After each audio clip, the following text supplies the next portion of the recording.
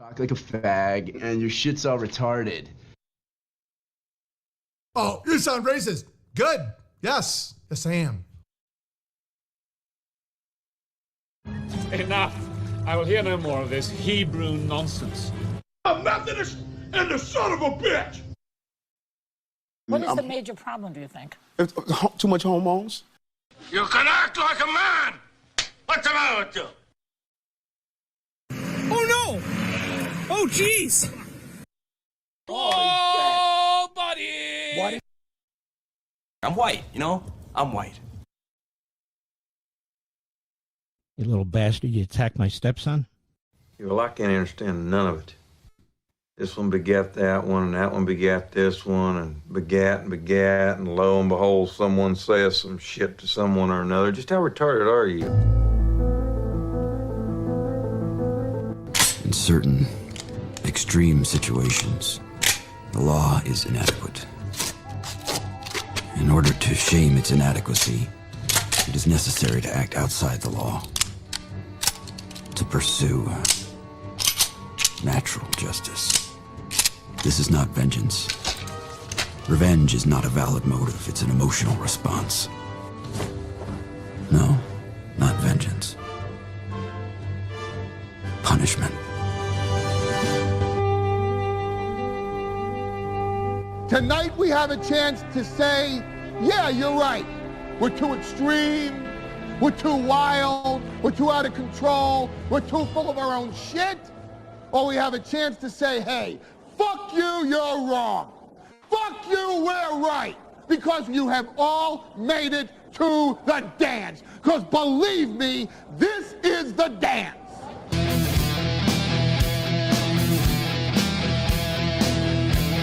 Hey, you. Hey, everyone. Good morning and welcome to the Steel Toe Morning Show. It's me. It's your guy. Hey, it's your boy. I still see people do that. It's your boy has been around for a while, but I see there's a guy whose YouTube videos I've been watching lately, and they're like, this guy's an asshole, and here's how long he's been an asshole. Like, they're actually legit, well-researched, like, documentaries on people. And his channel name is Loesta. And he goes, it's your boy, Loesta. And I'm like, is it? Are you my boy? We're boys? I don't know. I just wanted to hear, about the Eminem Benzino beef. But apparently we're boys now. He's coming to Thanksgiving. Me and Loesta. It's your boy. You ain't my boy. I call you boy. Anyway, look, it's a weird way to start the show, but I'm in a very good mood. Bappa Shab's going to hate me today. I'm going to say it right out front. Bappa Shab and Sam Show are going to hate my guts today, and I'll tell you why. I flipped my $10 Winter Harvest Nazi coin this morning, and it came up swastika side up. And no, it was sitting swastika side. Should we call? Guys, call it. Eagle is heads, swastika's tails. Is it going to be a heads or tails kind of a day? Call it in the air. Go. It's tails. It's tails. Good job, guys.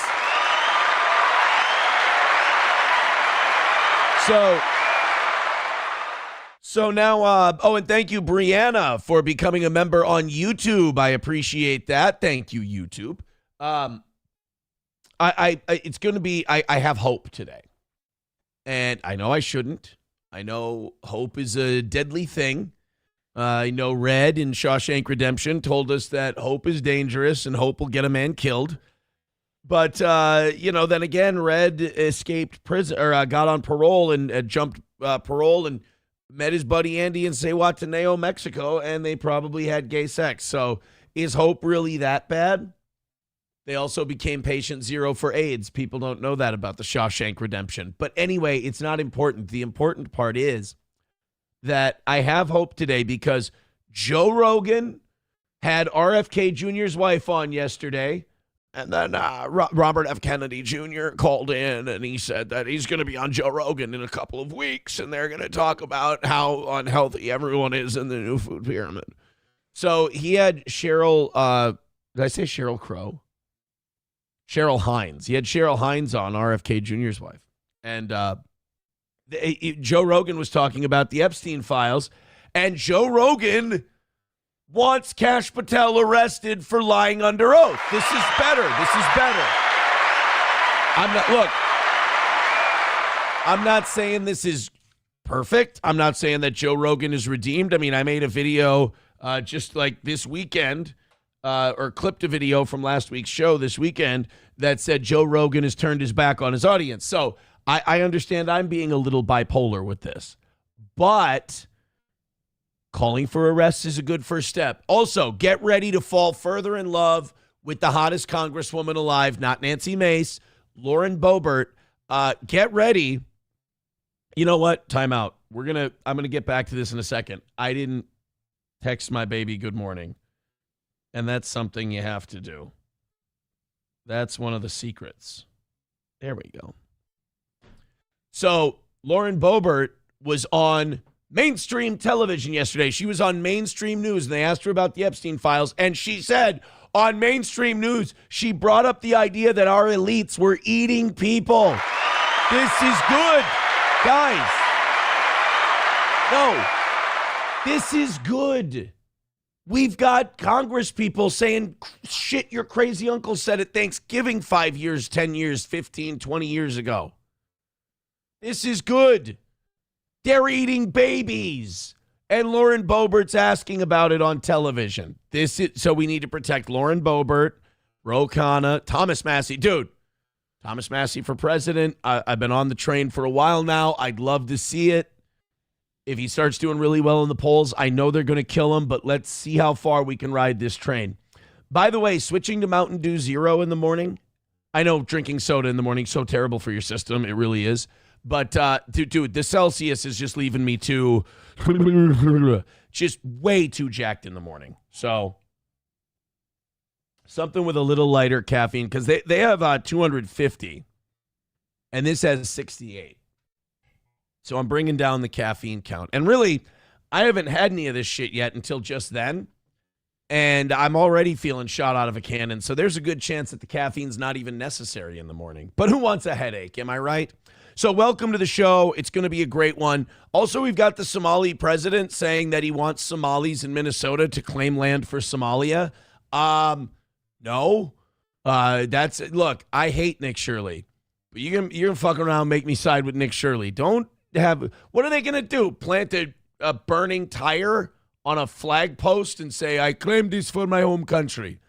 Get the fuck out of here.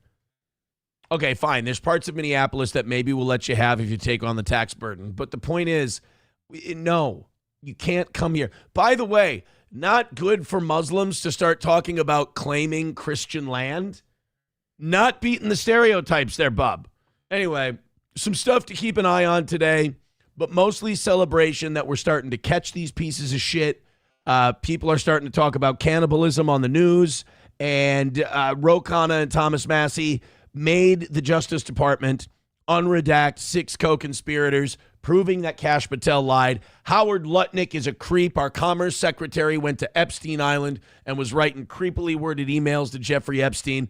Get that guy out of there. And the Trump administration, if Donald Trump doesn't clean house and start over, he's going to be in a lot of trouble. These people are going to drag him down because Carolyn Levitt yesterday, and we'll play this clip, said, we're moving on from the Epstein files. Okay, cool. You move on from the Epstein files. I want to see Howard Lutnick in chains. And I want to see Kash Patel face charges as well for lying to Congress under oath. And then I think, I was going to say he lied under oath during his confirmation hearings, but that wasn't the case. It was later on. I was going to say, then let's remove him as head of the FBI because he lied to get the job. But then again, if lying to get a job was against the law, we'd all be in jail. So welcome to the show. I'm very excited. I'm shot out of a cannon. Let's go ahead and put rainbows and golden showers and all that shit in the chat because I promise you're going to get your money's worth today. Lots of overtime chances for you. We're only 10 memberships on Rumble, 10 gifted memberships away from 500, which means I'd have to go to 11 today. And then the evening show. So you guys have been keeping it perfect this week, right? Even going over, you knocked out a couple yesterday. You made up for the evening show. They're $65 the night before. Check this out. Evening show missed by about $40 last night. Not the end of the world. Not terrible. Could I still just go, it's still a perfect week? Sure. Have I done enough in Rumble reads to more than cover that? Sure. Absolutely. But I think we got to keep it 100. It's your boy. And we got to keep it 100. And in order to keep it $40, you guys go $40 over today. I give you another half hour. So half hour for the 500 memberships, half hour for making up last night. I might have to go till 11:30 today. It's up to you. I appreciate you. Let's get those golden showers going in the chat. And looks like we already do. Coltrane with a gifted membership. Thank you very much. 9 memberships away from 500. And then I want to get back to 600 by the end of the week. Mike Go with $1 says, your giddy mood enrages me. Thank you for the blueberry, buddy. I appreciate it. Joey Caravello with $2 says, I want Kash Patel arrested for smelling of poo and being a brown Indian. Well, look, we'll put up a complaint box because it sounds like a lot of people have a lot of different complaints. Hulkamasha Baby says, hey, ADHD, focus. You think now that I just went to the chat now to see what you guys were doing. You think now that I'm in the chat, I'm going to be able to focus? My God. OR Dystopia says no chat and audio is low on YouTube.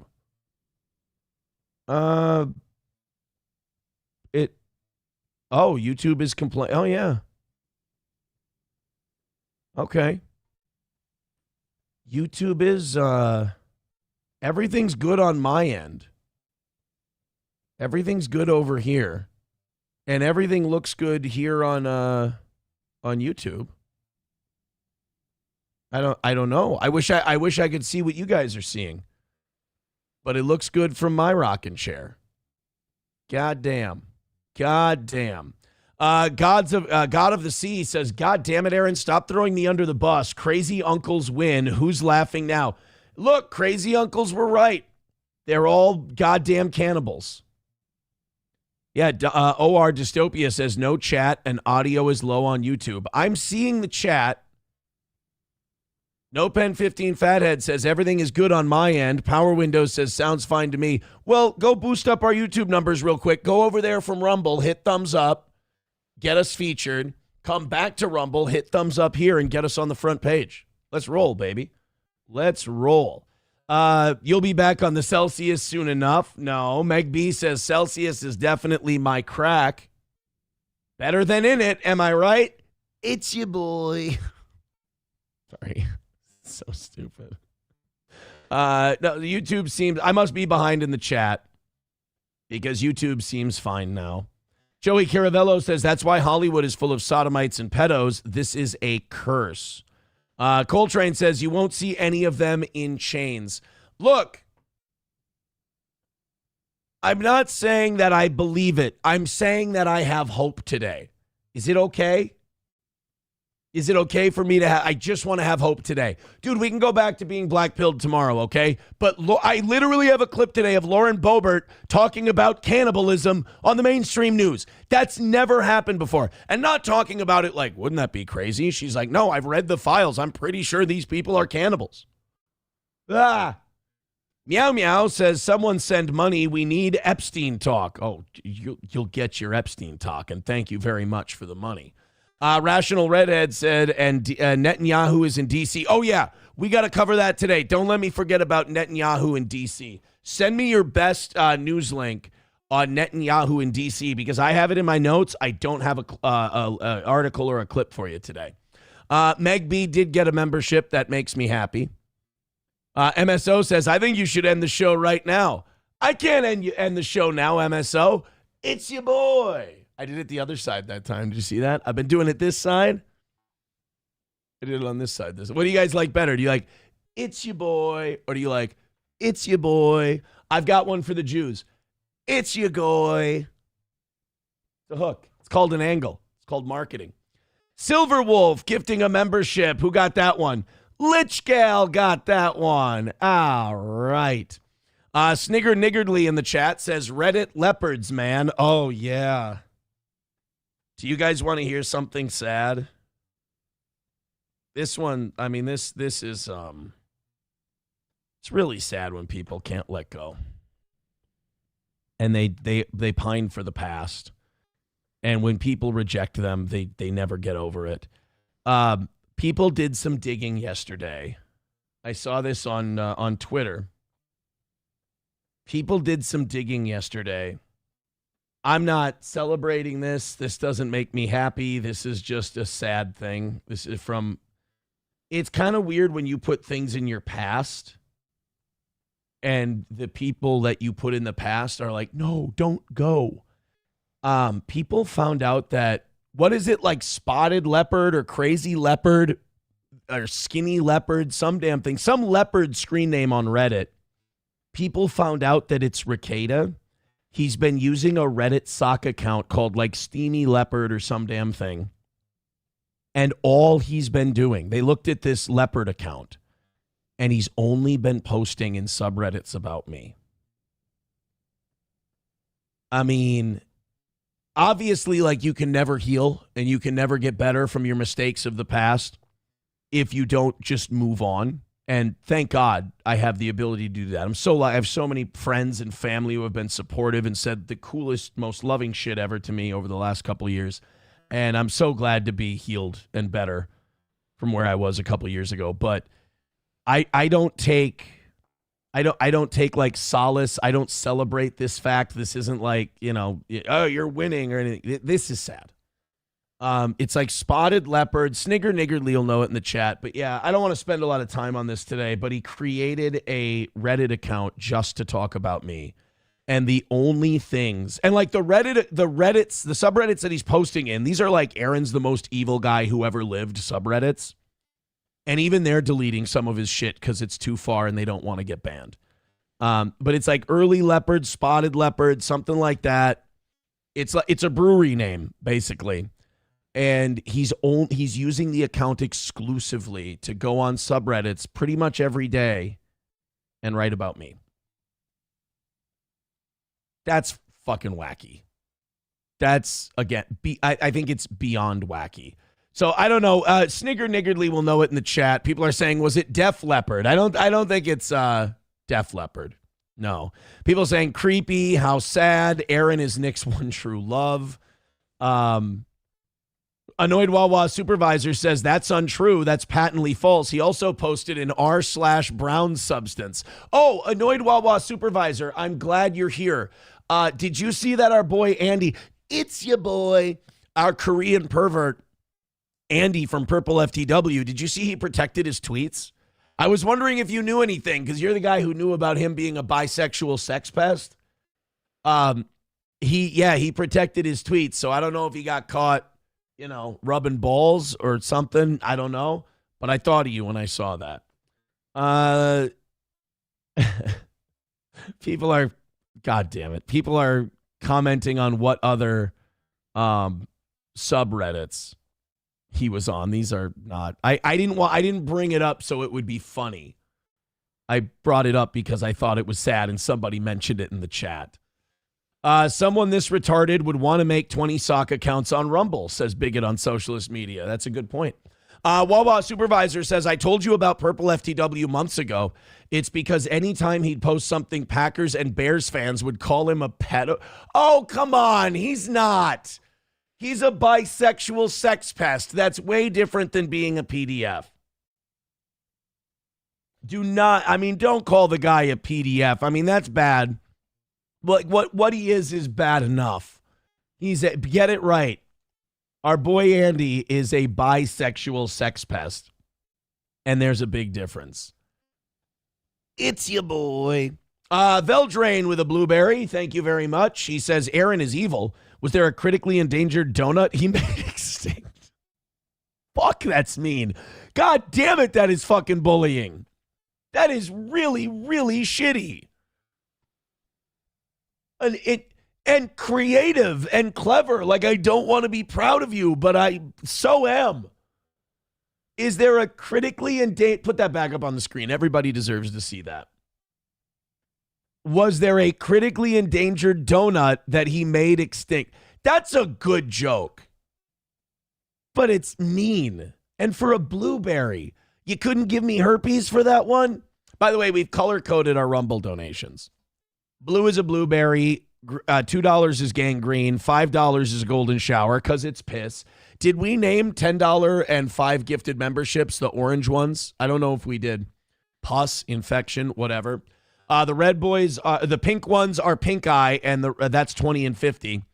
And the red ones, 100 and more, those are herpes. So give me herpes rather than blueberries. That's what I always say. Snigger Niggardly says, I hope that Kim Nicholson meth head doesn't figure out I drink Folgers. I don't think it's you. I don't think that's who that is. Bong Time says $10 was tetanus. Satan's Mechanic says Agent Orange. Well, shit. Throw in a bunch of oranges and we'll let you name it. How's that? Approachable says a $1 donut shouldn't be a blueberry.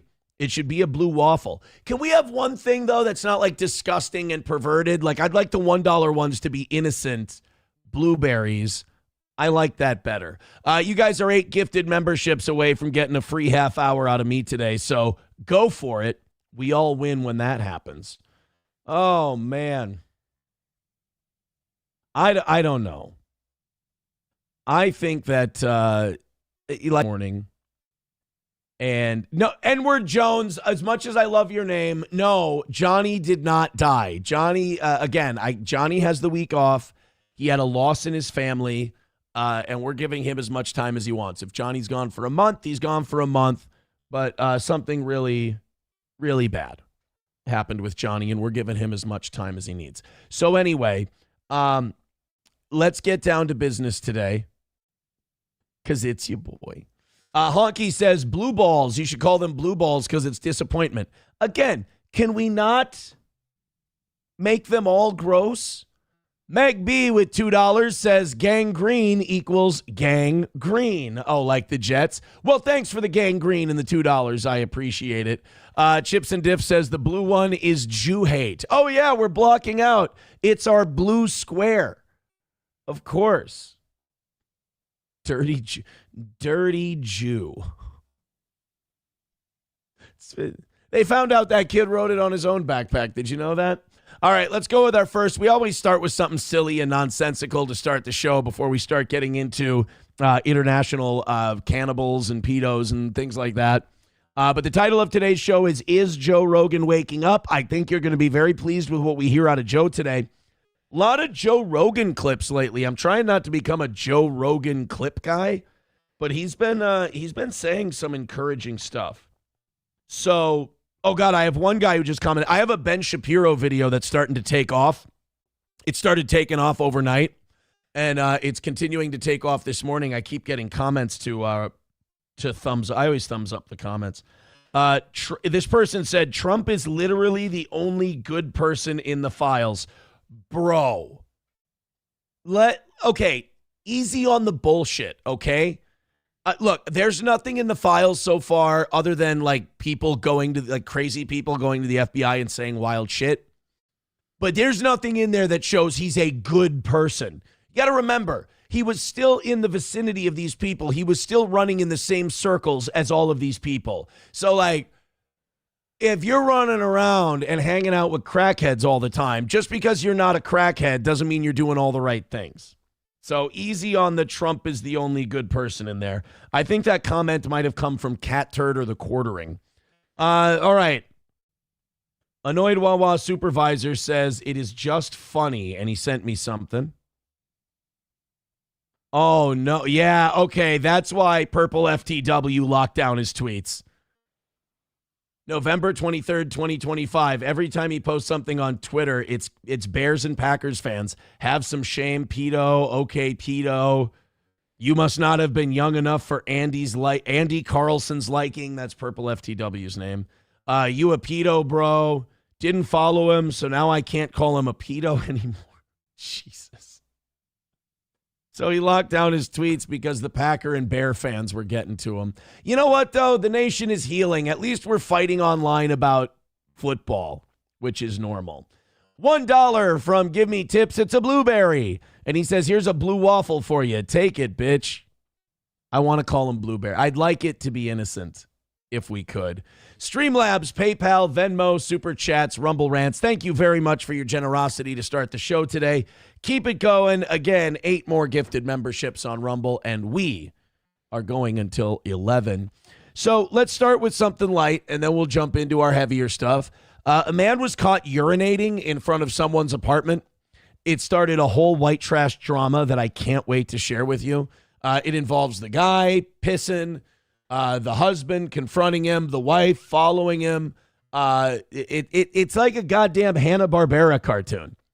You know, well, except the pissing on the door. I don't think Hanna-Barbera ever did that one.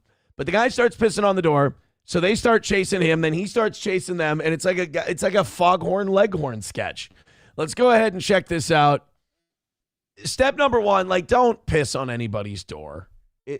But if you do, have the shame if you're caught to either surrender or get the fuck out of there as soon as possible. Don't try to make it their problem any more than you already have.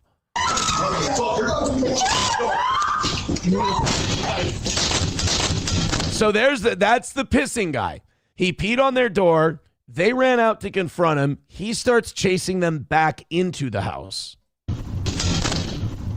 You are currently being recorded.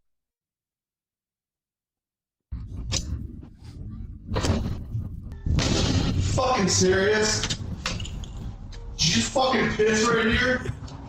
No? You fucking serious? Get the fuck off our goddamn property. Disgusting fuck. See, if you're going to come out and confront the guy like that, you got to be ready to throw hands if he comes at you.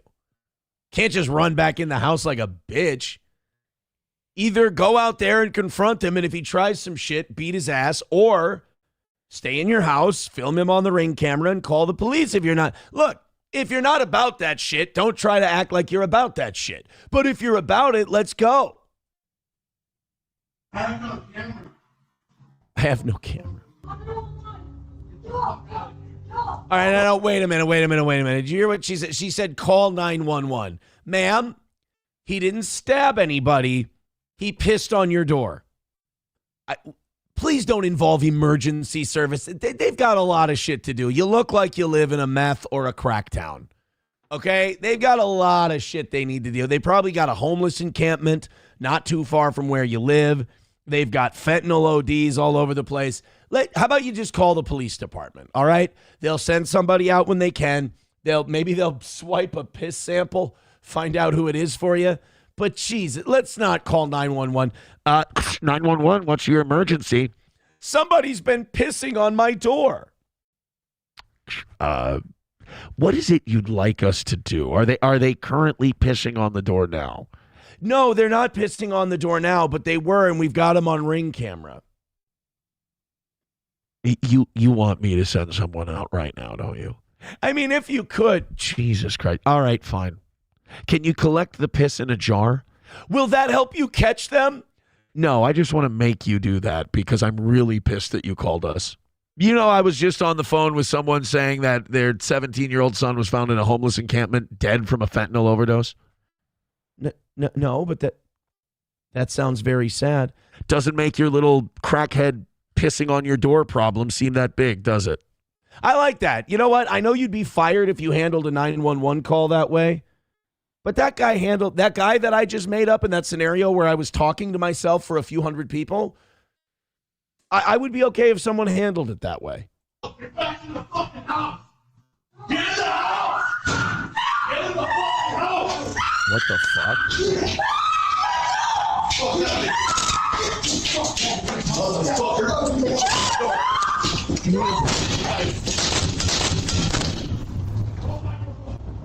Did he have a knife? Holy shit, was he stabbing? Yeah, see, that's why we don't go out and confront the crazy hoodie pisser guy. If a guy's willing to piss on your door in broad daylight, he's willing to stab you for it. So maybe we just call the police. We get it on Ring doorbell camera. We yell at him through the Ring doorbell. It's just nice to know that now if those people, if there's ever a lost dog in the area, Ring can just turn on their camera for them. That's what I'm so happy. I'm so happy that Ring now has that ability to turn on all of your doorbell cameras because somebody's doggy is missing.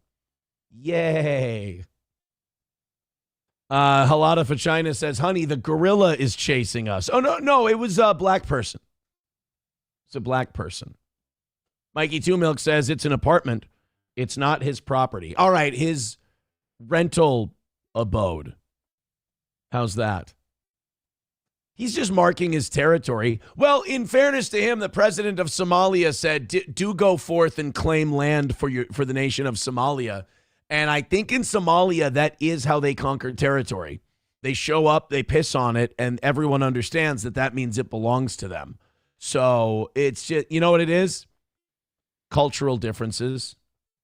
Cultural differences. Eagle of America says, settle down. Piss is organic. Dude, you think the way we eat in this country, any of our piss or shit is organic? Then why does mine smell like hairspray sometimes? Shit, not piss. If my piss smelled like hairspray, I'd be worried. When my shit kind of smells like a hair salon, I'm like, it's fine. I probably just ate some air fryer shit. Honky says the cops arrested him and said, you're in trouble, pal. You're in trouble, pal. Hey, you know what he did? He peed guilty. Peed guilty. That's a...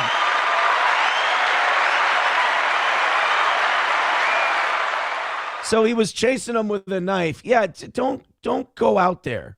All right? Don't if a guy is crazy enough to piss on your door, don't bring a knife to a piss fight. All right? Bring a gun with you, then you can go confront him. But don't confront the crazy piss Negro with just your bare hands. Dinosaur Fuel says, Aaron, it's too much canned cheese. I'm not eating canned cheese. Bong Time says, I remember as a kid eating sugar smacks and my pee smelling like sugar smacks. Congratulations. You have diabetes now, or did you escape it? Chips and Diff says, your pubes probably have a widow's peak, so you use hairspray to comb them over. Now, Chips and Diff, I know you thought that was an own, and I know you thought that was a good insult, but all you did was expose that you're thinking about what my pubes look like, which is disconcerting to all of us.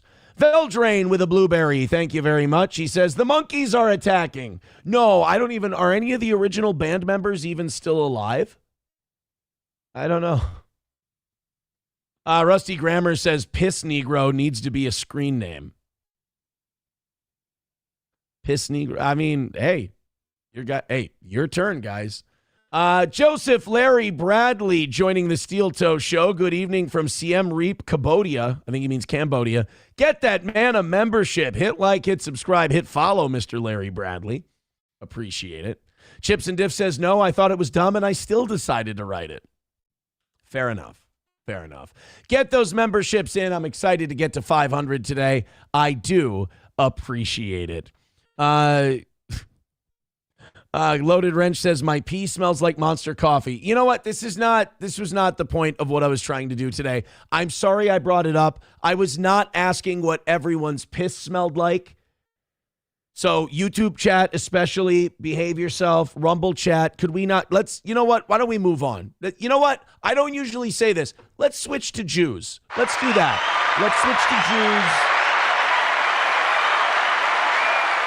Jews. Because honestly,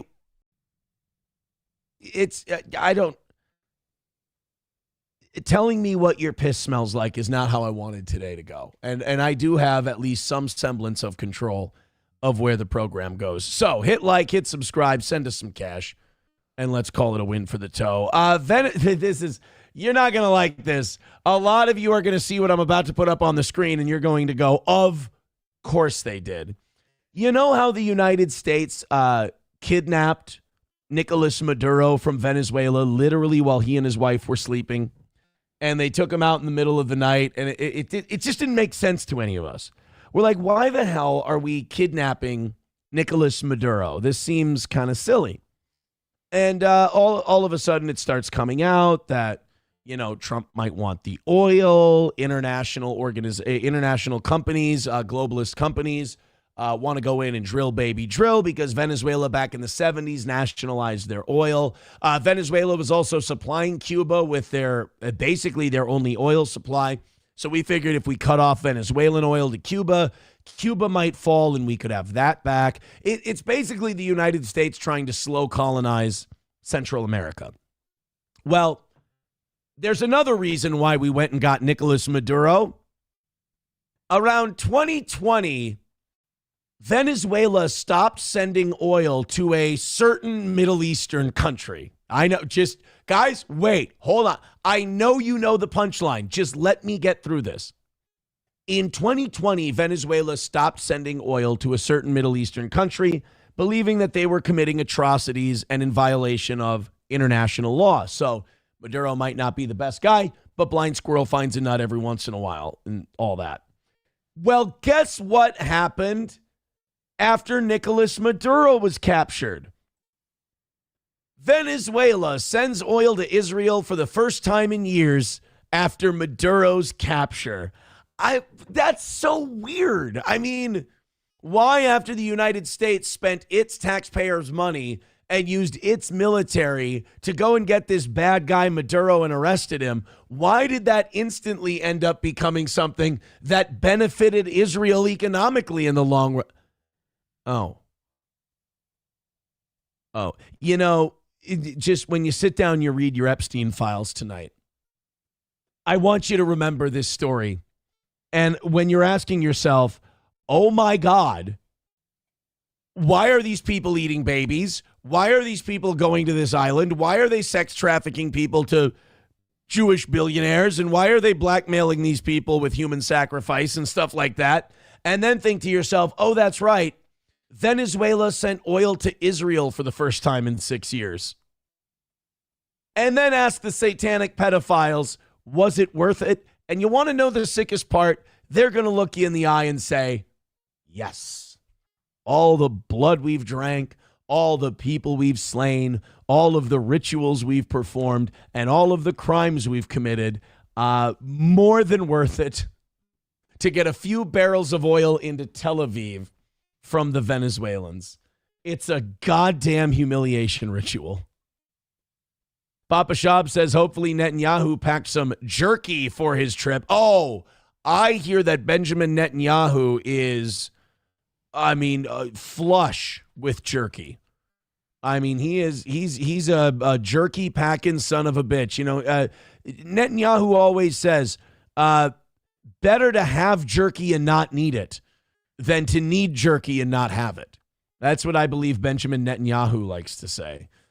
So this is the international coverage of, if you didn't know, Benjamin Netanyahu is meeting with Donald Trump today for the 7th time, not ever. Netanyahu is meeting with Donald Trump for the 7th time in the last year. Why? Because it's been a couple of months since Donald Trump got his marching orders from his boss. Things seem to be going a little haywire here stateside. So Netanyahu just wants to come out, check in. It's kind of like, remember in Hogan's Heroes when you didn't see the Gestapo guy for a while? I can't remember his name. But like Colonel Klink and Sergeant Schultz would be running shit. Gestapo character, Hogan's Heroes. Remember when Colonel Klink and Schultz would be running shit and like there'd be all kinds of smuggling going on and escapes and all that? So the Gestapo guy would come in and be like, what are you doing here? This is terrible. This is Colonel Klink. You are an embarrassment to the Third Reich. And he would come in and he would lock shit down and, you know, he'd have some witty banter with Hogan, you know. That's kind of like the United States and Netanyahu.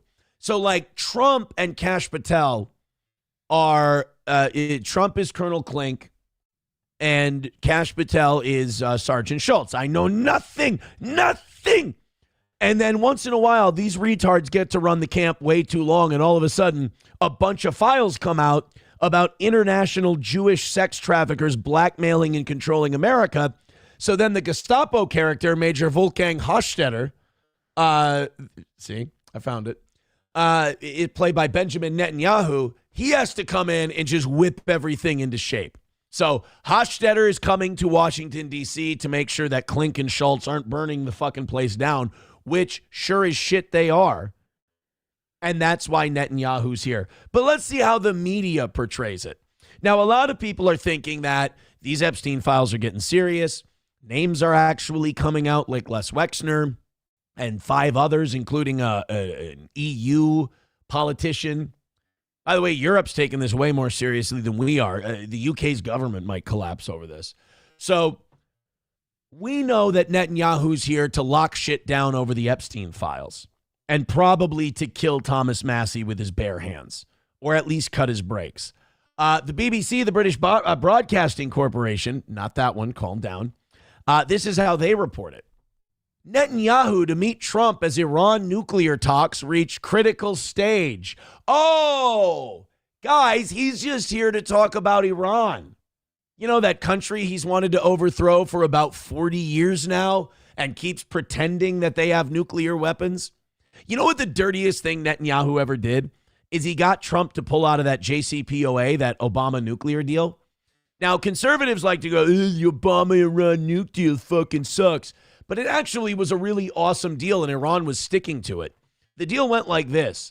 We'll give you a shitload of money in economic aid, and you'll promise not to make nuclear weapons. You won't enrich uranium past civilian percentages so that you can have nuclear power. And Iran's like, okay, deal. We need the money more than we need the nukes. And while the JCPOA was in, Israel was mad at Obama, didn't like him for doing it, because they wanted to have a pretext to invade Iran. Well, or have us do it for them. Enter Donald Trump. He gets a bunch of money from, at that time, Sheldon Adelson. He was still alive. And Trump immediately, as he gets into office the first time, pulls out of the JCPOA, the Iran nuclear deal, which was working. So then Iran goes, well, you're not going to give us the billions of dollars in aid. We don't have a deal anymore. We're going to start enriching more uranium. And then Israel goes, look, they're enriching more uranium. We have to stop them. And it's like, dickhead, they're only enriching uranium because we stopped paying them not to. Would you like us to keep paying them not to? No, we cannot negotiate with terrorists. Well, which one is it, asshole? You just want to bomb these people, don't you? Oh, no, Israel is always the victim. So now the JCPOA is not in place anymore. Iran does not even have a whiff of a nuclear weapons program. They're nowhere close. Remember, Israel bombed them last year and then made us bomb them. And then we were like, oh, we knocked their nuclear program back decades. Netanyahu said that. Well, I guess decades on the Jewish calendar runs differently, because here Netanyahu is banging the drum again, saying it's time for war and we got to go after Iran. Trump, on the other hand, is like, no, I'm talking to them. We might have another nuclear deal in place. We're working on it. Well, the last time Donald Trump said we've almost got a nuclear deal with Iran, Israel just started bombing the shit out of them. Now the Americans have been moving a shitload of Air Force units into the Middle East. We've been moving a couple warships towards Iran, and Israel wants us to play hitman again. So Netanyahu's here to clear up this shit on the Epstein files, because it's very clear that Epstein was working for him. And also to see if, to take Trump's temperature on bombing Iran again. So that's why he's here, to check up on the country he owns. President Donald Trump will host Israeli Prime Minister Benjamin Netanyahu at the White House today as tensions continue to rise across the Middle East and negotiations intensify over curbing Iran's nuclear weapon program. You hear the way they phrase that? Tensions continue to rise across the Middle East. No, as usual, it's just one country raising the tensions up, and it happens to be the country that we give a shitload of money to, causing more and more problems for us. I just want to make deals with all these brown-skinned Arabs for oil so gas can be cheap. Get these Israelis out of the way. They're never happy either. It's like we kidnapped Venezuela's leader. Like, let's be very clear. What we did to Nicolas Maduro is illegal. And if anyone would have done it to any one of our allies, we'd be at war with them right now. What we did to Maduro was illegal, and we clearly did it for international oil companies and Israel. Because now Israel's getting... Here's my problem with Israel. They're never fucking happy. They're never satisfied. It's never thank you. Thank you, blood-packed brother hitman. Thanks for getting us all this oil. That sure is nice of you. It's just, and another thing. What do you mean another thing? I just got you oil. I kidnapped a guy. I committed crimes to get you oil. I know, but we really need Iran to be taken care of, and you still haven't done it. God damn. So Trump, remember how Trump was like badass with who's the Jew in Ukraine? Zelensky. Remember when he was all tough with Zelensky? You got to wear a suit when you come in here, you son of a bitch. Watch Trump be totally deferential to Bibi. Watch him be super nice to Bibi. I wouldn't be surprised if Ellison and Adelson were in the room with him when they met at some point. And just watch our president just play complete cuck to this war criminal. Yay. Veldrain with $1 says Maduro wasn't sleeping. He was doing some retro gaming on his with his Sega 3D glasses on. Well, now I like him more. Professor Tie-Dye with $1 says, I am at the Rochester VA, and the nurse saw I was watching you. He said, from what he saw of you at the gay 90s, that dude needs an AIDS test. That's not, that didn't happen. You're lying. Everybody watching right now, none of them believe you. You're lying and you're not telling them the truth. How dare you? McBuster says Trump also took $500 million worth of UAE invested into Liberty Coin for our AI technology. UAE are very close to China. Papa Shab says they make deals impossible to abide by and then respond with force. And you know what's funny is that Obama deserves a lot of credit because the JCPOA really did work. It was probably one of Obama's greatest accomplishments, other than like not allowing a complete Great Depression after taking over for Bush. You got to give him credit for that. Like the Obama thing could have gone a lot worse.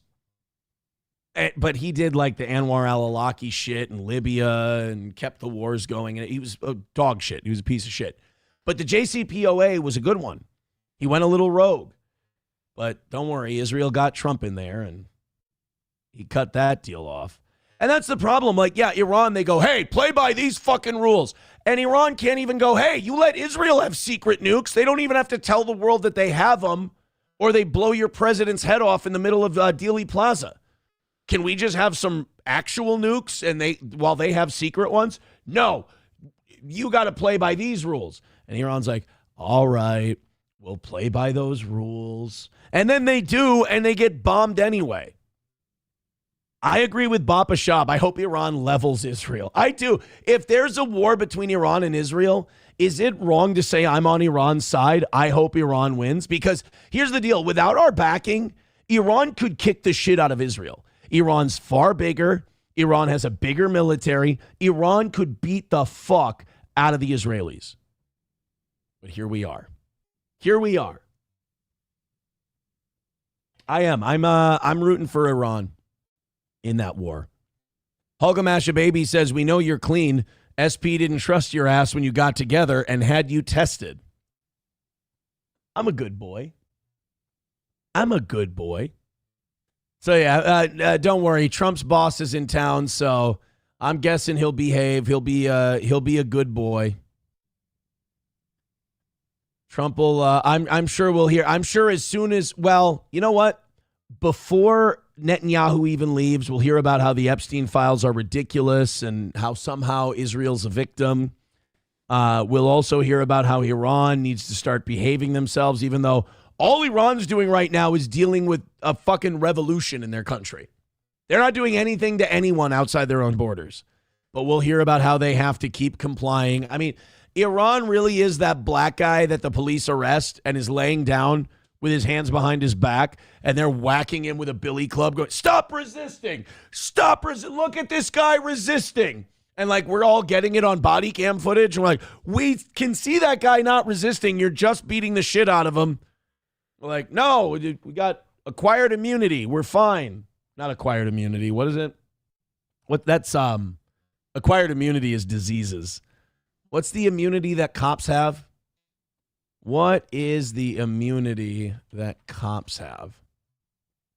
Qualified immunity. Qualified immunity. While they beat the living shit out of the Iranians. Bigot on Socialist Media says, oh, you mean the CIA-backed riots? Yes. The CIA-backed riots. All right, let's continue on here. We got some stuff to talk about before we get into, we will get into Lauren Boebert going on the news and saying that cannibals, she's talking about cannibals in the Epstein files. Remember, Boebert and Massey and Ro Khanna and many others, Democrat and Republican, are now going to the Justice Department every day and reading the unredacted Epstein files. Now, we're all supposed to be reading the unredacted Epstein files because the law says that only the victims' names can be redacted. But they're redacting co-conspirator names. So now what Massey's doing is going to the Department of Justice, reading the unredacted files, and he's saying, I want to name names, but I want to make the Justice Department do it. Now, so like Cat Turd in the quartering and these assholes, these Shabbos goys, they're going around saying, well, why does Massey and the victims, why don't they just name names? Because if they go out and they name names, then the Justice Department will say, oh, we don't have to. We got to protect people's safety. There's all kinds of conspiracy theories out there, and the DOJ will lock it down. Massey wants to hold the DOJ accountable and make them do what they promised to do. Here's the weird thing about the files, though. Those redactions that Massey was seeing, those were done by the FBI before they sent them to the Department of Justice. That wasn't supposed to happen. The FBI was supposed to send all the redacted files, and then the Justice Department takes out the victims' names.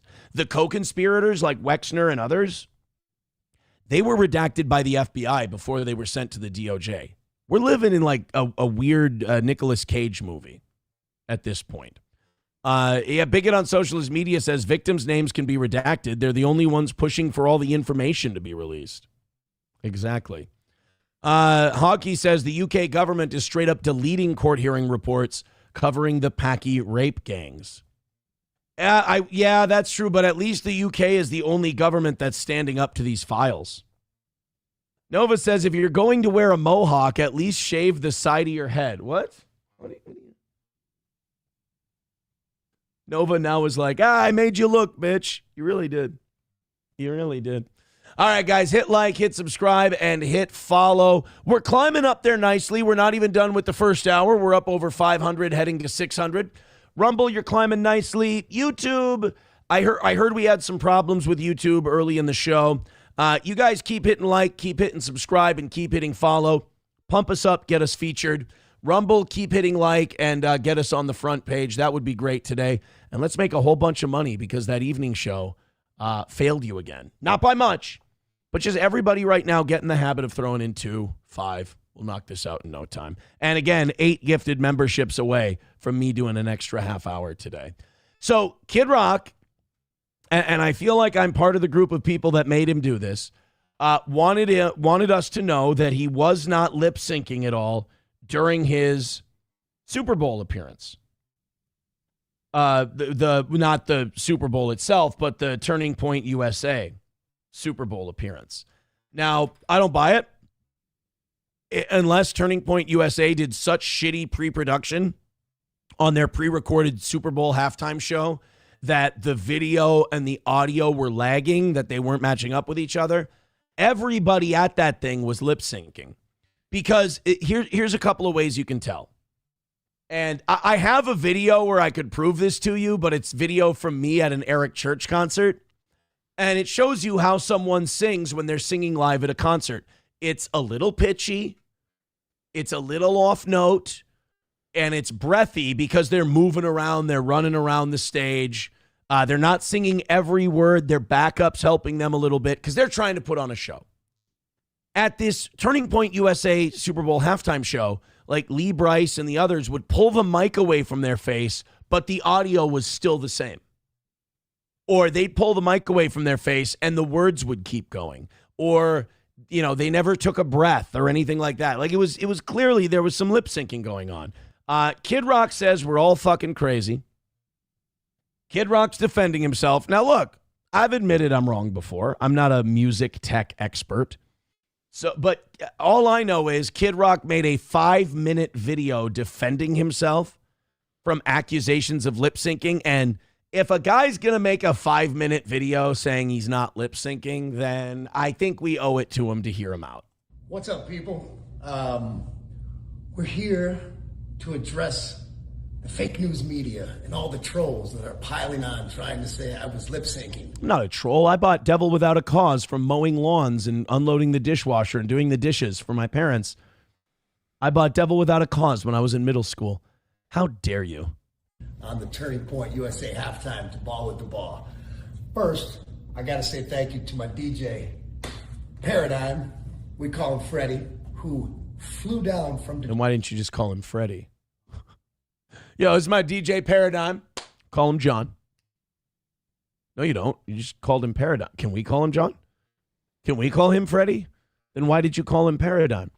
Hey, this is my dad, Frank. We call him Bill. What? Why? You just call him Frank or Bill. Why do you have to do both? Well, it's just what we call him. Well, then why'd you tell me his name was something else? Because, you know, that's who he is.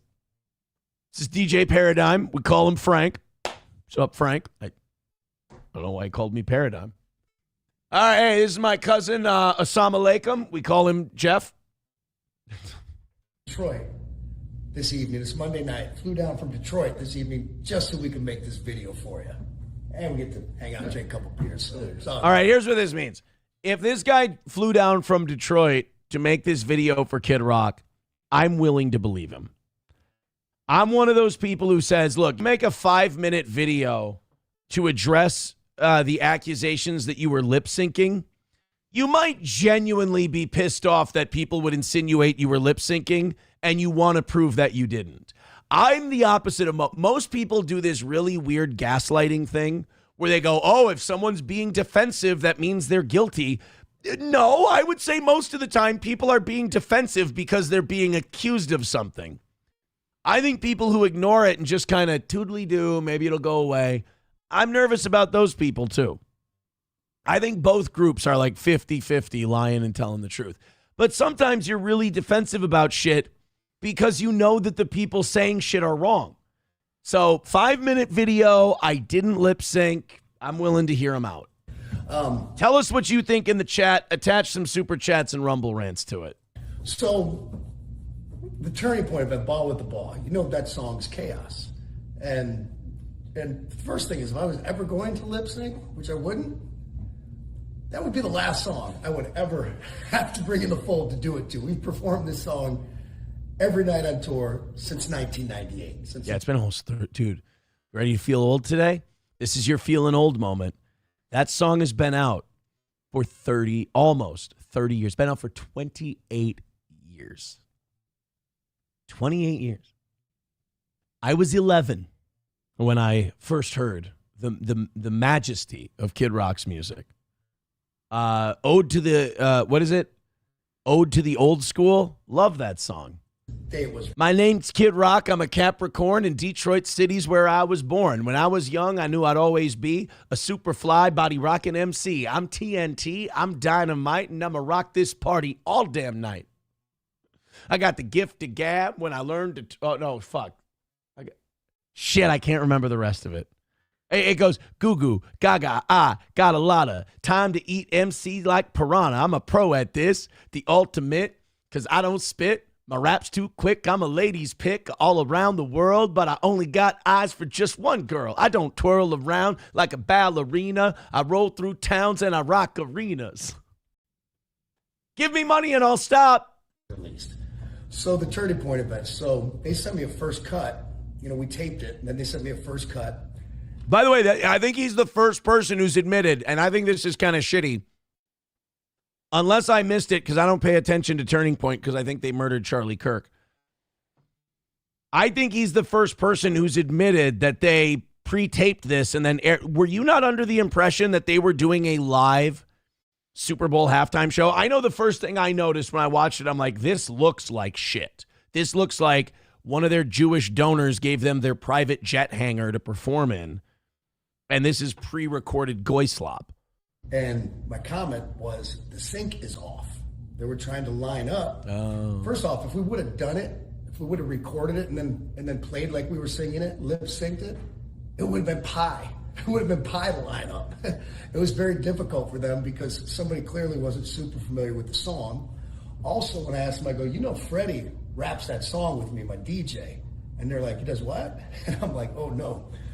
Yeah, because Kid Rock's he's 56 years old, and he's jumping and headbanging, and he can't do that whole song. He needs somebody to help him out so he can fucking breathe. Like, yeah, do we have any cutaways of Freddie? And they didn't. No. I love this. No, he didn't even have a live out. Any TV time? No. I love this. Kid is throwing, I might really like this. Kid Rock is throwing Turning Point under the bus. This rules. So Kid Rock is throwing Turning Point under the bus, saying, not only did they mix the audio and video shitty and it looked like I was lip syncing, but they didn't even get shots of my DJ Freddie, even though I explained to them that Freddie and I do the song together on tour. Turning Point didn't even know that. So what we're finding out is that Turning Point is just a bunch of rank fucking amateurs who didn't know how to do shit. And I love that Kid Rock's like, not his legacy, but Kid Rock's accountability is on trial here. And he's like, no. I'm going to tell it like it is. And if that hurts Turning Point's feelings, fuck them. I don't need Turning Point. Watch out, though, kid. They do kill over there. Sorry, no. I mean, you can see my silhouette. Yeah, you can see it. So they don't have that footage. Now, it's extremely difficult for them to line up the sync. Could have been done if we had more time. I'm confident they could have got it right. I only got to see one edit. And I didn't think it was the end of the world. I saw what it was doing. The mic's coming down, the sync was off. Because when we're rapping it, that song takes so much energy. You've seen me, people have seen me do. I'm flipping mics. I'm jumping around like a rabid monkey on stage, still trying. Fucking racist, but okay. To at 55 years old. And so me and Freddie are like this. I'm like, and this is for the questions that don't have any answers. The midnight dancers and the topless dancers. The gang, the freaks, the cars packed with speakers. The G's with the 40s and the chicks with beepers. The northern lights and the southern comfort. And it don't even matter if your veins are punctured. All the crackheads, the critics, the cynics. All my heroes in the methadone clinics. All you bastards in the IRS. It's for the crooked cops and the cluttered desks. It's for the shots of Jack and the caps of meth. The half pints of love and the fist of stress. It's for my hookers all tricking out in Hollywood. I love that. I love that a 55-year-old man still sings these lyrics. When he was 25 and the song came out, fine. A 55-year-old man talking about his hookers all trick. You don't sound like a white trash kid from Detroit. At 55, you sound like you're a pimp with a sex rate. You sound like Epstein a little bit. From hookers all tricking out in Hollywood. It's like, well, why? You're plenty wealthy. So you know what? Like I said, I buy it. I believe it. Call me a simp. Call me whatever. I'm buying it. I'm buying his that Turning Point. But besides, it makes me happier to know that Turning Point fucked it up more than Kid Rock was lip syncing. I still think Lee Brice and what's her name? Gabby Petito. I can't remember her fucking. I keep calling her Gabby Petito. The girl. I still think that, and Brantley Gilbert. I think they were lip syncing sometimes. But I'll buy Kid Rock's excuse for two reasons. One, it does check. It does make sense. And two, it completely throws Turning Point under the bus, and it makes me a lot happier to blame them than it does to have me blame Kid Rock. I'll be honest. $1 from Veldrain with $1 says, Kid Rock was 100% not lip syncing. You can believe me because I am Ashley Simpson. Oh, well. If Ashley Simpson says he wasn't lip syncing, then I believe this argument is over. Labglass says, brilliant move singing Ba with the Ba at a God Bless event. Well, yeah.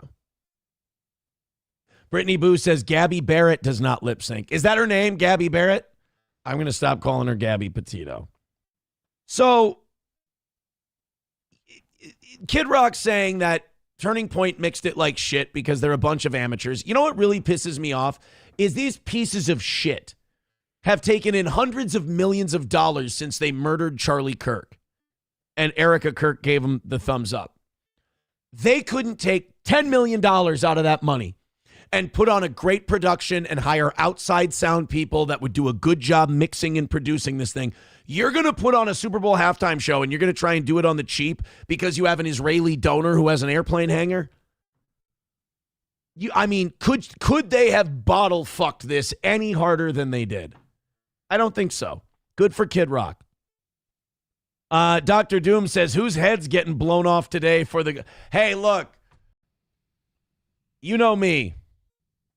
I just want to keep notching W's. I've had it with the L's. Last night we had another one.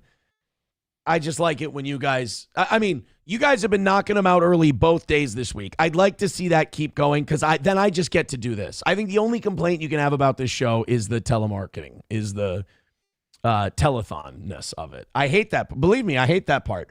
But I'm not in control of that part. I can't do anything about that part. Waylon with $1 says, just wanted to give you $1 and tell you your hair looks spectacular today. Thicker even. You're on to something. It's the same. It's always been. And you know what, Waylon? Fuck you. Because I know that dollar and that message was sent in some way to fuck with my head. And suck my dick because it's working. Because I don't believe that you're actually complimenting me. Put a couple zeros behind it and I'll believe you. So yeah, I don't, Bapa Shab says, Aaron, they're Jewish. And it's Erica Fransby, Aaron. Oh, I'm sorry. I apologize.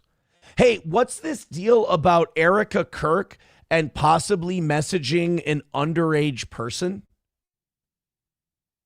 I've seen like 3 tweets about it. Erica Kirk, underage. That's not going to get me on any kind of watch list. They knew she was underage. This apology was orchestrated. That's not it. What the fuck did 26-year-old Erica Kirk do to this teenage girl? The legitimacy of the allegations toward Erica Kirk grooming a 14 to 15-year-old shouldn't be alleged anymore. This is the lady's Instagram. Why was Erica involved in politics 12 years ago? Well, because her parents are military-industrial complex Zionists. And why is she commenting on someone that young's Instagram complimenting her like this? All right, I'll bite. Let's see. So this is someone named... Oh, fuck me. No, that's not... I'm sorry, that's not their name. J. Luz Falcon. Kings and Queens Tattoo. This is May of 2014. So Erica Kirk would be in her mid-20s. All right, so we have this girl, J. Luz Falcon. And you look at the comments. Okay, I don't see anything from Erica Kirk so far. Oh, there it is. Mrs. Erica Kirk. I have several white ink tattoos, and I'm a working professional in the entertainment industry, nonprofit world, and very involved with political affairs in Washington, D.C. When tattoos are tasteful, they are considered a form of art, not a distraction that hinders your job opportunities. Okay. Why did she need to give that fucking bio to the girl, though? All right, so that's one thing. She's writing to a teenage girl on Instagram. Not exactly a smoking gun, but let's see the rest. Miss Erica Kirk, another comment on that same girl's thing. The girl tagged her, and she wrote, love this. And then other people responding to that comment, did you groom her? I'm sure you enjoyed the Benito Bowl then. All right, what's next? Erica Kirk, I have several white ink tattoos. We saw that one. That dime piece beside the car, though. And that's another one of this underage girl's pictures. Ooh, I don't know. I mean, is that enough? I don't know if that's enough to say that she was involved. That seems a little dicey. McBuster says Charlie turned down the BB bribe and questioned Trump about the Epstein cover-up. He's dead right after that. In the words of Epstein, whoops. 09 Canyon says, why aren't there... why is a 15-year-old showing off tattoos? Papa Shab says, aren't there DMs with her and someone? That's what I was looking for. I thought I had heard that there were DMs between her and someone. I don't know, though. Like, part of me feels like shit like that is like a a distraction from the real evil shit that she's done. Like, hey, let it leak out there that I was sending messages to a 15-year-old girl when I was 25. I'll say I was encouraging her. People will think it's mildly creepy, and that's what I'll be guilty of. Then that'll, take their sniffer away from my parents are Mossad. I was helping run a child trafficking ring in Romania, and I might have had my husband killed because he wouldn't go along with Israel. I mean, she was on with Barry Weiss, and she's like, I'm really sad my husband was murdered, but you know what really makes me mad? People who don't like Israel. King Kong Dong with $1 says, Erica getting nailed by JD is more believable. Yeah, I don't. Hey, whoa, what the fuck? Why did somebody just remove Bappa Shab's shit? Whichever moderator did that, I want you to know you either better have a good excuse or you're fucking out. I'm going into what'd you do? Moderations. Oh, you didn't mute him. But what the fuck did you do to our boy Bappa Shab? Who did it? Reverse it immediately. Fucking immediately. Right now. Oh, I go into the chat to have some fun before we move on to our next subject, and I got to babysit. Keep throwing in the memberships, the donations, the money. We need to make some fucking money.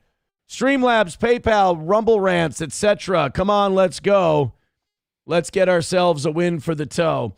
There is outrage in Georgia as a Kroger grocery store has installed a miniature casino. This is a sign of the end times, by the way. This is a sign that we're not doing so hot. Gambling, by the way, we decided that, we decided to go on a libertarian tilt with drugs and gambling the last 15 years. It's not working. I can report back to you that it's failing. The drug thing, I don't need to really go into detail on how that's failed. And the gambling thing, I mean, gambling, pornography, drugs, all of it.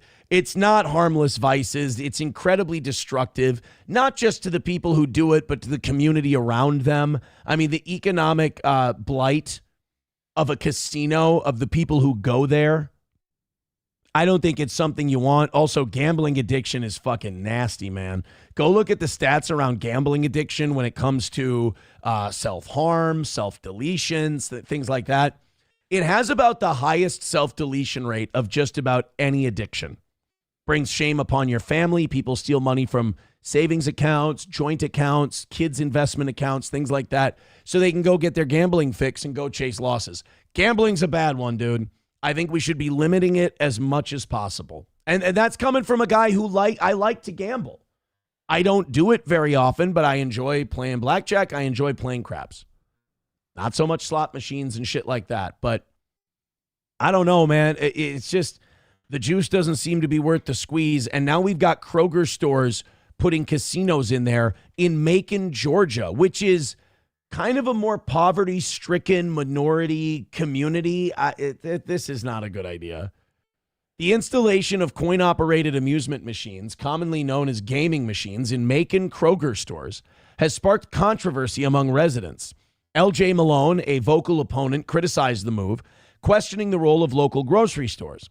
If a grocery store's main job is to alleviate hunger and give people fresh food options, why are they becoming casinos? It doesn't make sense, Malone said. Now, if you don't know, the grocery business runs on razor-thin margins, between 1% and 2% profit margins.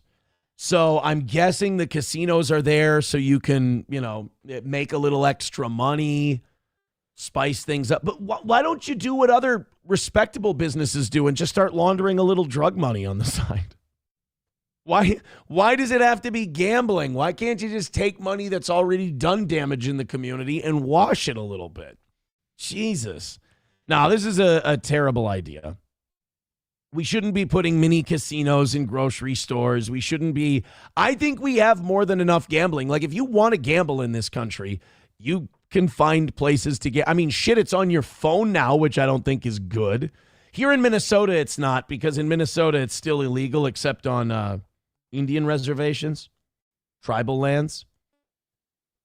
But a lot of states in the country, I think like 30 some states, you can just get an app on your phone and you just gamble yourself senseless in between watching porn and snuff videos on YouTube. So I don't know if this is really a good idea for society in general. Joey Caravello with $2 says, Aaron is not wearing pants today. Fuck you. Hold on. Wait a minute. Hold on. Look at that. I'm wearing shorts. Aren't I pretty? Tell me I'm pretty. Wearing pants. What if I wouldn't have been wearing pants and my pride just took over and I forgot? Veldrain with $1 says, the Trevor Moore song Help Me still as funny or too close to the truth? I mean, it's not as funny as it used to be. Neither is his meeting with the Illuminati sketch either. We'll watch that in a second. Keep throwing these in. I appreciate it.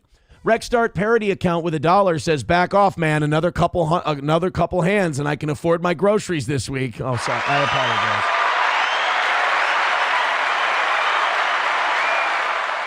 I apologize. I'm not supposed to be here says no boxers. That's none of your fucking business, dude. I put on pants at like 5:30 in the morning. All right? Sometimes it's nice to let the boys breathe. Okay? I don't understand why I'm catching strays over here. Fauci's Pangolin said, look, before I go to the gym today, I'll put them on. I would have made it to the gym yesterday, but some shit happened. A guy from T-Mobile Fiber came door to door, and I had to clean up the whole front walk. And he was pitching me the 1 gig of fiber that they have, and it's with the auto pay, it's $35 a month cheaper than what I have, and Spectrum, it's not the best. And I signed up for it right there on the spot, and then I asked him, hey, if I package my mobile, because Verizon wants a fortune for my kid's tablet 5G access, and I don't really need it. But if I want to change it, they go, well, then we're going to up your cell phone package so that you have more gigs of service because you're going to put them on a hotspot when they're in the car. I'm like, God damn it. So I go to T-Mobile and they're like, yeah, we can save you between your internet company and your mobile. We can save you about $130 a month. Plus, for each tablet I brought over, they gave me a $100 gift card. So I had $300 in gift cards and $120, $130 a month in savings. I got my internet and mobile switched over to T-Mobile yesterday. Kind of excited about that. But I didn't go to the gym then. And I grabbed a bag of Gardettos. So probably negative health effects. Trucker 18-wheeler with $1 says gambling is legal on the phones in all 50 states because the federal government knows better than us. I think you mean illegal then. $1 from Silverwolf says, Daddy, I'm hungry. Sorry, kids. Daddy put it all on 17 black and was 2 hits up, and he let it ride. Now eat your dirt cookies and save those candles. The power's getting cut off tomorrow. Yeah, the casinos at grocery stores are a terrible idea. MSO says, Aaron, you're saving money so the goal goes down, right? Maybe if we would hit 1 or 2. Not you guys. You guys are great. The evening show's been fucking it up lately. I would say that I'll know something about the goal coming down next week, but I do know in the summertime the goal is going to come down, and maybe before that the goal might be coming down considerably. I just have to know if I'm going to make it just mornings or mornings and evenings. But yeah, that's why I keep saying, guys, just keep knocking out the ones we have, and it only goes down from there. It's been going down for a couple of years now. What did it used to be? 425 and 325? Holy shit. I mean, only for a little bit. But it was 350, 250 for a while, and now we've got it down to 290, 170, and it's only going down from there because we've been making so much on these different programs, which has been helping the show quite a bit. So throw in a couple of memberships, throw in a couple of Streamlabs, PayPal, Venmo, Super Chats, and Rumble Rants, and let's call it a win for the toe. Approachable says, the goal is going to go down. So you're saying you've already made up your mind to fire Johnny. No, I'm not. I would feel so bad if I fired Johnny. I mean, you prove you miss him by handing us a giant L and just tanking the thing today. I'm kidding. Knock it out. If the evening show was crushing it, I would say I don't give a shit, but I want to notch a win today, and we're not looking so hot, but we usually aren't looking so hot around this time. Hit like, hit subscribe, hit follow. I need Rumble. You guys are behind by about 70 people. YouTube's behind by about 40, but it's still early yet. Keep hitting like, keep hitting subscribe, keep hitting follow. Get us featured. Get us on the front page. Let's get some wins. Trucker 18 Wheeler says, no, I mean legal. The law passed a few months ago. No, because I can't go on gambling apps and gamble in Minnesota. Give me a second here. Because I think I have the MGM. Not MGM rewards. When I was in Vegas last, I put one of their gambling apps on my phone because you can use it out there. Oh, I don't have it anymore. I got rid of it, which is a good move. I'm not going to put it back on there. I don't think hold on. Are gambling apps legal in Minnesota? I don't think they are, dude. As of early 2026, real money online sports betting apps and online casinos are not legal in Minnesota. While legislative attempts to legalize online sports wagering are ongoing, they have not yet passed. However, daily fantasy sports apps, horse racing betting sites, and certain social sports books are currently available. So you can do like DraftKings, FanDuel, Prize Picks, even though they're not. I don't know why. I don't know how that's allowed, but the other stuff isn't. Yeah, I don't. Bappa Shab says, I don't care who muted me. Oh, Bappa's back. Good. He says, could have been an accident for all I know. Oh, let's celebrate Bappa being back. FTW Nil says, Aaron took a page out of the Somali book and opened a daycare. That's not why it's going down in the summertime. That's not why. Lexi says, let's give Toe a good day. I deserve a good day. They've all been good mornings this week. Let's keep that vibe going. All right, we got to jump into our Epstein stuff today. We've got 1, 2, 3, 4, 5 clips.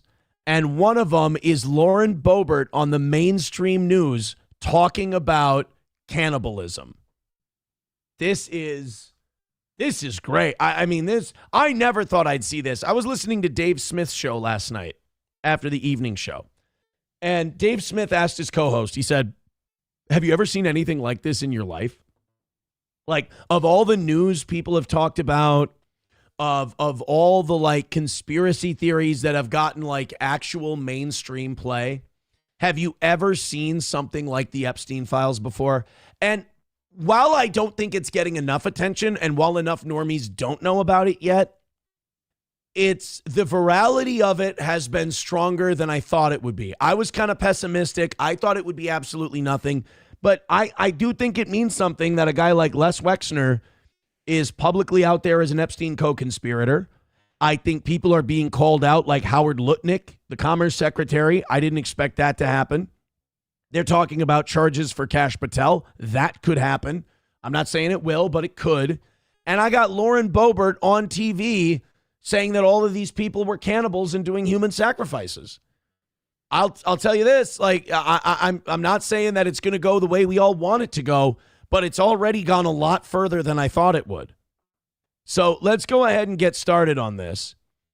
We've got Chris Van Hollen first, confronting Howard Lutnick. Now, if you don't know who Howard Lutnick is, he's a Jewish guy in the administration. He's the Commerce Secretary.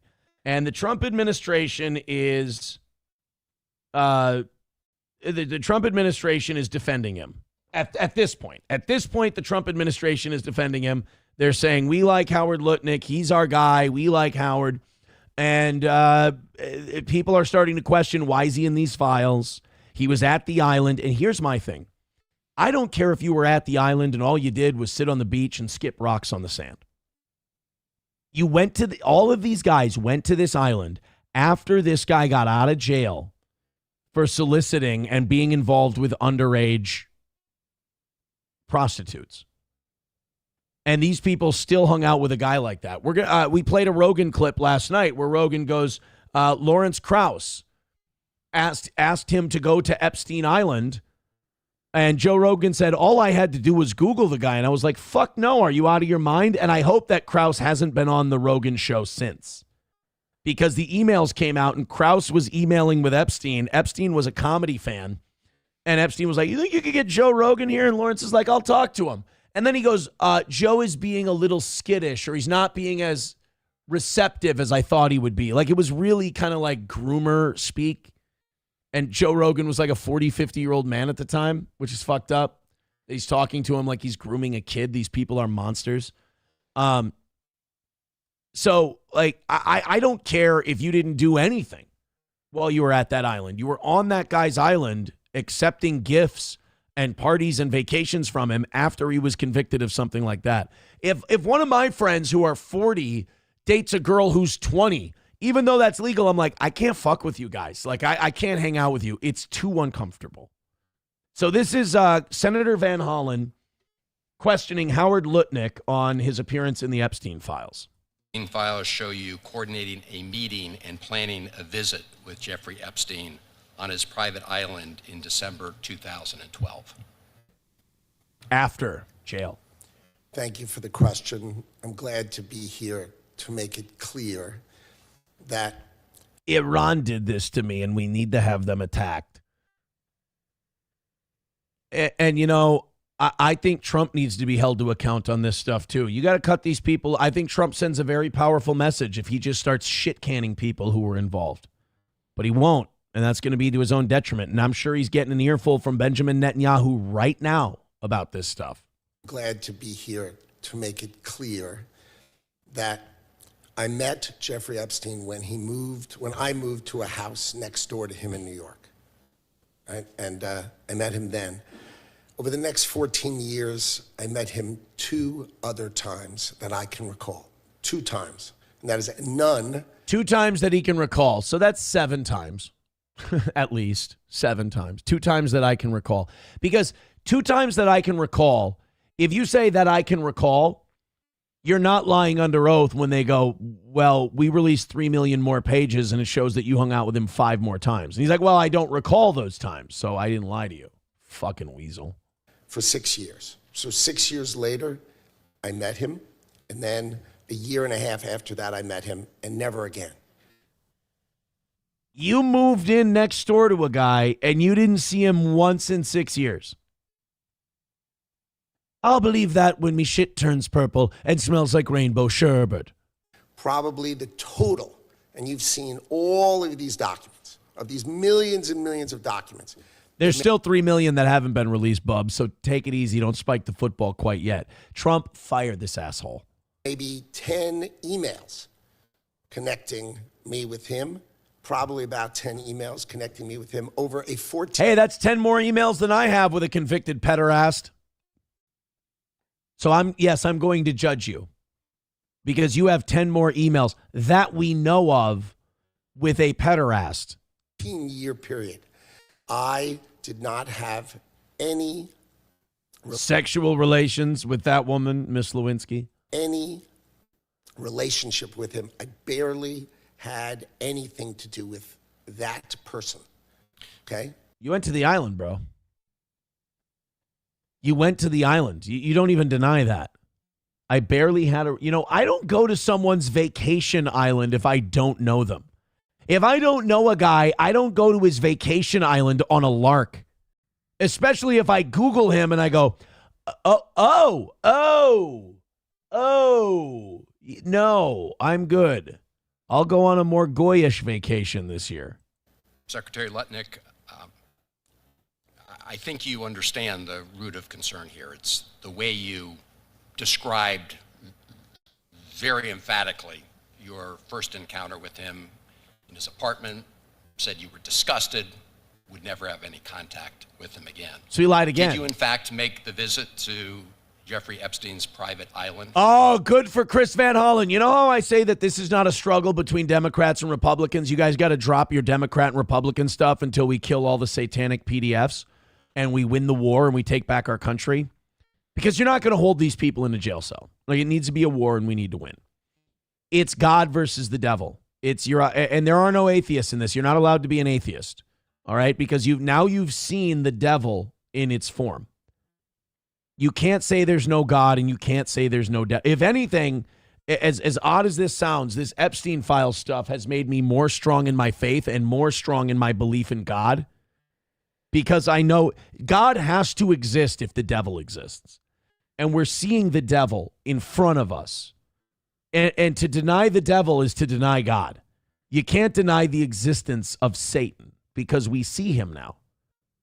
So this is a struggle between God and the devil. And you can be a Democrat and you can be on the side of the devil. You can be a Democrat and be on the side of God. And vice versa for Republicans. As far as this line of questioning goes, so far, I'm leaning towards drafting Chris Van Hollen, who's a Democrat, to the God side. He might be one of the good ones. It's not for sure yet. This person, guys, did you mute Joey Caravello? Somebody's going way too far, and when I find out, you are losing your mod badge, because that's Bapa Shab and Joey Caravello. Joey, you drop $100 in PayPal, I'll interrupt the show to do it right now. I'm just kidding. I mean, I'm kidding, but I'm not. So Senator Chris Van Hollen is busting Howard Lutnick, saying, okay, you understand that we have a problem with your testimony here because you also told us that you went to his apartment once. You're disgusted and you never saw him again. And now we're finding out in these emails that you went to the island. So you were a piece of shit liar then. It sounds like what this Howard Lutnick is doing is guessing how much information they have and telling them just enough truth that he can't get caught in a lie. But he already said, I went to his apartment once and I was disgusted, which turned out to be untrue because he knew how bad it would look if they found out the truth. I have to believe he's lying now, too. I did have lunch with him as I was on a boat going across on a family vacation. My wife was with me, as were my 4 children. And why do you need to point out that your wife was with you? Was there something going on that island that if you went alone, we would be suspect of? Why do lots of PDFs and lots of demons have gone on vacations with their wife and children and done fucked up stuff. What, well, if your wife and kids are with you, you can't be a gay Satanist? Pretty sure you can still be a gay Satanist if you bring your wife and kids on vacation. In fact, they go to the beach. They go to the other side of the island. They're playing around. You put on your goat mask. You bend over for Epstein. You pay your dues to Moloch and all that stuff. What's the Norm Macdonald quote? You know, call me a cynic, but I'm starting to think that these pedophilic, Satan-worshipping lovers of Moloch don't have our best interests in heart. Nannies. I had another couple they were there as well. Danger. With their children, and we had lunch on the island. That is true, for an hour, and we left with all of my children, with my nannies and my wife, all. You brought your nannies, your wife, your kids, and you went out to Little St. James Island, which is 15 minutes by boat from the Virgin Islands, to have lunch for an hour, and then you left. Bro, you are making this story way too complicated for it to be true. You are full of shit. You are fucking lying. I just don't know how much you're lying. Maybe you're telling the truth about the wife and kids being there. I doubt it. But you didn't go to Epstein's Island. Who's ever gone to Epstein's Island for lunch? They don't have a fucking Applebee's. They don't have a McDonald's. They don't have a Ruth's Chris. So you went there for an hour. You had lunch and you left, but you brought your nanny, diaper bags, kids, wife, the whole deal. Howard, you're fucking lying, dude. Trump, get rid of this fucking guy. It's God and the devil. You got to pick your side, brother. Together. You want to be innocent? You got to get rid of this guy. We were on family vacation. We were not apart. To suggest there was anything untoward about that in 2012, I don't recall why we did it, but Mr. Secretary, again, as I said, there's not an indication. Did you just say, I don't know why I did it? I don't recall why we did it, but Mr. Secretary. Does anybody fucking believe this lying asshole? Anybody? Don't just fire Howard Lutnick. Find something to, they can blackmail and they can threaten and they can frame innocent people. Let's frame these motherfuckers. Let's throw them in jail on trumped up charges. Charge them with storming the Capitol or something. Again, as I said, there's not an indication that you yourself engaged in any wrongdoing with Jeffrey Epstein. It's the fact that you believe that you misled the country and the Congress based on your earlier Yeah. statements, You lied. suggesting that you'd cut off all contact when in fact you had not.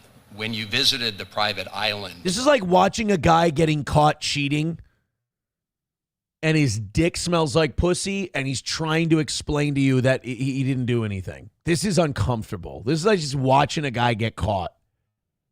And he's trying to give you just enough to keep you off him, but he's still not telling the truth. do you see anything inappropriate during that visit? 14-year period. Oh, shit. I accidentally bumped my keyboard. Engaged in any wrong act that you believe that you misled the country and the Congress based on your earlier statements, suggesting that you'd cut off all contact when in fact you had not. When you visited the private island, did you see anything inappropriate during that visit? The only thing I saw with my wife. The shrimp was undercooked. That would be the most evil thing I saw on that island. How was the beef jerky, you cunt? And my children and the other couple and their children was For an hour. staff who worked for Mr. Epstein on that island. For an hour. And you realize that, you know, this visit took place after he'd been convicted, right? I mean, you made a very big point of saying that you sensed that this was a bad person in 2005. Yeah. And then, of course, in 2008, he was convicted of soliciting prostitution of a minor. And yet you went and had this trip and other interactions. Did you have a dinner in Epstein's New York City home in 2011? No. So the information that suggests that there was a dinner with Woody Allen and Woody Allen's spouse at the Epstein residence, that's there's nothing to that. Is that right? Who are you going to believe, me or your lying eyes? You're caught with the dick in the woman's asshole, dude, and you're trying to tell us, no, it's a puppet. I actually don't know what you're referring to. There was... Oh, somebody didn't read the files. Howard Lutnick didn't read the files to see what's on record that he had done. Howard, how are you supposed to keep the lie up if you don't do your homework? Look, You know what, Howard? I understand. I get it. I wouldn't be able to read the fucked up shit that I did either if I were you. I hope you die with that guilt, you piece of shit. Rotten hell, Howard Lutnick. And he's going to continue to be the Secretary of the Department of Commerce. He's a demon. He's a Satanist. He's a devil. And we're not casting him out. Trump's responsible for that. I've looked through the millions of documents for my name, just like everybody else. And what I found was there was a document that says that I had a meeting with him on in May, I think, for an hour at 5 o'clock. It didn't say for an hour. You're saying for an hour. We don't know how long it was. Oh, this guy's just dirty. I just get the ick from all of these people now because I know that they're just fucking lying. Okay. Not dinner or otherwise, for an hour at 5 o'clock. All right. There's also a reference to the fact that Epstein had expressed an interest in meeting your nanny. Do you know whether Oh, you piece of shit. Epstein wanted to traffic Howard Lutnick's nanny. All right, let's start looking into that. How many of these rich cocksuckers had nannies, and then once they met Epstein, they got different nannies? Let's check into that, because that means that these fucking government types and these Israeli operatives and these Lutnicks, if you will, that they may have been assisting Jeffrey Epstein in his trafficking operation by giving them their nannies. Ew. This is what they accused Trump of, that some of the servers and staff members of Mar-a-Lago would be, Epstein would use them in his harem. Ever met with your nanny? No, I saw that. I had no idea what that was about. It had nothing to do with me. Oh, so Jeffrey Epstein was interested in your nanny, and you guys had been talking to each other comfortably, and you had been neighbors, but he never asked you about her. He would just talk to other people about your nanny for some reason. Howard Lutnick's nanny. What the fuck are you talking to me about Howard Lutnick's nanny for? He didn't ask you anything about the nanny. By the way, the fact that he's going, I don't recall any kind of, that's suspect to me. Because, hey, Aaron, did Jeffrey Epstein have any contact with your nanny? No, of course not. Go through all the Epstein files. You won't find anything like that. I never talked to him about my nanny. But this guy, I don't recall any sort of liar. No, I saw that. I had no idea what that was about. It had nothing to do with me. No as far as interaction I at know. all with him on there. No, as far as I know, no. Would you, Mr. Secretary, be willing to ensure that the... Would you swear on this statue of Baphomet that everything you've done? Make these guys swear under Baphomet, because then they'll have a harder time lying. Make them swear to Moloch and Baphomet, and these guys, all of a sudden, you'll see, I mean, their mask might come off, and you might see their goat form. You guys, the problem is you guys keep swearing them in on Bibles and constitutions and shit like that. Swear these assholes in on Baphomet, and we might get the truth. File is complete to share with this committee and the Congress your own records, any records you have that relate to Jeffrey Epstein. I will surely talk about that. I hadn't thought about that. I have nothing to hide. Absolutely. You have nothing to hide. You've already lied once, bro.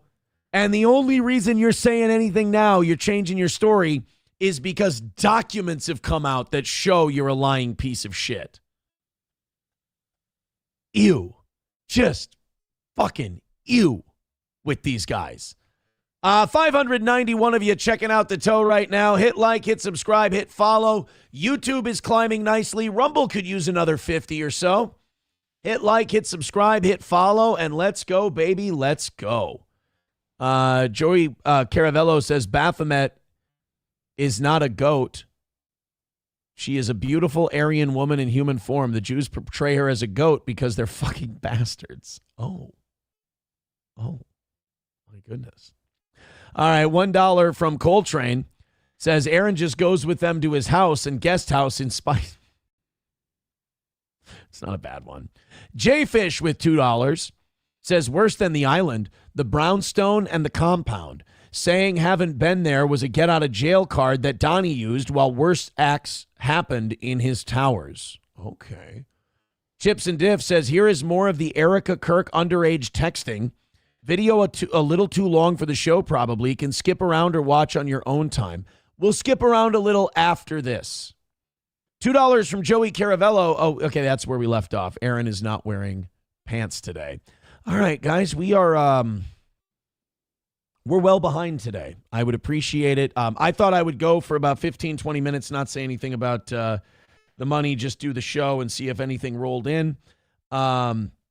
Please and thank you. I would appreciate it. If you enjoy the show and you money's tight, please hit thumbs up and subscribe. I would appreciate that. But if you can throw a little something to the show, sure would appreciate it. Please, I don't want to ask anymore. I'm uncomfortable. Root Rat says Jeffrey needed Lutnick to show him the new recipe of jerky soaked in sulfuric acid umami. Just a pedo helping a fellow pedo out, right? Right. Hit like, hit subscribe, hit follow, and take some pity on the toe. All right, let's go to our next one. I'm too excited to talk about this stuff to wonder about money, so please just make that happen. Do you guys think that after we found out that Wexner and now you got Lutnick's nanny, Epstein trying to use the nanny, people talking about Mar-a-Lago employees joining Jeffrey Epstein's harem, and then you've got Ghislaine Maxwell trafficking and grooming these women for Epstein and trafficking them to people. Do you think now that these just these emails, half the emails have come out, do you think we can indict Kash Patel for this statement? Again, this goes back to the God versus Satan stuff. Trump has to pick a side. I'm not on his side because he's a Republican or he's MAGA or a Democrat or anything like that. He has to show that he is on the side of God, that he's on the side of the light. And hell, even if you did things that might be questionable, you can repent. Christianity is about forgiveness. It's about forgiving sins.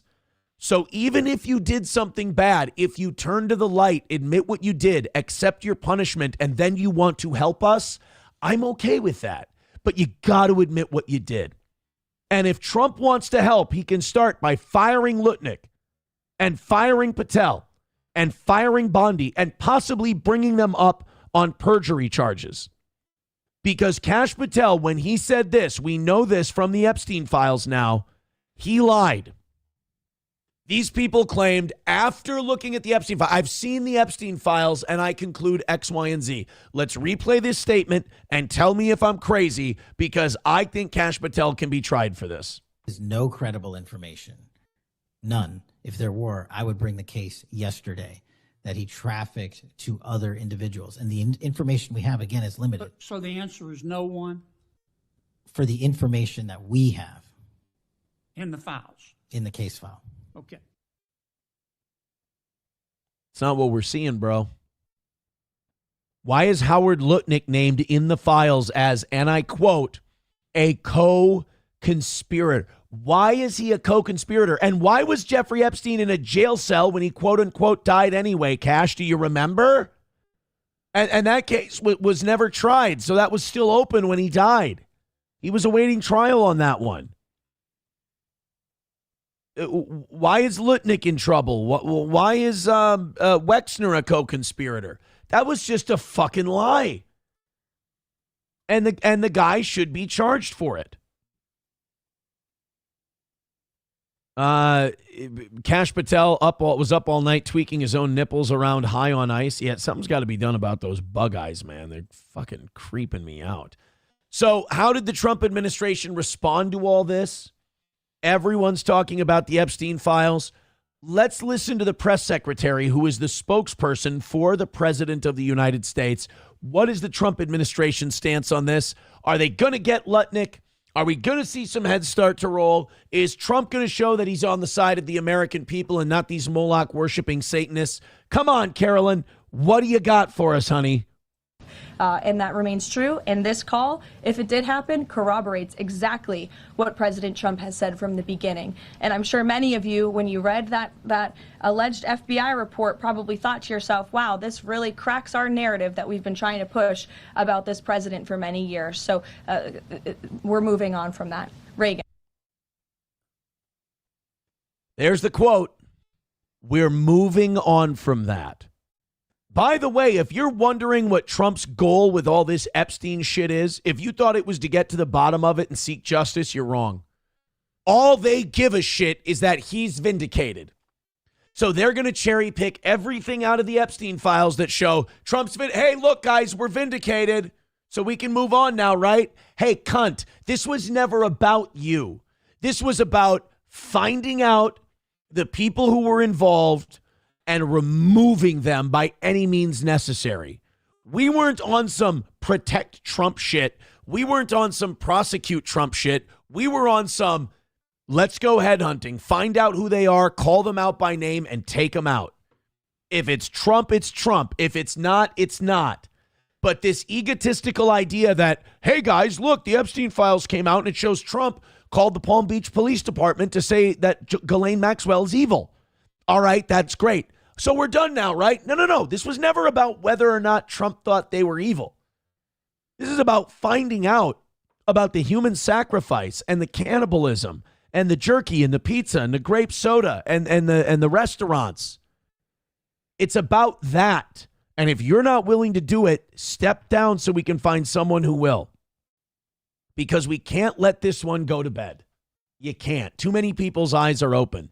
And good for Joe Rogan yesterday. This is why we picked the title of today's show that we did.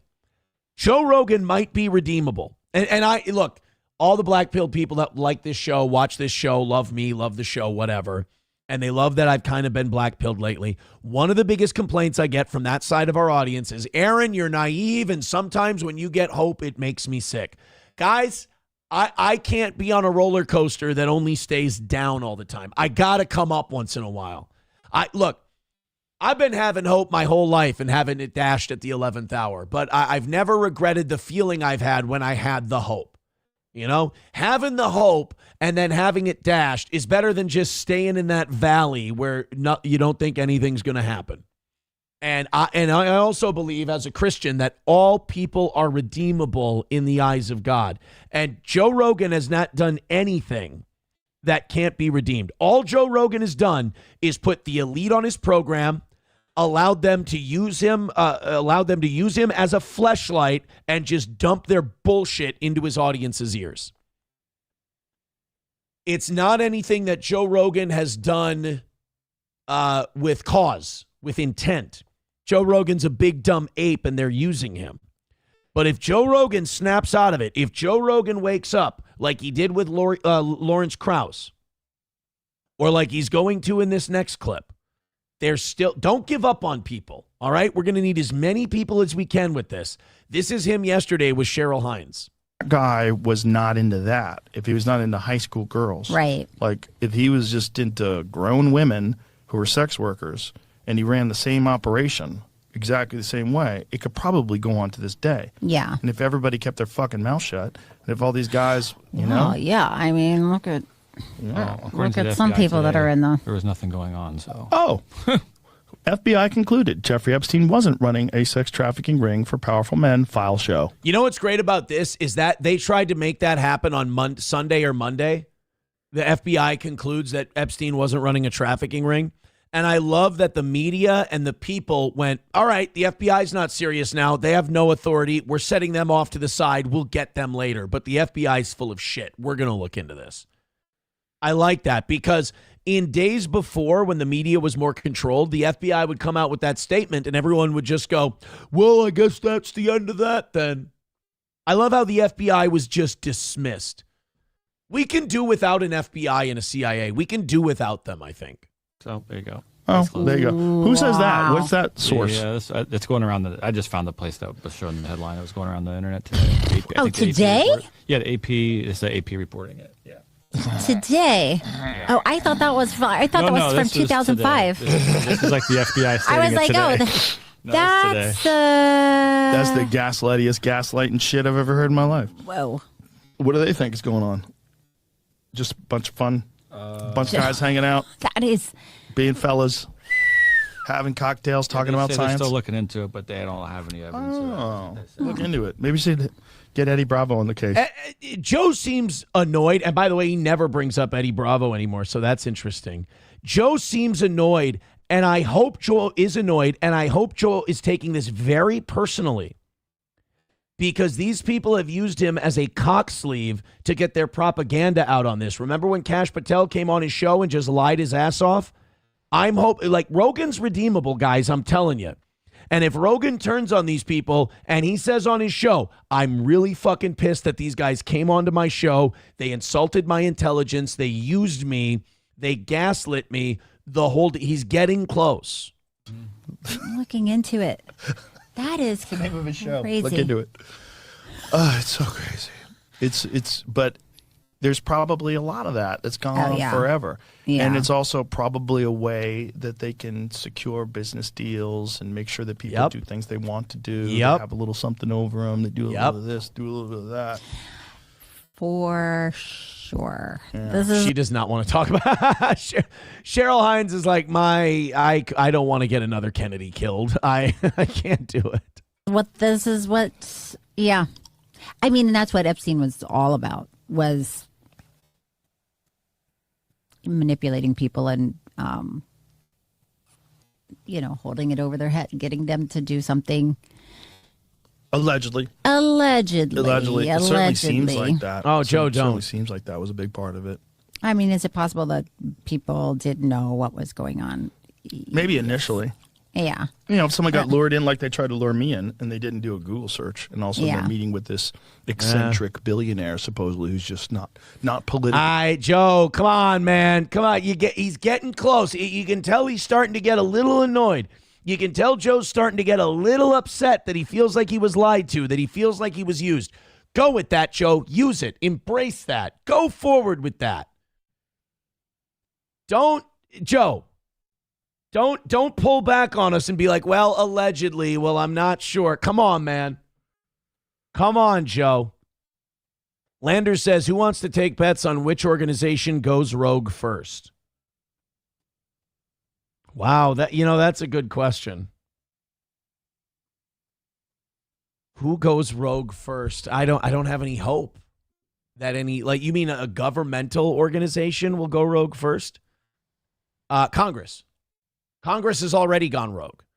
So who would have thought that Congress would be the ones that would actually have some balls? Thomas Massey, Ro Khanna, Lauren Boebert. Speaking of Lauren Boebert, Lauren Boebert is now on record on mainstream media saying that these people are probably cannibals. This is fantastic. I'm so happy that this is happening. This was Lauren Boebert on the Rob Schmidt report. I don't know what network this is on. This is probably one of those Newsmax, OAN type news places.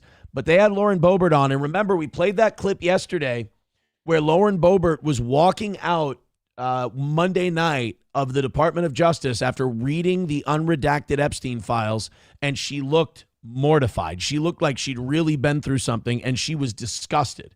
She's like, do not let Ghislaine Maxwell out of prison. She should be in there longer and in a shittier prison. These people are all disgusting. There was that Democratic congresswoman from Vermont. She was being interviewed as she was coming out of the Department of Justice, and the reporter asked her, what do you think about what you read? And she said, quote, they're all sick fucks. And just like every time I hear someone with a little bit of influence say that, I'm like, stay on that with me. Keep that anger. Keep that mood. Keep that. Let it feed you. Let it fuel you. Let's go. They can't kill you all. There are code words that suggest Jeffrey Epstein and his associates could maybe even be engaging in some sort of consumption. Is that human consumption? Are there code words? There's a lot of talk of beef jerky. There's a restaurant called The Cannibal where the owner is listed in some of these documents. Now, that isn't a restaurant that is just proclaiming to serve human meat by any means. But some of this just, it seems that there's a lot of conspiracies that make you wonder. And I saw more emails. They're not conspiracies anymore, honey. They're in black and white. It's not a conspiracy theory. There's evidence to back it up. But God bless Lauren Boebert for going on a mainstream. And look at this guy's face. He's like, oh, shit, I'm not going to get my fucking Mossad checks from Newsmax this week. That's why you got to side with the Ruskies, baby. Russians will treat you right. Side with those Ruskies. Putin was right about the United States and who owns us and everything else. But at any rate, the fact that a sitting congresswoman is saying, sounds like they were into consumption. Sounds like they were into eating people. It like stuff that your uncle would say at Thanksgiving after a few belts. Now, sitting Congress people are going on the news and saying, guys, you might want to look into this. They might be eating people. About torture, and these coded conversations still have a very clear topic that torture was big. It was a big driver for them, and these were sick people doing very, very sick things. It affected her. The fact that she's in Congress, this disgusting place, and this still got to her is a good thing. Now, I know a lot of you are, again, you're going to hate that I have hope. But this shit is not going to happen overnight. It's not going to be one day you wake up and everything's changed and everyone's arrested and all that stuff's going on. This is going to happen incrementally. You're just going to notice a tone shift. You know how long the Overton window has been shifting away from us for all these years? You realize how slow, how long it took? Now that window on Epstein is starting to shift our way. And it's going to be... This week, Congress people are saying they're sick fucks who probably eat people. 2 weeks from them, if those Congress people are still alive, they're going to push for further investigations and more releases and the unredacted files to come out. I mean, this is going to be a years-long struggle. These people took decades putting this blackmailed, underage, PDF cannibalism ring together. It's going to take years to take it apart. So be patient. Be hopeful, because there are people in there that are on our side. And I think Massey's one of them. I think Khanna's one of them. I think Boebert's one of them. I mean, again, I'm not saying that we're going to get our way. But the shifts that are happening, more is being allowed to be discussed than ever has before. Pablo Pacheco says the tone has been shifting since 2019. The tone has been shifting at least since COVID. I think you're right there. Chips and Diff says age is starting to catch up with Bobert. Oh, I still think she looks great. I think she looks great. King Kong Dong with $1 says, if you want to know how deep the pedo rings go, look at Sean Ryan's episode 272 on his show interview with Elizabeth Phillips. Camp Kanakuk is pedo ring funded by the IRS. I will watch that. Email me a link or something. I'd love to see it.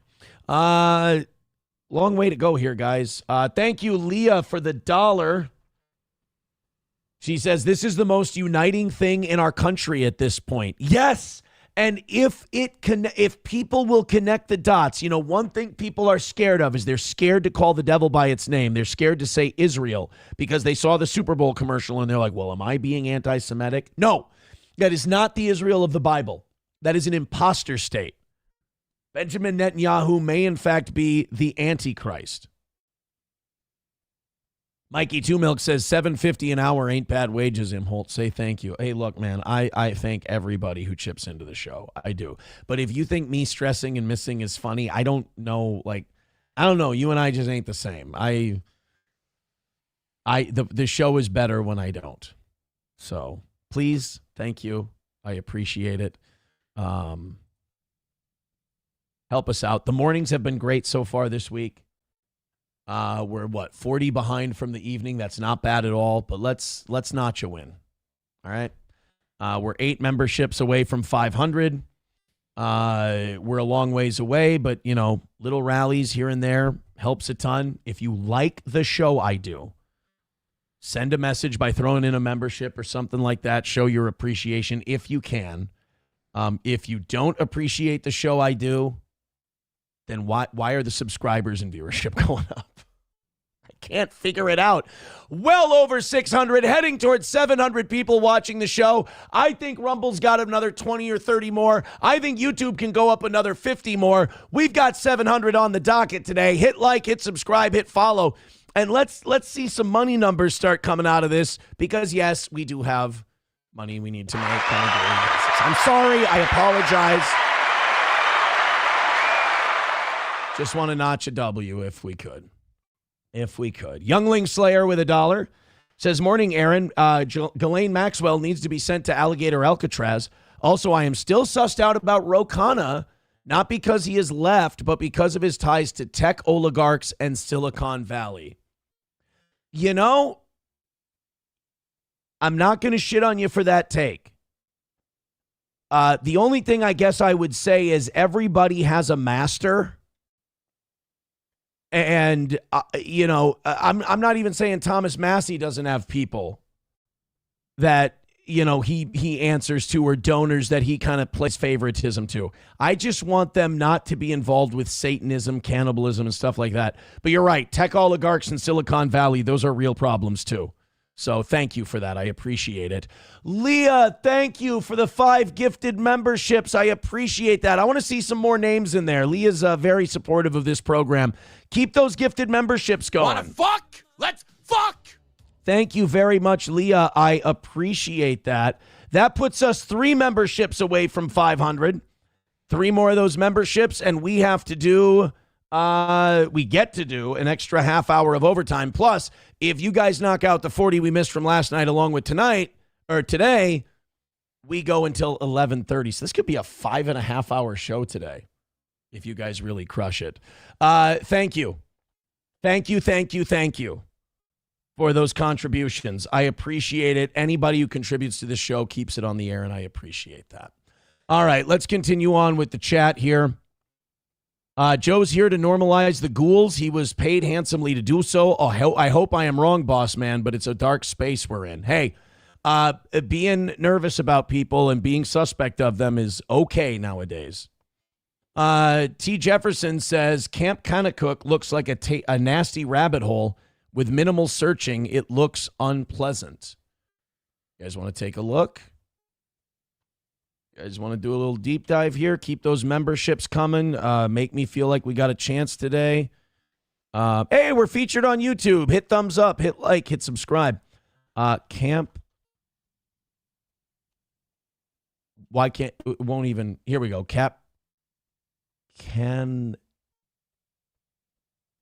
Camp Kennecott.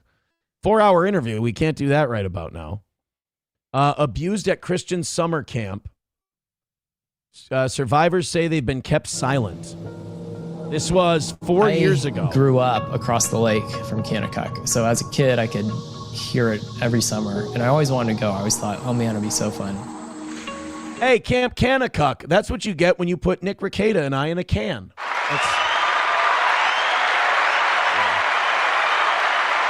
Oh, come on. That joke's worth at least $20. If you got to go to Kennecott, it said something about your family. I'll speed it up. It said something about your finances. It said something about your kids. It was a privilege. Kennecott is a Christian camp. It's thought of overall as being very wholesome. When we sent our daughter there, she said something that was really haunting. She said, look, Mom, these people aren't who you think they are. And this is a Christian summer camp? Oh, fuck. It's all a big lie.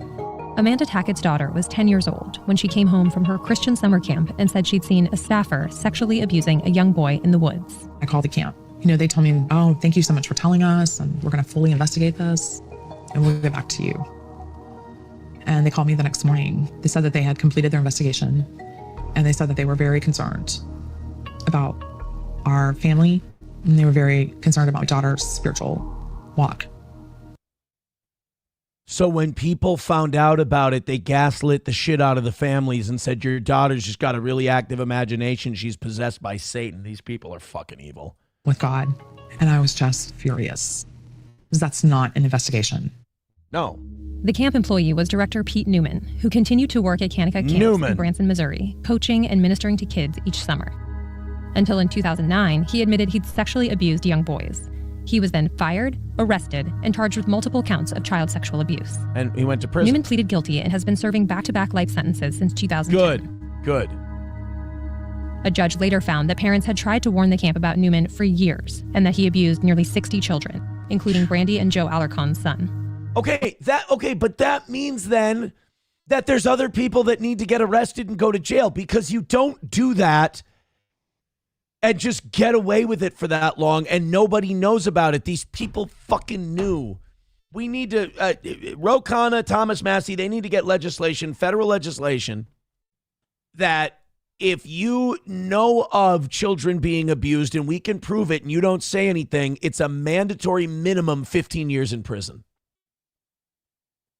And then maybe we can hold people accountable for not helping children. Make it a crime to not help kids who are being abused.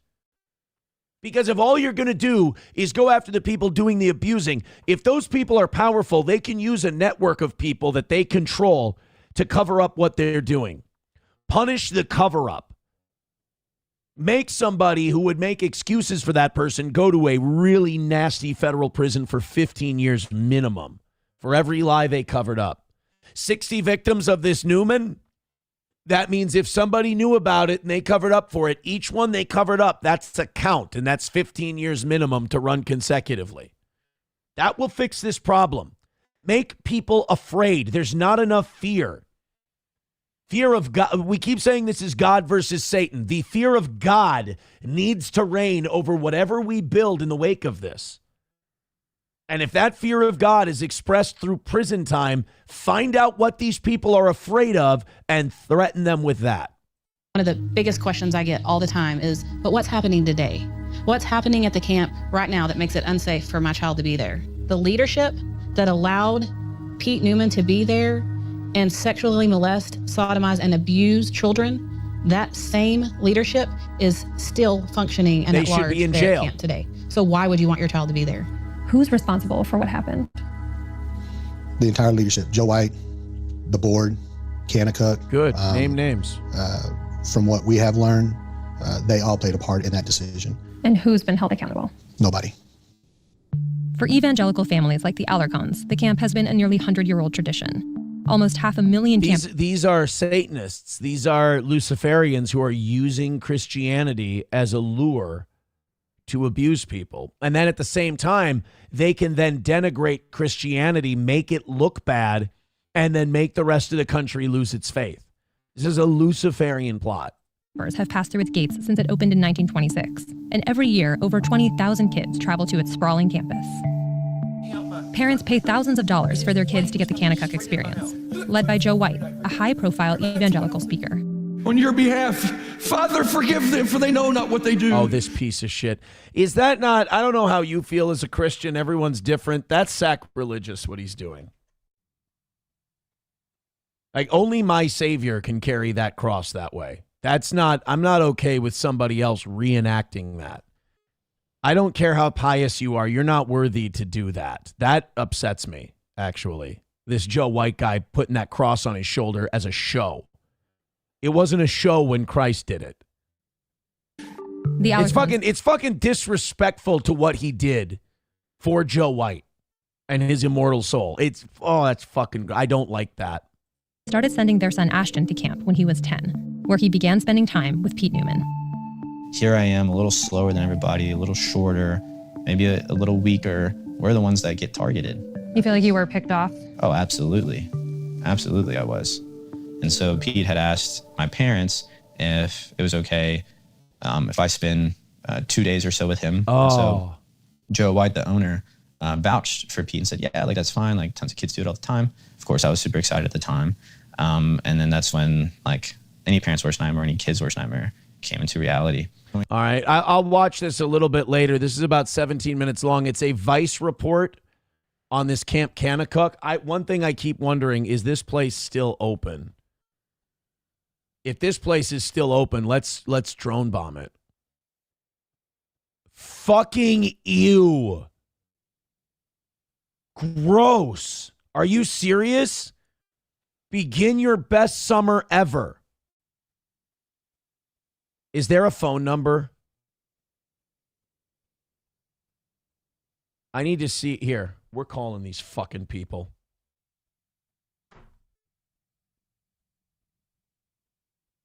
We're calling these guys right now. Enough.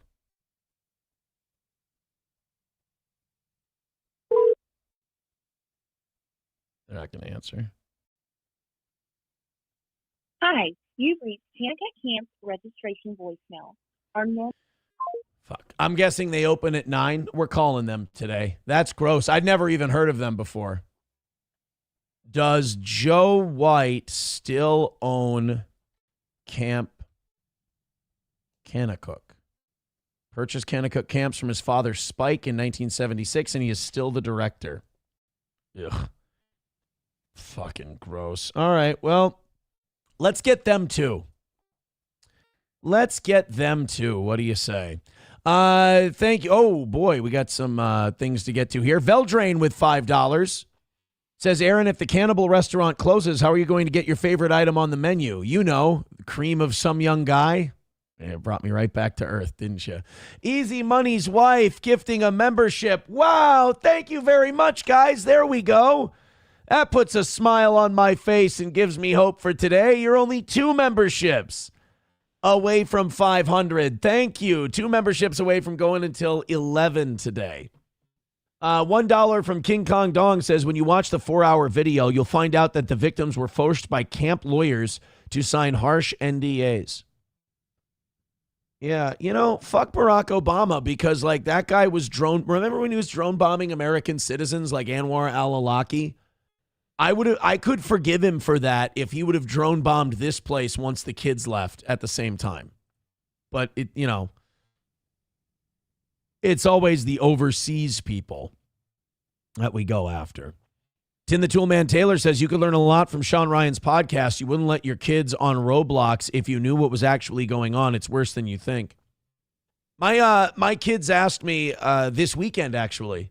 They said, Dad, why can't I chat with people on Roblox? And I said, because I don't let you. I shut that function down. And he was like, well, why? And I you know, I don't want to lie to him, but I don't want to wreck his innocence. I said, Bud, because there's just really bad people on there that will say mean, nasty things. And I don't think that that's something I think you just play your games and have fun. Play your games and have a good time. And don't talk to people on there. I said, I always tell them, I go, if you want to talk to somebody, you have a lot of friends in the neighborhood, go run out, knock on their door, ask them if they want to go play. He said, oh, but so-and-so, they have chat on their Roblox. I said, buddy, I'm sorry. I can't let you do it. And I told him, I said, it's because I love you. That's why, and I know he doesn't understand that, but it's like, I didn't want to tell him, oh, it's because there's fucking pedos and everything else. It's just, yeah, you gotta strike that balance between protecting them from the bad shit that's out there and then protecting them from growing up too fast, which I also don't want to do. Fuck you, dude, with $10 says FAA just closed all airspace and grounded all flights around El Paso, Texas for 10 days. Strange. Is that true? We're going to become a full-blown conspiracy show pretty soon, I think. Lab Glass gifting 5 memberships. Thank you. Wanna fuck? Let's fuck! Hey, guys. Looks like you've got me until 11 today. Thank you. Now we're 97 memberships away from 600. Thank you so much for showing your support for this program. And look at that. Look at the oranges we have on top of the chat. Come on, guys. Let's give ourselves some hepatitis. That's what orange is today. Let's give ourselves a little hepatitis. Keep those 10s and 5 gifted memberships. Big Earn with $10 over on Venmo. Thank you, Big Earn. Look at you guys. This is all it takes. Now you're kicking in the ass, man. Thank you very, very much. I appreciate it. Keep that shit going, man. I hope you appreciate the stuff we're doing today. You must be. You must be. Somebody says, hey, Los Federales, send him a video about that. He loves that. Camp Kanakuk threatened Sean Ryan after his interview. Hulkamash says, my kids will never play Roblox. I will not give a dime to that pedo organization. Well, you don't have to give them money. It's free. You just download and play it. But, oh boy, they're seething in the YouTube chat. Over 600 of you checking out the show right now. I'll get rid of the seethers for you because I noticed that YouTube's really picking up. Our memberships are going up. Viewership is going up the last month. And I want you guys to have your fun. Archmagus Tim says, ironic, the preacher is in the octagon while bearing a cross. Right? Rock the Casbah says, Aaron, technically you're calling the cuck line. Oh, no. Cole says they're threatening Sean Ryan because of his Elizabeth Phillips interview. I'd recommend a listen. It'll piss you off. I mean, I don't like to be actively pissed off, but I do like to know what's going on. Hit like, hit subscribe, and hit follow. Rumble, you could probably do another 50, get us on the front page. YouTube, you could probably go another 30. We could get ourselves up to 700. So if you're not smashing thumbs up, smash the shit out of thumbs up. When did Sean Ryan do that interview about Camp Kanakuk? Alex Stein was on Opie's show? Oh, I've fallen off. I talked to Alex last week about doing something together. I hope we do. Schedules didn't line up. Camp Kanakuk. 3 weeks ago. Oh, so he had this woman on very recently. I've heard a lot of good things about Sean Ryan. I haven't watched a lot of his stuff, but a lot of people who like this show tell me that Sean Ryan's one of the good ones, that he's a good dude. Episode 272. Okay. Thank you, guys. You're doing great today. Keep it going. Keep it going. Joshua Hauser says, where's Johnny? I missed yesterday and Monday. Johnny had a loss in his family. And I told Johnny when he called me Sunday that you take as much time. Don't even worry about it. I'll hear from you when you're ready. So Johnny may be back next week. Doesn't have to be. I told him, don't worry. We'll pay you the whole deal. You're fine. Do you guys remember that Jamaican guy? Wagwan. That guy who's been here for like 50 years. And he was getting deported to Jamaica. And he's an Army veteran. And the news in Atlanta did this story about him, and we watched it. Oh, by the way, all of my pop-up ads, since I changed over to T-Mobile yesterday, all of my pop-up ads are like T-Mobile fiber, and it's like, you don't have to advertise. I made the switch. Next Friday, they're installing it. You don't have to sell me on it. I'm there. You need me more with $5, says, like the content today, Toe. Very eye-opening and sexy shorts. You like my sexy shorts? You like us talking about corrupt satanic pedos while I wear my sexy shorts with no underwear under them? You dirty, dirty bitch. You filthy scamp. You dirty, dirty girl. I bet you like it when I turn like this. I bet you're liking that, aren't you? You filthy fucking slut. This is the only show where we talk about Satanism and God and fighting a righteous battle. And then I also yell slut at people who give me $5. That's kind of how I do. Los Federales with $1. Oh, boy. Boy, this guy, I tell you what, Los Federales has some fucking balls, this guy. Los Federales says, lighten the mood. Labglass says, more kneecap, please. Well, Labglass donated 5 memberships. Paying customers get whatever they want. He wants more kneecap. All right, take that $1 blueberry off the screen. Here you go. Oh, you like that? You like that shit, you fucking pussy? You little gay guy? You're a little gay guy now, aren't you? Look at that. I could put little eyeballs and a face on my knee. And I could make him a little character. Do I have a Sharpie anywhere? I don't want to do this in pen. That kind of hurt. What do you think? Here. Give him a little eyeball there. We give him a little eyeball there. Give him a little Jew hook nose. And smiley.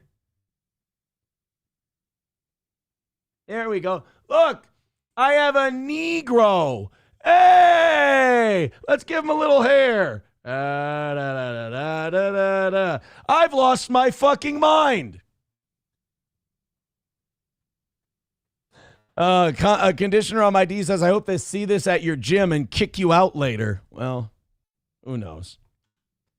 Approachable says, is your new co-host named Neil? Waylon with $9 says, okay, since you're paying Johnny while he's gone, this brings me to $10 for the day. Your hair does look thicker today. Are you a Dapper Dan man? I don't want fop, goddammit. I'm a Dapper Dan man. I'm I'm kind of whatever's at the grocery store when I go. I think it was Axe this time, and the time before that, it was the other shit, whatever that is. Joey, that fuck's like, it's fucking $10 a tin for that shit.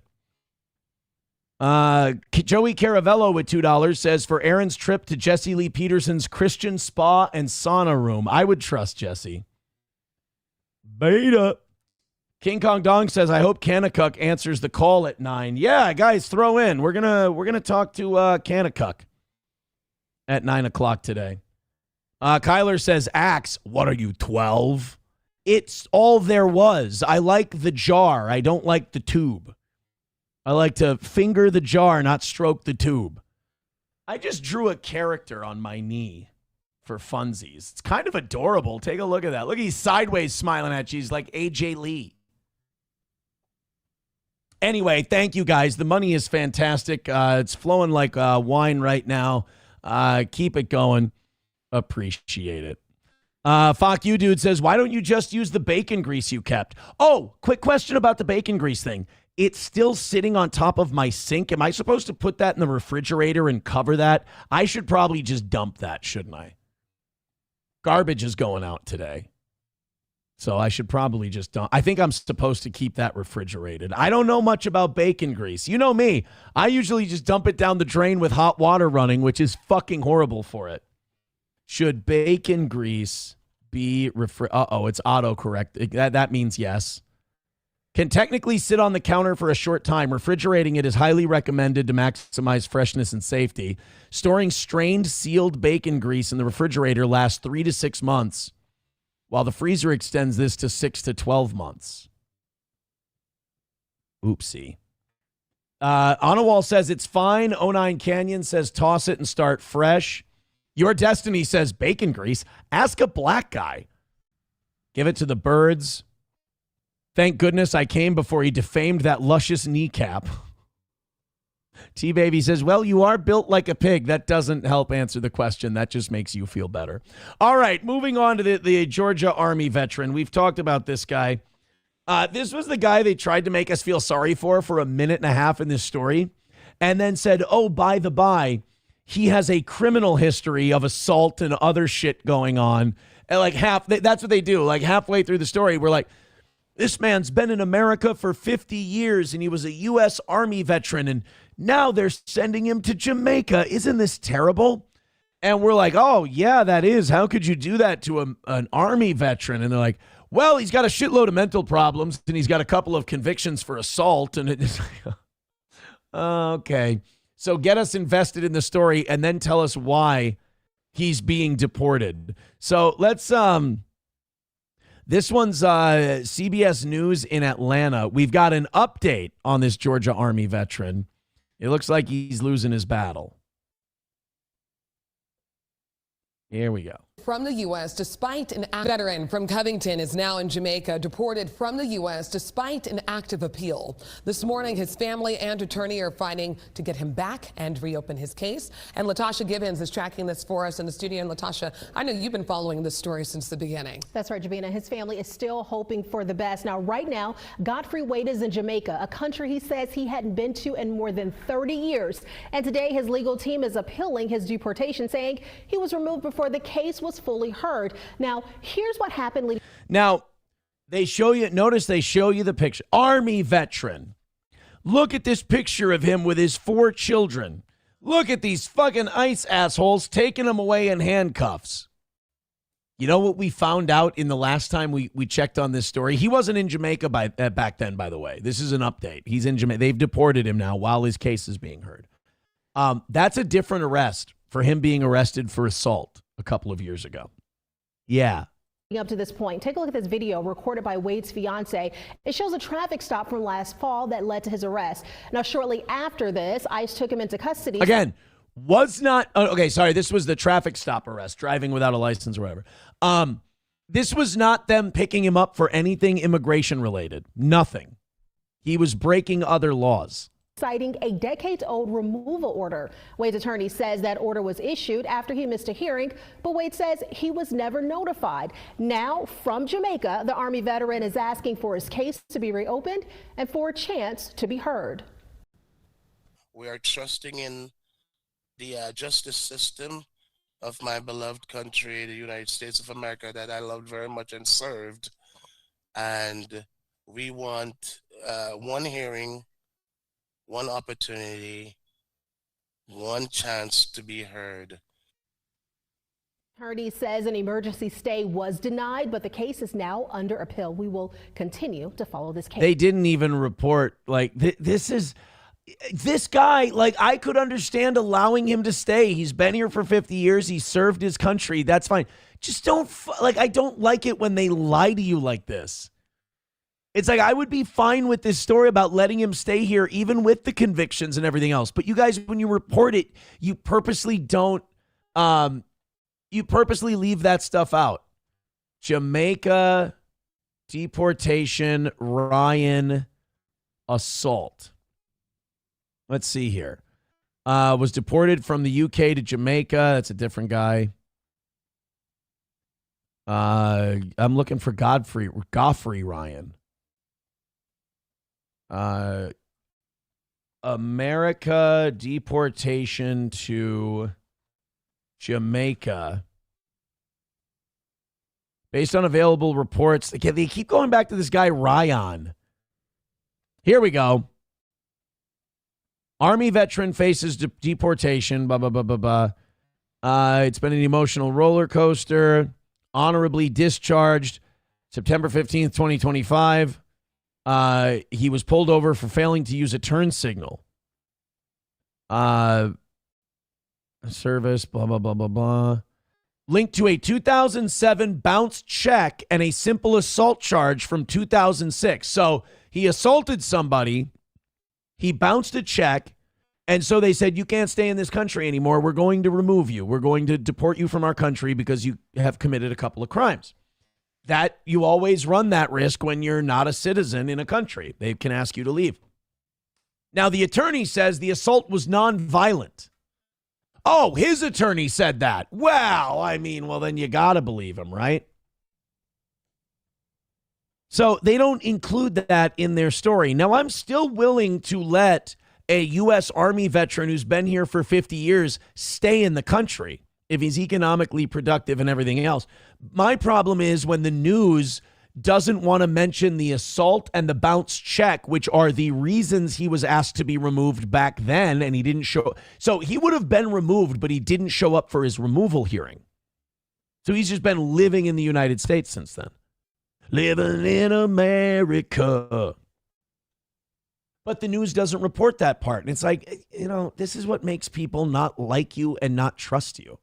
So he's in Jamaica. He's deported. He's gone, but they're still fighting for him. Again, I wouldn't mind the guy sticking around.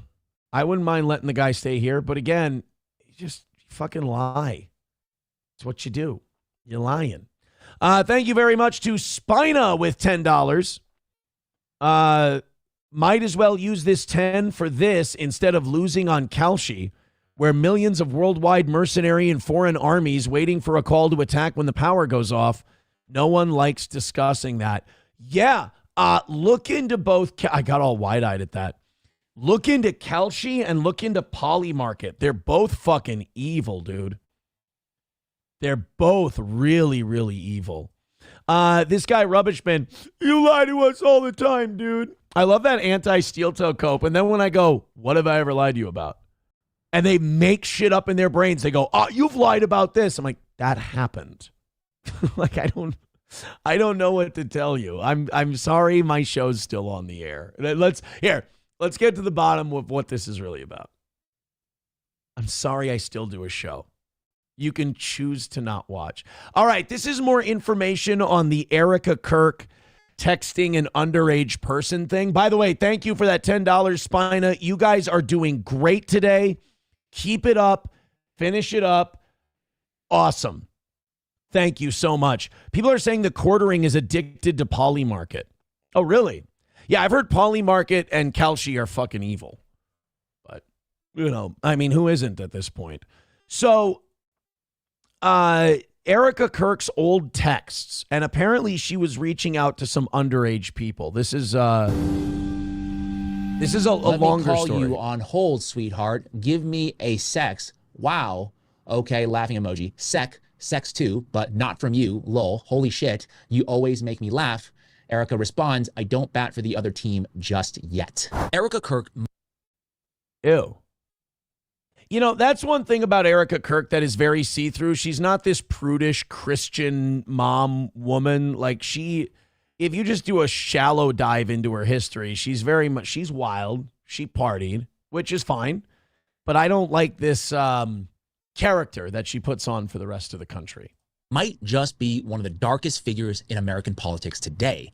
And I have uncovered what I can only describe to be a very disturbing and, in my opinion, inappropriate relationship she had with a minor back in 2013 and 2014, allegedly. But first, a little bit of context. I've seen this guy before. I like him. He's done videos on other stuff. I like this dude. Wildcard gifting a membership on YouTube. Thank you, pal. Appreciate that. Thank you guys so much for this rally we've been on the last 20, 30 minutes. Keep it going. Back in 2013, Erica Kirk, at that time known as Erica Franzwe, was just 25 years old. She had just won Miss Arizona and was running her nonprofit organization called Everyday Heroes Like You, which was the Romanian Angels Orphanage Project which, by the way, was right next to a NATO base in southeast Romania, where Colonel Otto Buscher had been credibly accused of trafficking children through the base for sexual purposes. And wouldn't you know, Erica Franzwe, whose mother worked with the Department of Defense and Homeland Security and whose father was a big muckety-muck at, was it Raytheon? Is that the weapons manufacturer he worked for? In Tel Aviv. And she's running an orphanage that's right next to a military base that might be trafficking. Otto Buscher had to resign. He had to leave. Got his full pension, but he had to leave the service. Constancia, Romania, which I've done a whole dig on. Very sketchy, I'll just put it that way. But while all of that was going on, she found time to, allegedly, befriend a 15-year-old girl from Michigan. This is the account. It's still active on X right now. A young woman named Jill Falcone from Michigan. And we know she was underage at the time in 2013, 2014. This makes me wonder if Erica Kirk wasn't grooming these children to do some kind of work. I mean, obviously she has Israeli connections, obviously the Otto Buscher connection, the Romanian Angels thing. Was Erica Kirk some kind of a foot soldier in some kind of child grooming and traffic? Was she somebody's Ghislaine Maxwell? one of these exchanges, which I will now go through in chronological order. I'm literally shaking right now because the messages that we're about to go through, that I'm about to show you, are still on the internet right now. Wouldn't be surprised if they're scrubbed by the time you see this video. And I don't know, these messages are just, some of them are just very weird and uncomfortable. First of all, you don't talk to 15-year-olds. You don't DM with 15-year-olds. I don't care what you do. I don't care what even if you work for like youth programs and stuff, all of your conversations with people like that should be in the open. Here's the first message, 6:07 p.m., September 16, 2023, at Erica France. 2013. You're honestly perfect. It was great meeting you. Okay, this was the first message that I was able to find where she tweets at Erica France's account. And you can see here, this is not a screenshot. This is the actual message that was posted 12 and a half years ago. You can see Erica France's account popping up right there. Well, let's keep going. This is from October 11, 2013. Jill tweets at Erica France, dying because you're so pretty. And then the reply here has since been deleted. I am assuming that this is Erica based on the next message in the thread where Jill writes, at Erica France, we miss you too. October 26, 2013, Jill tweets at Erica France, how you enjoying the Michigan weather? Smiley face, flush face. The reply here, I can't read. I'm once again assuming this is Erica, but her account is private on X, so I can't read that. But based on the response, I'm guessing it is Erica because she's saying, at Erica France, aw, lucky you, enjoy it a while. November 18th, 2013, Jill tweets, still waiting for that lunch date kiss at Erica France. This next reply was deleted by the author once again. There's a big difference to me between your account being private so you can't see it and you actively deleted the comment. Assuming it was Erica because the response is at Erica France. That is perfect. December 18th, 2013, Jill tweets, I want to curl up in a ball and cry because of how perfect Erica France is. Jesus. Heart emoji, crying emoji. The response, I'm assuming this is Erica because she's writing back Erica France, you too, love. So I'm assuming Erica wrote something back to her that was affirming Jill's emotions there. Just speculating, to be clear. January 22nd, 2014, Erica France is the best. January 23rd, 2014, once again, a reply in quotations at Erica France. One day I'm going to wake up, roll over on my side and kiss the love of my life good morning. So it's clear, at least to me, that young Jill had somewhat of a girl crush on Erica at the time, which isn't necessarily on Erica, but it's how you respond to these types of situations that makes a huge difference. Right. When someone that age is getting that attached, you have to back them off. First of all, I don't think you should be messaging with that's a red flag in and of itself, but you got to back people like that off. And Erica, as the adult, the 25-year-old in this situation versus the 15-year-old, it is, at least to me, her responsibility to handle these interactions appropriately. February 12, 2014, Jill tweets, have a safe trip home, airplane emoji, house emoji, kiss emoji, hope you kept warm in this freezing weather, smiley face, snow, at Erica France. Now, when I read that, the implication is that they met in person. I'm just, of course, speculating. You can let me know how you would interpret that message. But here is where we start to get a string of messages that I think are undeniably very weird as it pertains to Erica Kirk. Okay, this is from February 13th, 2014. Jill tweets, why did Erica France just send me this? Crying, laughing emojis. And the meme here is Nemo. This Valentine's Day, I'm going to touch your butt. March 6th, 2014, we now have that's the message. Let me call you. Hold on, sweetheart. Give me a sex. Wow. Sex too, but not from you. I don't bat for the other team just yet. Again, this is a message you're sending a 15 or 16-year-old girl. It's fucking gross. And like when you look at the Romanian Angels connection and the Otto Buscher connection, I'm reaching here. Don't get me wrong. I'm reaching, but only because I haven't seen enough yet. Are we dealing with some kind of mini Ghislaine Maxwell situation? I mean, if she was securing girls for Otto Buscher. Of alleged text messages between Erica France and Jill. And I mean, how long do these messages continue to the point, where she would go, hey, would you like to come down and visit me and see my orphanage in Romania? The kids are so nice. You'll love them, blah, blah, blah. Oh, I'll introduce you to the soldiers. You can go to an army base, Erica allegedly wrote, let me call you on hold, sweetheart. Give me a sex. Wow. Okay, laughing emoji. Sex too, but not from you. Lol. Ew. Holy shit. You always. Who talks that way to a 15 or 16-year-old girl? No double standards here. If a guy was sending these kind of messages, we'd want him strung up from a lamppost. Make me laugh. Erica responds, I don't bat for the other team just yet. Now, I don't know about you. But she was a great Christian woman and the love of Charlie's life. I wish Charlie was still alive so we could just, pull him aside and go, Charlie, this woman's a plant. This woman's a honeypot. You know what they're doing to Kash Patel? They're doing it to you too, buddy. And then Charlie broke from his wife's programming, and they had to put him down. And I think Erica Kirk knew. That appears to be a little bit on the flirtatious side. I think if that's between two consenting adults, I think that would be kind of funny. Whatever, no Seems big like a little deal. bit of a typo. Yeah. But once again, this is between a 25-year-old and a 15-year-old. I mean, if that was your 15-year-old daughter, would you want her to be getting these kinds of messages from a 25-year-old? I don't know. Here's another text exchange. Erica writes, I forgot to tell you, hydrate tonight, no alcohol, and don't eat a lot of salty foods. You don't want to look bloated. This is, I'm guessing, a modeling thing. Response, thank you. Erica responds, no alcohol? Really, Erica? Age recognition, twat waffle. Apparently, I haven't had my coffee yet. Jill responds, what the hell, Erica?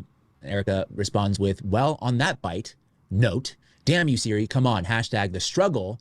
Jill responds, what are you trying to say? Spit it out, you twat waffle. I don't know what that means. I suppose it could be interpreted a number of different ways, from very innocent to not so innocent. But what I will say is that I would probably not be sending these kinds of messages to a minor. It looks I know bad. some of it was a typo. Some of it seemed sort of... And like, if it is modeling, if she is giving her advice on modeling or beauty pageants, we do know that that world is rife for trafficking. You know, it's almost as bad as like the stripping industry. Flirtatious. And look, I'm not a Puritan or anything like that. I just think that you should be really careful with how you interact with young people because they are very, very impressionable. As Sure, you can see absolutely. here. March 12th, 2014. I'd be so lost without Erica Francevey. This photo that Jill tweeted out is from April 5th, 2014, and it looks like a gift from Erica Francevey. Jill tweets, getting this in the mail from Erica Francevey. And the note, if we enlarge Does this, anyone trust getting chocolate-covered strawberries in the mail? I don't know, man. If there's a chocolate-covered strawberry in like some kind of hors d'oeuvre or appetizer deal, like I've been to parties with a chocolate fountain, can't you tell? And I ain't eating the chocolate strawberry after, the party's been going on for 2 or 3 hours. Forget sending it through the mail. Ooh, fuck that. This says, happy sweet 16, beautiful girl. And this is how we know that Jill is underage. Keep strong in faith and know that you're loved. But most of all, never forget that you are perfect and amazing just the way you are. I am so proud of you. Today is the first day of another 365-day journey around the sun. Enjoy the trip, boo. Love you, E. Once again, there's nothing really criminal about that. It's just a gift. It's a very nice message. There's nothing inappropriate per se. It's just within the larger context of the situation, I think. And you'll see in this next message what I'm talking about. This is from 2:19 p.m., June 7th, 2014. Jill tweets, this has to be the most heartfelt compliment I've ever gotten. Best compliment yet. And this is the accompanying text message screenshot from Erica Francevey where she writes, quote, you have the most stunning features. Jill responds with, best compliment ever. Erica writes, your eyes, your lips, your skin, you're absolutely beautiful. It's a 25-year-old writing to a 16-year-old. I don't care about the gender. This is weird. You don't do this. Jill responds, crying emoji, you're making me cry. This one actually is right before she tweeted out that screenshot. This is from 12:42 p.m. on June 7, 2014. Jill tweets, why doesn't Erica Francevey live in Michigan? Assuming Erica responds with some kind of message there. And Jill responds with, at Erica Francevey, I need to plan a trip to LA this summer, heart emoji. And this message is the last. Is that when she was living with Rothstein? Or Rothschild? Tweet I could find between Rothstein. Tagging Erica Francevey on X, Twitter at the time. She writes, conversations with Erica Francevey are always the best. And this is 7:56 p.m., June 20th, 2014. Once again, I will So that's all the messages that were involved in this whole thing. It's just, I don't like her. I don't trust her. The minute she came on the scene, we all had our suspicions about Erica Kirk. And I don't think she's done a lot to dispel those suspicions. If anything, the more we look into Erica Kirk, the more she looks more and more like a problem. Thank you very much to Sparky. I love seeing new big drops from different people. That's awesome, guys. Thank you. Sparky with 5 gifted memberships on Rumble. Thank you so much. We're going to give him a karmic in just a second. I got to update my membership numbers. 92 away from 600. Wanna fuck? Let's fuck! Thank you very much, Sparky. Los Federales with $1 says, guys, I found Johnny. Oh, I don't think this is going to be Johnny, actually. I just have a theory. All right, let's go into some of the chat stuff with this Erica Kirk stuff. The first one I see in all caps. Whoa, buddy. I don't know how that story, I don't know how Hobo got mad at me over that story. Hobo's one of those guys who doesn't understand in linear time and admitting your mistakes and moving past them. He's more hung up on it than I am, which is a little gay. Josie Wales says, Charlie noticed. I'm sure he noticed his wife was a total recall wife, too. That's why he's dead, and it's sad because I never followed him. I thought he would never notice. Yeah, and the guy was starting to really get some shit right, too. Like, Charlie Kirk was really starting to see some shit, and I don't think it's a coincidence he died shortly thereafter. I'll never be able to prove it, you know? I'll never be able to prove it, but I can't not see it. Hobo says, my girlfriend in high school was signed to Ford Modeling Agency, and there were tons of creepy guys all the time. Modeling is rife for the trafficking in the grooming industry. Abel Graham says, Sherry's berries are good. They ship with dry ice. Okay. Well, I could be wrong. I'm an old man. I don't like getting chocolate and meat in the mail. Stop it. Chocolate, meat. I realize what I just did. Go fuck your mother. I don't like getting... Like the meat trucks that pull up to your house, like, look at the marbling on this. We've got a bunch in the truck for you, and we need to get rid of it. It's like, I don't want to buy steak out of a truck. And I don't want you to mail me steak either. I'm solid. Thank you guys very much for the gifted memberships. Appreciated. Phil Herslit says they were trying to get Aaron to model men's bras back in the early 2000s. I was young, and I was impressionable, and thank God I had good parents that kept my head on straight, and I was able to say no. Reformed Rapscallion says, my wife modeled, and Optic is right. Was he say, Hobo, I dated a model once. It sucked because everyone would hit on her. Meow Meow says, you and Cruel Boy with the CP bombing. Thanks for reminding me. Your 15-year-old. What? I don't know what that means. I'd like to stick it deep in Erica. All right. Joey Caravello with $5 says, use this as a drop for the show. Okie dokie. Thank you for the $5. I appreciate it. Hey, you guys are really kicking some ass today. Keep it going. Let's make it 3 days in a row where we've banged this shit out early and done the show. That would be great. Oh, no. Los Federales says he's found Johnny. There he is. Oh, no. He's just wheeling his ass. Oh. Los Federales, you son of a bitch. Why is it always brutal, tragic death in all of the shit you send us? Every goddamn time. First of all, I just want to make everyone feel better. That was not Johnny. He was not smoked by what looks to be an ice truck.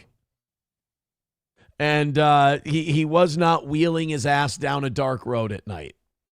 That was not. People are saying R.I.P. Johnny. No. Cleaner says play it again. No, I don't need to play it again. They're saying on screen, please. I did put it on screen.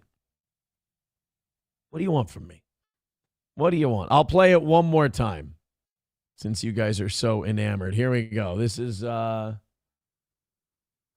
again, Los Federales says this is Johnny. And it's not. That's not Johnny. And this is not. Oh, my God. Oh. Look at that. There's the little wheels right there. There's the little chair. That was not Johnny. He's still with us. He's just going through a family emergency right now. How dare you guys with your, what do you call it? Your lies, your slanders. I'm not supposed to be here says, what, you too good for traveling steak? I mean, kind of. Kind of. Joey Caravello says, play what I sent too. You'll like it. Send it again. This one's from Fauci's Pangolin. He says, you should get this for a drop. It's from a movie called Scum of the Earth. Okay. All you kids make me sick. You act like little Miss Muffet, and down inside you're dirty. Is that what we should use? I mean, you can't give me a 1-minute clip and say this should be a drop. I mean, we need, it can't, a drop. Oh boy. I just got a text message from SP that says don't read. And I kind of want to read it because I think you guys will get some mileage out of it. But I'll respect her for saying, I mean, technically it doesn't say don't read. It says Don read. So I could give it, I do have a very good friend named Don. I could give it, nobody calls him Don, but I could give it to Don and Don could read it. Figured out what I want to do for Valentine's Day. Oh, God, if I read what she wanted to do for Valentine's Day, you guys would never stop calling me a gay F-word guy. Oh, boy. I'll play a little bit more of this. But, guys, if you say this should be a sound drop for the show, you got to give me like the 4 or 5 second part that should be a drop. Do you hear me? Dirty. You're greedy and self-centered and think you can get away with anything. You're no better than the girl who sells herself to a man. You're worse because I don't know what the fuck you guys are. I don't know what you wanted me to do with that, quite frankly. No, it doesn't have anything to do with SP. Why do you guys go from 0 to 100? Why can't you just go, oh, she's saying kind of a gay thing? You guys go right to, she's going to peg you in the ass. She's going to fuck you in the ass. She's going to finger your butthole. Like, immediately you guys go to the anus. And I've got to say, that might say more about you than it does about me with the finger in the butts. Nothing with the finger in the butts. Good Lord, man. Dubnot says, you act like Little Miss Muppet. It's Little Miss Muffet. Muffet. Muppet was Jim Henson's creation. Little Miss Muffet sat on her tuffet, eating her curds and whey. Do we need to? What are you for? Yeah, look at this. Butt stuff. Even in the YouTube chat where they try to be a little more professional. Regod says, show is way better without that fart smeller Johnny. I don't know. That's up to the audience. And I don't know, if you say that for free, then I don't think it counts. I think the money has to reflect that. Some Soper says, I was going to suggest that a lot of this is projection. It's starting to seem that way. Hey, guys, thank you very much. Keep hitting like, keep hitting subscribe, especially over on Rumble. Pump us back up to where we were. Over 630 of you checking out the toe right now. Here's what I say. Let's get to 700 for the third time this week. I sure would appreciate it. We have to open up our 7 o'clock hour stories, and while we do, if you still haven't tried 1775 coffee, now's your shot. The 1775 starter kit just dropped. Only 1,000 units. You're getting the bold dark roast that hits hard, the smooth medium roast, and the Vitality mushroom coffee for clean energy and laser focus, no crash. All single origin, small batch, toxin-free and mold-free. You're also getting a gold spoon clip, because freedom isn't scooped with plastic, a frother strong enough to stir up your coffee and your mother-in-law's opinions, and a black 1775 tumbler. $170 worth of coffee and gear, yours for $99. This is for the ones who have been watching 1775 blow up on Rumble, wondering if it's actually worth it. Spoiler, it is. Go to 1775coffee.com/studio and grab your starter kit before they're gone. Bold beans, clean fuel, and a morning routine that stands for something, just like Rumble does. 1775 coffee. All right. And our friends at Midland Armory in downtown Foley, Minnesota, midlandarmory.com. When you need the suppressor process from start to finish, when you need that done, you need Midland Armory. Go ask Greg and Stacy today. That's Midland Armory in downtown Foley, Minnesota, midlandarmory.com. And whether it's ammo, parts and gear, home defense, self-defense, carry, hunting, they've got it all and the information to boot at Midland Armory in downtown Foley. All Care Towing, 320-253-5203 for All Care Towing of St. Cloud. If you go in the ditch, if you get in an accident, whatever the hell happens to you, All Care Towing is going to pick you up very quickly, quicker than anyone else. So put the phone number in your phone because it's better to have it and not need it than need it and not have it. That's All Care Towing, 320-253-5203 for All Care Towing of St. Cloud. And Stoney's in downtown Rockville. Don't let Cheetos fool you. It is not White Power Wednesday. But tomorrow is 250 cans at Stoney's, and this weekend, live music on the Fireball stage. Big St. Patrick's Day party coming up. Maybe you and your girl like to go have a few drinks, tie one on, and enjoy some live music for Valentine's Day. Split a pizza. It'll be so romantic. That's Stoney's in downtown Rockville, Minnesota, right there on Broadway. Go see Cheetos and the team at Stoney's. All right, thank you very much to King Kong Dong with $1 says, to be fair, what evidence have you given us to think otherwise? People are trying to guess what SP's Valentine's Day wish is. That's the most popular thing on my text line and the chat right now. You're just, you're all just in the gay zone. Ryan the Garbage Man says, SP thinks you need attentions paid to your butthole. That's, again, you guys are just really into the butthole. Jelly for the Smelly says, how much money to hear the Valentine's Day plans?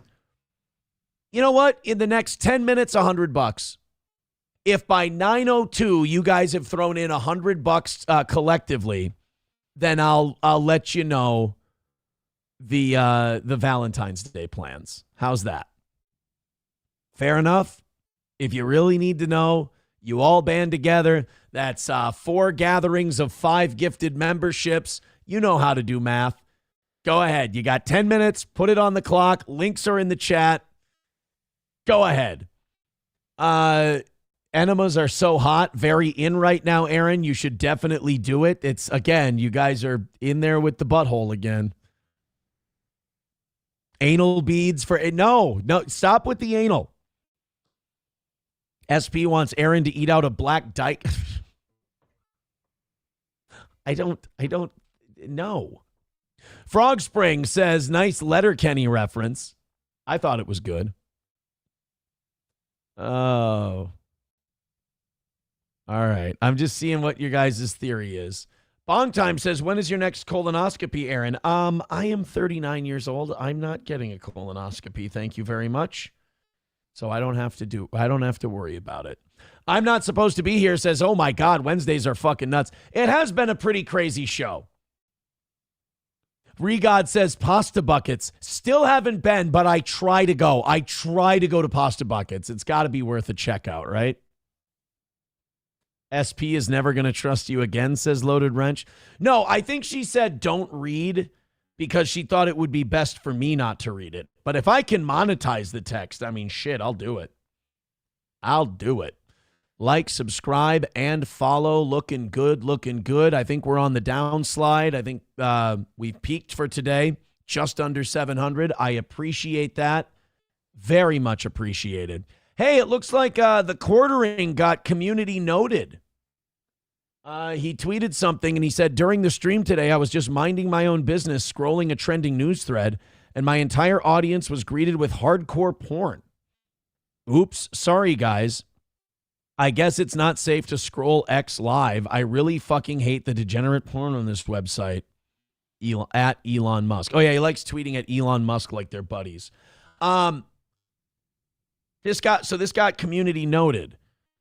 First of all, in order to see that on your timeline on Twitter, your Twitter timeline is algorithmed out to what you click on and what you respond to. Like, a lot of my stuff is updates on Epstein, current events, Minnesota, football, politics, news, shit like that. So if you're seeing, I guess on YouTube they say corn now. Jesus Christ. It's embarrassing. That means that you're searching it out there. And why is it that these guys that are yelling and screaming about how much they hate porn? Now, I think porn is bad for society, but I'm not out here going like, like raging every day about it. Why is it these guys are always the biggest corn guys out there?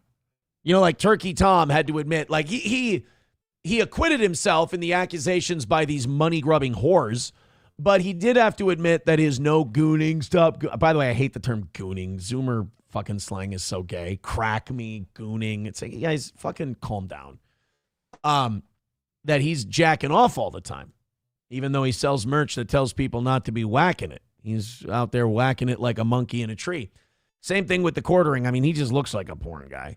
So a community note got added to Jeremy's tweet from the quartering that says, original poster has previously shown their recently searched bar on their browser live on stream, revealing they have searched Reddit forced cream pie before.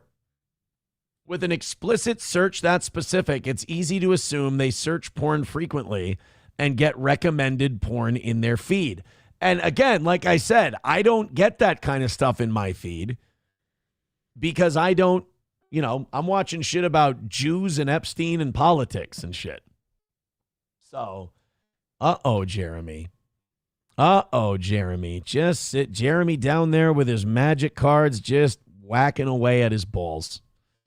Oh, Jeremy. Regod with $2 says, to the good.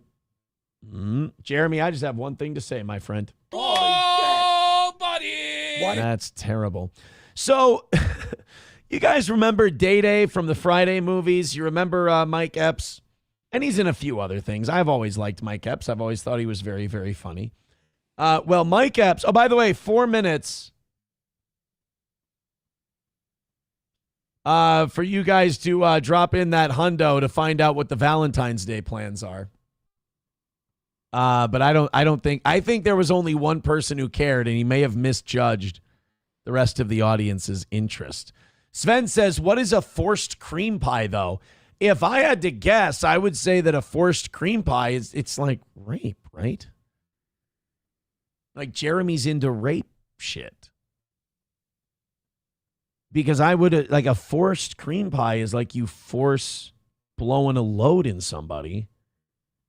So that he's got like some kind of a rape fetish deal. You know what? Let's consult Urban Dictionary.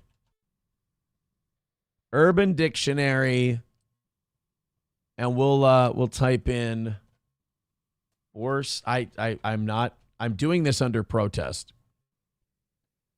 That's not, I don't even see, no definitions for forced cream pie. Oh, God, and then look at this. Perhaps you meant country cream pie, Fazbear cream pie, the taco cream pie. Okay, now I'm horrified. The fact that we searched this, and now I've got to find out that these exist, this is fucking disgusting. Darjeeling cream pie, lemon cream pie, man-buttered cream pie king. I mean, better to be royalty than a peasant, I guess.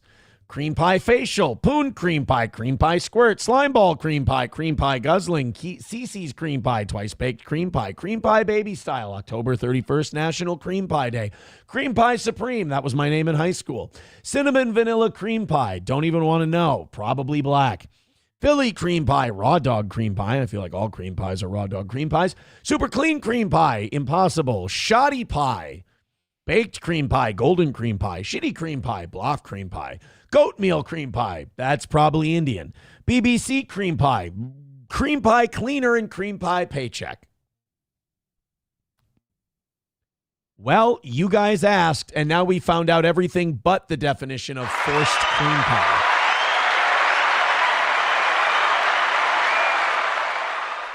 And now I have forced cream pie in my Urban Dictionary search results. Yay! Historically White says pewty cream pie. Yeah, we all know what a pewty cream pie is, for God's sake. Hey, I saw someone left a very funny comment on one of our videos here. This Ben Shapiro thing is going like mini viral. People, it's a lot of comments, a lot of people sharing it. A Ben Shapiro clip we posted Monday. And how do you guys want me to respond to this guy, Vollmeyer? This guy, Vollmeyer, says, is this podcast just a hate Israel channel like all the other trendy channels these days?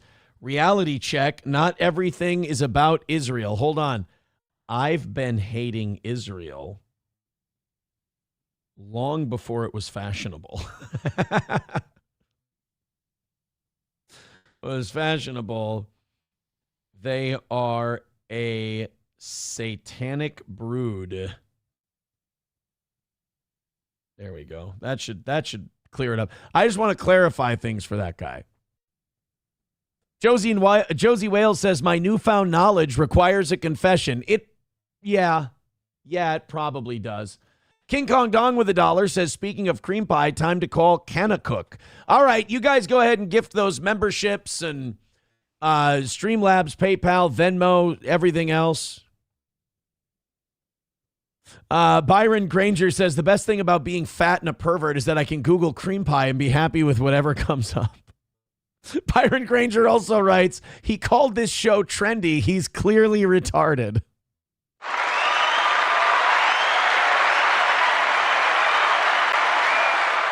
Oh, boy. Yeah, man buttered. I still don't know what that is. Byron Granger, that was a funny one. I'm going to think about that chat submission today. He called this show trendy. He's clearly retarded. Should we call Camp Canacook? Canacorn. All right, I tell you what.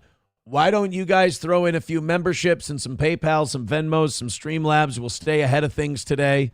We'll knock out today. And again, if you go $40 over for last night, now I would have to go till 11:30. Going till 11 already because we've knocked out 500 memberships. I appreciate that. Let's call this Camp Canacook now and confront them for their pedophilia. Here we go.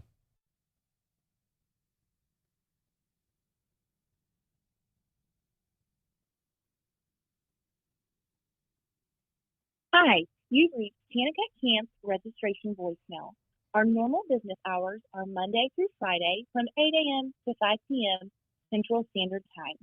If you reach this recording during normal business hours, we may be experiencing a high volume of calls, or on occasion, we join together for prayer or chapel. Fuck you. If you will leave your name, number, and a brief message, a member of our Canacook team will return your call as soon as possible.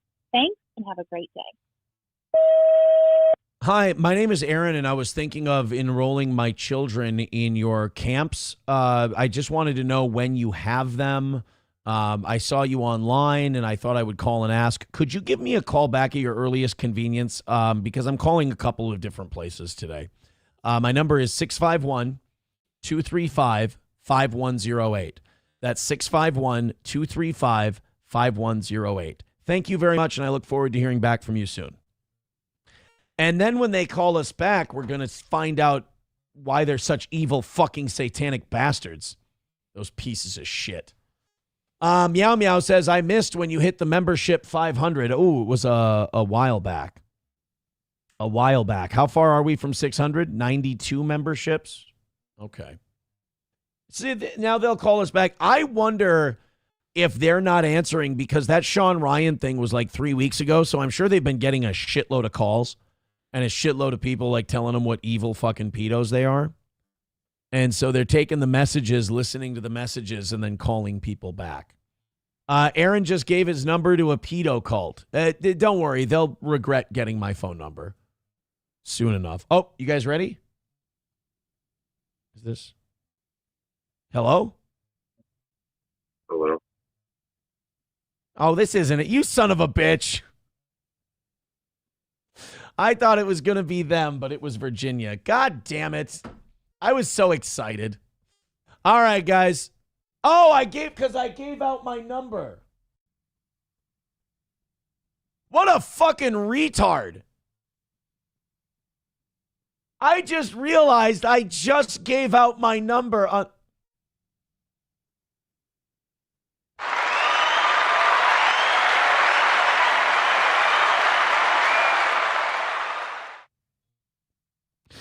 Oh my God. Well, I think today's going to be a lot of blocking phone numbers for me. Oh, and you know what else? I just switched phone services too, so I don't have my phone call blocking like I used to. Because I think that was a Verizon service. Abel Graham says, that was me, Lamau. Oh, my God. Bong Time says, incoming dick pics. Oh, boy. Here we go. Hold on. Yeah, hello. You're on the show. Call from? Yes, hi. The people you just called. Oh, hello. Camp Kanakuk. How are you? Yes, hi. You called about the baby meat? What? No, I called to see if my kid could be into your register for your camp. Why are you stuttering, sir? Please, we're offering baby meat. I don't. It's delicious. No, sir, I don't hello? eat. I don't eat baby meat. God. Oh. That guy got nervous. I didn't expect the phone call to go that way. Give me tips says, unfucking believable. You're the dumbest retard ever. God damn it. Yes.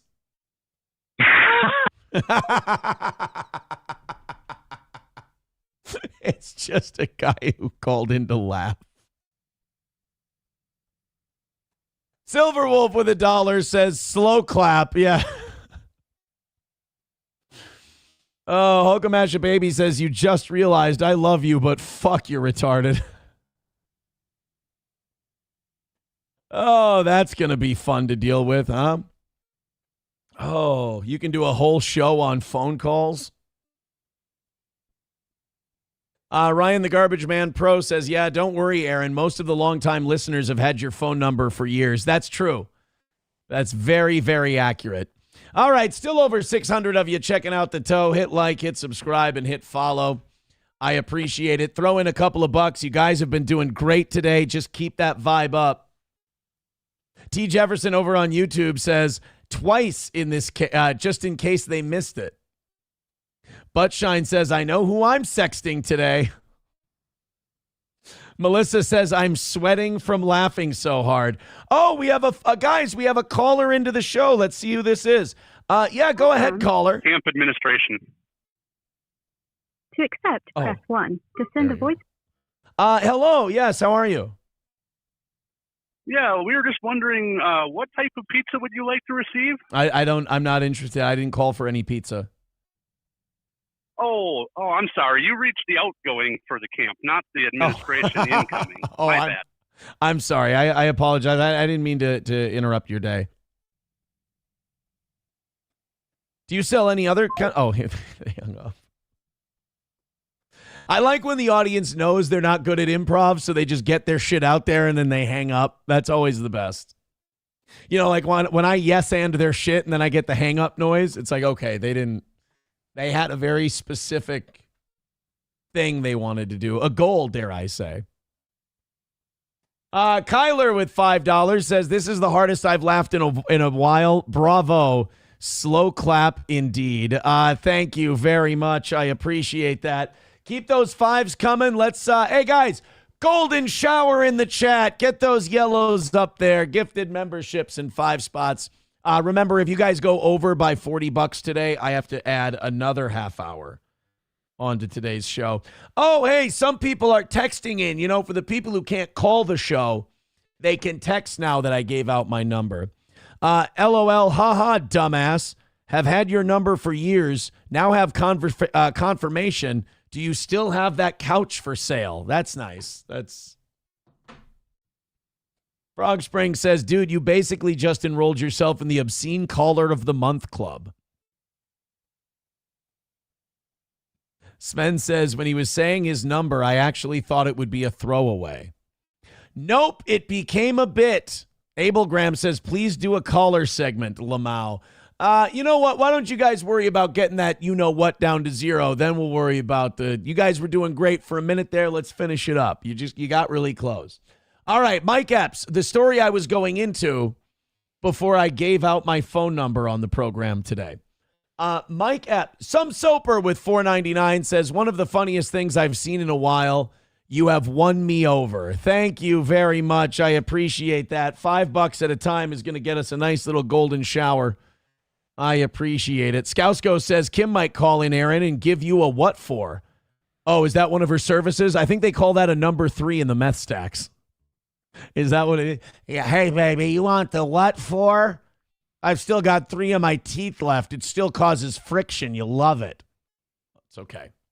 I don't need the what for. I'm fine. Frog Spring says, P.S. check your email. Great. Checking my text. I don't see anything in my email. Frog Springs. I got nothing. In my email. Thank Jesus Christ. All right, guys. Thank you very much. Even More says Aaron doxing himself is the highlight of the month. Another win for the toe. You know what? So far the blowback has not been as bad as I thought it would be, which I guess in itself is kind of a win. All right, let's do the Mike Epps thing. So apparently, Mike Epps is no Trump fan, and he was not happy about Nicki Minaj endorsing Donald Trump. So much so that Mike Epps roasted Nicki Minaj on stage, saying that she's had a Trump train ran on her. Basically being very upset. Let's play a little bit of this clip from Mike Epps. He even felt that he went over the line, and he posted an apology yesterday. We'll play both of them.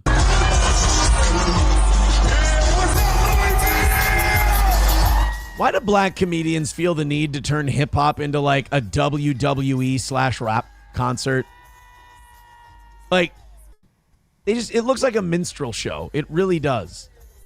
Like, white comedians come out, they're wearing a shitty t-shirt and jeans, and they've got a little stool there, and they're like, hey, isn't it weird when, your girl tells you to clean the house? Black people come out, and they're like, yeah, this is my shit. We in the club. This is my fucking song. We gonna dance. We gonna do some shit tonight. It's like, we're gyrating now. This is a 60-year-old man you're seeing. And we've got smoke and lights, and we've got a DJ. It's just, nobody taught black people how to do stand-up comedy. So they just turned it into the club. Richard Pryor taught them all how to do it, and then they all just, like, once he died, they just went to the Dark Ages. And they went, yeah, why don't we make it a deal? Let's get Lil Jon up in here. And like, no, you come out, you dress nice, and you tell jokes and shit. Nah, we got to get some hits out there, yo. It's really not necessary. So this is what Mike Epps had to say about Nicki Minaj after his 60-second fucking laser light pyro Erica Kirk comedy show entrance. It looked like she played tennis. This nigga's gonna be a bitch. Nicki Minaj out there getting a motherfucking train ran on her by Donald Trump now. They got her on there getting... I was just going to say, please don't hump the air. Please don't do a fuck thing. Yep, we're doing a fuck thing. That's another thing with black comedians. Why are we slapping all the time? Chappelle with the leg. Adrian always did the Chappelle slap the microphone on the leg. Why do black... Okay. Don't say that, Aaron. Don't say it out loud. But they react to their own jokes like if a certain thing was to do a certain trick at a certain facility where they hold those things and they were, like that. It's just, they don't. I'm sorry, blacks. You don't do comedy right for the most part. It's weird and it's lowbrow. She done fucked around, jumped on Donald Trump's side trying to get a free card, and the card wasn't even real. Bitch, you ain't going nowhere. Get on back over there. The card wasn't even real. Shut up, man. Then the black people, you got Nicki fucked up. Yeah, and listen to black crowds. They don't be quiet. They're just yelling and being loud and, I usually say this every night before bed, but thank God I was born white. So Mike Epps then goes and says that Nicki Minaj had a train run on her by Trump and them. By Trump and them, she had a train run on her. And then apparently he thought that was a little too far. He had a day to think about it. And I think his own fans kind of shit on him for going so hard on Nicki Minaj. And I have word now, Mike Epps has backed down and apologized. What's up, y'all? It's your man, Mike Epps. Y'all know I'm Mr. Accountability. I say stuff and do stuff, and then I go... I hope he does his apology and then slaps the microphone on his leg. Man, I'm sorry, y'all. Shit.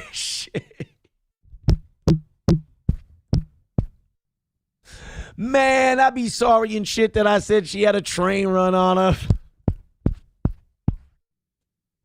And white people did that, like in like times of running the world.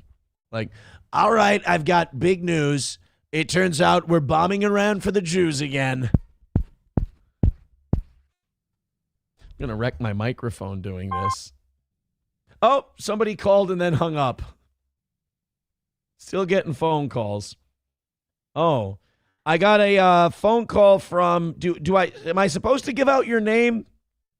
Because your name is on here. So now I have your name and your phone number. But you might have been calling for fun as a fan. So I don't want to give it out. But now I have your name and phone number. What the fuck? Oh, I know who that is. I actually do know who that guy is. But I think he's cool with the toe. And as long as he's cool with the toe, then I'm not going to blow up his spot. All right, this is Mike Slapper Black Guy talking about Nicki Minaj. Bed, wake up the next morning and, being prayed on it, thought about it. Just want to apologize to you, Nicki Minaj, for saying the stuff that I said. Want to apologize to your husband, your kids, all of that for saying what I said. I'm a comedian. Sometimes I get on that stage, I have a little drink and I go wild. You know what I mean? And I imply that you had a train run on you by a bunch of our most powerful political figures. And I apologize for that because I know that your ass is way too old for what they into. I'm non-filtered, so just want to apologize. That's right. I'm non-filtered, like my favorite menthol cigarette, To you. Not explaining myself, but I am Mr. Accountability. I love apologizing. Something a lot of people don't know how to do. Apologize to you, Nicki. I love how in his apology, like, he's still bragging. Like, he's still, I just want to tell you that I'm like the dopest guy there be, and people don't like apologizing, but I'm like the greatest apologizer ever. I love it so much because I'm Mr. Accountability. I'm the hottest shit out there when I apologize. I love apologizing. So I apologize to you, Nicki Minaj, and I apologize the best way anyone ever apologized and shit. Why don't black people like Trump more? Like, they're the same fucking guy. Like, if Trump was ever to say, I'm sorry that I said that about her, and people tell me I'm very good at apologizing, the best apologizer. Some people have said this. They say to me, Don, when you apologize to me, I've never been apologized like that before. It's never happened. And now you said you're sorry. And I liked it. It made me feel good. Better than I felt before, actually. So I'm the best apologizer there is. Like, that's exactly what Mike Epps did. He did the black Trump. So I don't understand why we're not all loving each other. I don't understand why we don't have unity over here. All right, guys, hit like, hit subscribe, and hit follow. Let's pump up the numbers. Let's throw in a couple of bucks, and let's make sure we've got this thing locked down for today. Some Soper says, I love being white. The worst insult that I can receive is that I don't season my food. Right? Sarah Brown says, it would have been funnier if he said she had a Trump train ran on her. He should be apologizing for botching the joke. I agree with that, too. That's a great point. Chevy fan says, I'm giving your phone number to Scarlett. All right, look, there's a funny bit. There's something funny. There's a good time. Ha ha. And then there's going way too goddamn fucking far. Don't you give that psycho my phone number. Please. Grand Poobah with $1 says, Aaron, you've been in show business long enough to know you got to play to your audience. Rednecks get Larry the Cable Guy. Blacks get whatever that guy's doing. Liberal whites get Amy Schumer. Conservatives get Kid Rock. Thank you for the $1. Throw in a bunch more of those, and we're good for today. Oh, hey, guys, you want to check my text messages since I gave my phone number out on the show? You're a fag and a retard, but thanks. Okay. I'm going to peel your foreskin. All right. That's it sounds like a threat. This is your Valentine's Day, and it's a picture of Mersh with angel wings behind him, and it says anal before, and then there's Mersh looking like a demon, and it says after. And that's my Valentine's Day, is anal. I hope it's not Mersh. Nobody wants that for Valentine's Day. Sven, look at it. Hey, guys, you want a new based European friend in our chat? Sven says, American insults are weird. White people traveled and conquered half the world for spices. I'm Dutch. We did. Well, I mean, fucking based, right? There you go. All right, guys, hit like, hit subscribe, and hit follow. Let's, you guys want to watch our president realize in real time that speculators and hedge fund managers hold our economy hostage? And that it's not actually based on whether or not things are going well, but whether or not speculators want to make more money that day. Watch Donald Trump, the president of the United States, the two-time president of the United States, realize that our economy is held by the balls by hedge fund managers and speculators, who, by the way, speculating should be outlawed. Most futures markets should be outlawed. We should be arresting speculators and throwing them in prison. These are people who create nothing. They make nothing. They just make side bets that influence the market. It's bullshit. But let's listen to Donald Trump not get how our own economy is run, which, by the way, he's been in business for a long time. All this proves is that nobody understands how the economy is run. Let's check this one out from his interview with Fox News. But we're old enough to remember when the stock market, when there was good news, the market went up. When there's bad news, the market went down. That's the way it should be. Goes up. Now, if there's good news. But here's the problem, Don. Now the people who own the country with all the money, they use those resources to manipulate the market to create panics or to create rallies and to get things to go they want to go the way they want them to go. Yeah, you're right, Don. It doesn't run on, hey, we got great news, the market should go up. Hey, we got bad news, the market should go down. That's because of speculators and futures markets. The market goes down because everyone said, oh, inflation. They have the yips. You know, golfers have the yips. They can't sink a 3-foot putt. When the word inflation, even the concept of it, well, growth doesn't mean inflation. And what it means is you can never really grow the country because as you do well, they keep trying to put you down. And so when good news is announced, I mean, sometimes great news is announced and the market literally crashes. Bad news is announced and the market goes up. It's almost like our economy isn't actually based on any kind of tangential evidence, but it's based on the whim of a few speculators. This is sad. It's sad to watch the guy, well, the face of the thing in charge, come to this realization now. Because of interest rates, because they say, and we have to go back to the old system. When we have good news, the market should go up. And we have bad news, the market should go down. You mean like before the Great Depression or like before Jekyll Island? Like that? You want to go back to that? Because holla at your boy. You mean like gold standard? Let's do it. And we'll take care. You know how you fix your inflation problem, Don? Here's a good way to fix your inflation problem. Tie your currency to something physical so there's a finite amount of it. That wouldn't be so bad now, would it? Turn off the printing press. Inflation as it comes. We can take care of it. I took care of it. I had the worst inflation in history with Biden, aside from... Again, how shitty is the dollar that oil is at $64 a barrel and yet gasoline is still near $3 a gallon? It's not good. Not good. Borders and everything else that we had to take care of. But we had the worst inflation in history. And now for the last 3 months, as you know, it was 1.3%. That's great. Let's continue economic growth of about 5%, inflation of 1.4%. But while we're doing that, he was also asking the Federal Reserve to cut the interest rate by 2 points. He goes, each point is $600 billion. We could balance the budget with just a 2% cut in the interest rate. It's like, that's not technically how government spending works. I mean, you still got to bring down your rate of spending because if you were to bring interest to zero on the debt, that would still only be $1 trillion. I mean, the budget would still not be balanced because of that. So I don't think old Don totally has it right. Randall Flagg with $1 says black women vote Democrat forever because they get easy Medicaid and Medicare. Black men vote doesn't matter because a third of them are felons and can't vote. Simple like goddamn. Everybody in Cleveland got Obama phone. Sven says, yeah, gold standard, please. Make the Federal Reserve federal. Yeah, give it government control. Or how about a better idea? How about we roll up tanks on the Federal Reserve, we seize it, and we forgive ourselves all our debts? Isn't that what the guns are for? Come on. Come on.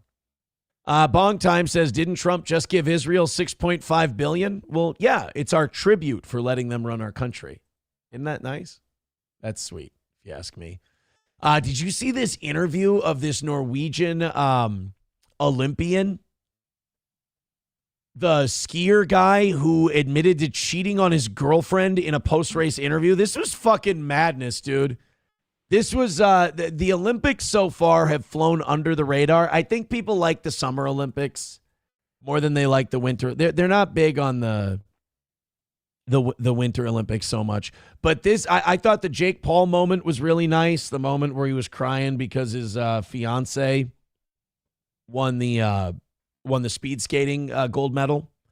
And then this guy admitting to cheating on his girlfriend on worldwide television is really something. While we do this, Streamlabs, PayPal, Venmo, Super Chats, Rumble Rants. You guys have been rallying, but it's been stagnant for a while. Let's see if we can keep it up. This week has been really good in the mornings. Please consider rallying with whatever you can. We appreciate it. We can get there. And if we go $40 over, we get back to a perfect week, and you guys get even more time. We're going till 11 today already. Josie Wales says the growth only comes from mega corporations, and the idea that we as Americans are waiting for our federal government to fix our economy is batshit crazy in and of itself. It's accurate, but you got to get the government to stop being on the side of those people before you can start fixing it. By the way, more text coming in. Aaron, your chins look like the bellows of an old-timey camera. I just want to make our money, and then we can text as much insults as we want. Please. All right, let's do this one. Please tell me this guy did this interview in English so we can understand his stupid Norwegian ass. Gratulerer så mye med OL-bronse. Hvordan har du det? Nei, det stort. Det min første OL-medalje. How do you say like this is the greatest clip ever and you don't have any fucking subtitles? So he says, I told her a week ago, and then it ended, of course. I'm not ready to give up. I hope that committing social suicide right now might show how much I love her. I'm taking the consequences for what I've done. I regret it for all my heart. So this motherfucker just won a bronze medal at the Winter Olympics. All of his training, his whole life he's been giving to this moment. He wins a bronze medal, which is nothing to sneeze at. And when they want to talk to him about it, he's like, look, I cheated on my bitch. That's on me. My bad. I'm really, really sorry. Feel horrible about it. I hope she takes me back because I'm telling her that she got cheated on live in front of the entire world on the Olympics. Bro, I don't know if this is going to go the way you want it to go. I don't think telling the entire world that you cucked your girl is going to bring her back and have her, rush the medal podium and hug you and take you back. It's kind of a humiliating thing you've just done. And besides, I hear she doesn't spread for anything but at least a silver anymore. So sorry, bitch. Sorry, buddy. That's too bad. Yeah, Bong Time says she's not taking him back because he didn't win a gold. Exactly. Fuck. Take me back, baby. I'm really sorry. Oh, why? Did you win? No. No, I didn't win. But I got bronze. Ew, and I sucked your dick for how long? Now I'm going to taste bronze every time I get excited.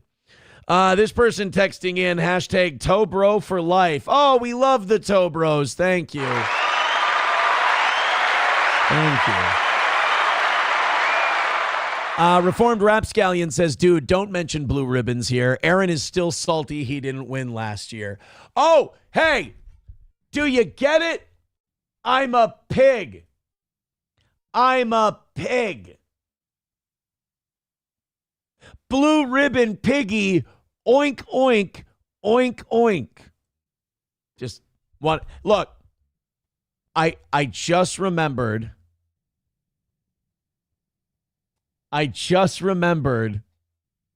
that was a pig joke, and I wanted to make sure that all of you guys knew. That's all. That's all. Here's what I was talking about at the beginning of the show today.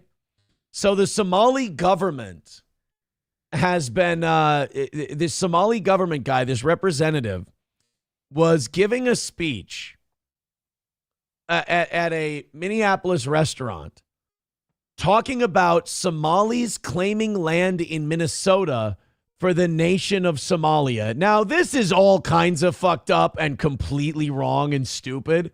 And there's something about this guy I appreciate, though, because he's saying it out loud. Here he is on a YouTube channel or something that looks fairly low budget, but this is probably like Hollywood for Somalia. He's giving a speech where he says Somalis should designate land in Minnesota for Somalia. Let's take a listen. Welcome to Galmudug, state of Somalia. This guy seems to believe that the Somalian government claimed some land in Minnesota and it's theirs to govern now. This meeting's in Minneapolis, Minnesota at the Safari restaurant, which is associated. By the way, the Safari restaurant is the one that was in the Feeding Our Future scandal. The little shoebox restaurant that said it was feeding 4,000 people a day. With the Feeding Our Future scam. The restaurant claimed to serve more than 3.9 million meals to children in a 19-month span, even using Congresswoman Ilhan Omar in a promotional video in an alleged attempt to show legitimacy. Farhiya Khalif Mahmoud. Farhiya is my leader. We'll lead this country together. When I say now, she became state representative Galmudug. I want you to understand what this guy's saying. He's saying that Farhiya Khalif is his leader. He is a member of the Galmudug state, not a U.S. citizen. He's a Galmudug state citizen in Minneapolis. Farhiya Khalif is his government leader. This is the definition of an insurrection. All right. Now this guy, all right, look. This guy needs to calm his fucking shit, though, first of all. This is a retarded Somalian guy saying dumb shit in a language he barely understands. I thought we would all get together and make fun of this guy for being a dipshit. I didn't know we were going to have some high-strung autist on the other end of this video going, this is a rebellion or an insurrection. This guy can't find his asshole with two hands and a flashlight. He ain't leading no insurrection. She was if you asked him, hey, man, storm the Capitol, he'd run towards a capital letter A on the wall. Appointed as the governor of the Galmudug. Did I get it right? Yeah, you did, Khalif. State of North America, and this is the celebration that they had, and everybody was like, yeah, Somalia. Welcome to Galmudug, state of Somalia. We all together on this one. We've been living here for long. We're going to lead this country together. When I say together, means me and you and us, inshallah. He has to explain what we means. He has to explain plurals to his audience. What is he talking to, a bunch of orangutans? Sorry, no, that's on me. I apologize. Yeah. Oh, this is an insurrection or a rebellion. Shut up, Goy. They're just trying to distract you from who's really in charge. No, this is just a dumb Somali guy who doesn't understand what fucking planet he's on, and he's trying to talk English. So, Farhiya Khalif Mahmoud is one of the leaders in this state, all the way Virginia Beach. Now, he was saying Virginia Beach, but and by the way, I'm going to replay this 5,000 times because it sounds like he's saying all the way to Virginia, bitch. Go back. So, Farhiya Khalif Mahmoud is one of the leaders in this state, all the way Virginia Beach.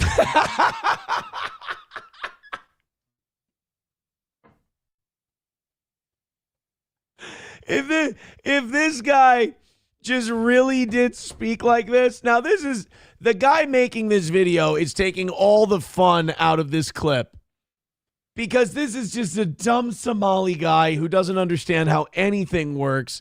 And this guy making this video is like, he is trying to take over America. He couldn't take over an old country buffet. But he's sitting there going, all the way to Virginia, bitch. One of the leaders in this state, all the way Virginia, bitch. That's never going to not be funny to me. Hey, man, how far are you driving today? State, all the way Virginia, bitch. Okay. Hey, man, I need to know what hood you're repping. All the way Virginia, bitch. Okay. Hey, man, the big Virginia Tech game is on this weekend. Who do you got? All the way Virginia, bitch. Oh, okay. Who's your favorite Billy Madison love interest? Would it be Veronica Vaughn or the Happy Gilmore lady, Virginia Venett? All the way Virginia, bitch. Oh, okay. I mean, you're passionate about this. That's really good. Hey, let me ask you another question. What's your favorite state? Like, you know how different hams are raised differently in different states? And a lot of states are very famous for their hams. What's your favorite state ham? All the way Virginia, bitch. Oh, okay. Well, God, I mean, goddamn, you really believe in that shit. I don't have any other ways. All right. Oh, hey, you know that song, Country Roads Take Me Home? When he has that West Virginia, you know, where he's singing about, you know, they say that a lot of the lyrics in that song mean that he's talking about Western Virginia and not the state of West Virginia. Is John Denver talking about West Virginia or Virginia in that song? All the way Virginia, bitch. Oh, okay. All right. How did this fucking Mongoloid, not the guy speaking, how did the Mongoloid who made this video not see that this is a comedy video and not a Somali takeover of America video? Come on, man. All the way Virginia, bitch. Victor, you know what to do. Can you get me that drop? We need to freshen up some of these anyway. Way Virginia, bitch.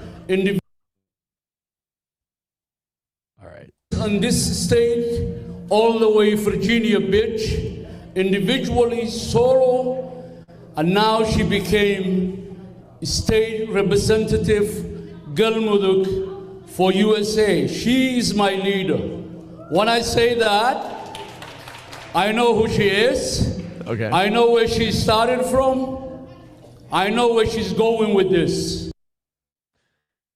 That's the guy that the person who made this video thinks is secretly trying to take over the United States of America. Again, he couldn't secretly take over a Subway sandwich shop. All the way Virginia, bitch. He's my new favorite guy. I mean, all the way Virginia, bitch has to be your new favorite immigrant. There's no questioning it. Thank you very much for the $2. A little gangrene coming in from Veldrain. Says, Aaron, that spider on your head. Ever thought about teaching it how to write words in spider webs? It worked in an old Disney movie. That might help you win a blue ribbon. I'm not a pig, and I'm not trying to win a blue ribbon like a pig. Fuck you, dude says, we got a black Jesse Pinkman over here, right? He's Jesse Al Pinkman. All the way Virginia, bitch.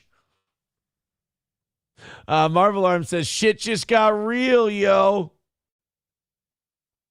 I thought all Somalis could do was piracy. Oh, yeah, they can do piracy from here all the way to Virginia, bitch. Oh. Josie Wales says, country roads, take me home from West Virginia all the way to Virginia, bitch. Oh, wait, do we have, hold on a minute. We've got an update on this story. Give me a second, guys. Give me 1 second. We've got an update on this story. We were able to get a question with this man. I forgot about this piece of audio that we have. We were able to talk to this guy, and we were able to ask him a question. We asked him what his favorite, what's your favorite cigarette? All the way Virginia, bitch. Oh, okay. So all the way Virginia. He's Virginia Slims man then, apparently. $5 from Redbird. Wow. Thank you very much, Redbird. Let's keep that vibe going real nice and sexy. Let's do a little golden shower in the chat. He says, looks like the sports ball and bread and circuses people were right. All right, we'll get a look at that in a second. All the way Virginia, bitch. $1 from Trucker 18-wheeler. He says, what's the town north of Duluth that's a big mining company? Yeah, if you know Minnesota so well, what's the town that's north of Duluth and has a big mining presence? Is one of the leaders on this. Oh, shit. I fucked that up. Yeah, what is the, you tell me what it is. Individually, Sorrow and Virginia, this state, all the way Virginia, bitch. Oh, okay. Well, he's right. He's right. That's true. The town north of Duluth that's a big mining company is all the way Virginia, bitch. He ain't lying. Danny Rebel says, great, now I'm hungry for bananas and rice. Hey, Danny Rebel, how dare you? Somalia is not just bananas and rice. If I were to describe what Somalia is to someone, I would say it's kind of like bananas and rice, where like you have bananas, but you also have rice. So you have them both. It's bananas and rice. You're going to love it. I promise. From here all the way to Virginia, bitch. Chips and Diff wants to, people want to ask this guy a question. Sir, where did Forrest Gump start running? All the way Virginia, bitch. That's not true. He started running in Greenbow, Alabama. Virginia, bitch. No, it wasn't Virginia, bitch. Don't argue with me. It was Greenbow, Alabama. All the way Virginia, bitch. No, it was. Stop calling me a bitch. I didn't say he ran. I don't even know if he crossed through that state. Virginia, bitch. No, he didn't, dude. Stop fucking arguing with me. Besides, I'm a Gopher fan, man. You got to respect me. All the way Virginia, bitch. Oh, fuck you. Didn't we just beat you guys in a bowl game a couple years ago? You know the Gophers are better than Virginia. All the way Virginia, bitch. Whatever. I can't even talk to you. Go eat some bananas and rice, you goddamn orang. Well, it's not important. It's not important. Phil Herslit says, we're not saying you can't eat bananas and rice. We're just saying you can't eat bananas and rice in town.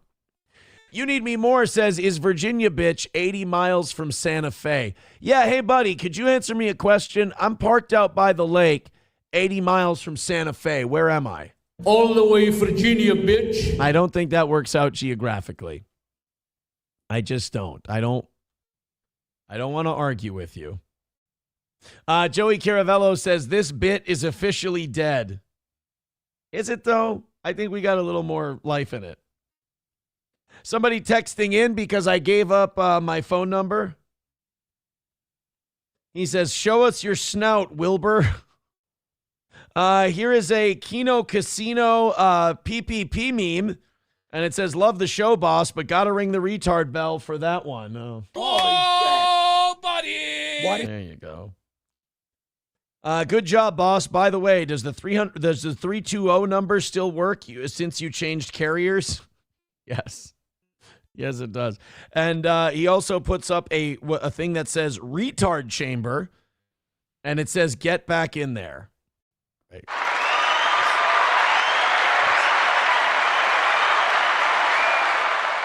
Nomo with $1 says, hey, man, which state is the state that is for lovers again? Hey, buddy, what state is for lovers? Virginia, bitch. Oh, okay. Thank you. Thank you. I'm glad we can answer your guys' questions today. I feel useful. All right. Toad Climbs Mountains with $1 says, you missed my dollar. Oh, Toad Climbs Mountains with another $1. Says, Aaron, I'm from Virginia, bitch. I want that drop when I donate. Anything over $10, you got it. Otherwise, you're going to spam me up with $1 drops, and I'm going to be playing it all fucking day. Every time you drop 5 memberships in the Rumble chat, you've got Virginia, bitch. Thank you guys very much. Please keep going. Please keep running it down there. We can get that number to 0 today. You've been doing fantastic. New Jeffrey Epstein emails reveal they keep us distracted with sports and commercials so we don't organize and push back against the financial elite. This is This is in the Epstein emails. Let's go ahead and check this one out.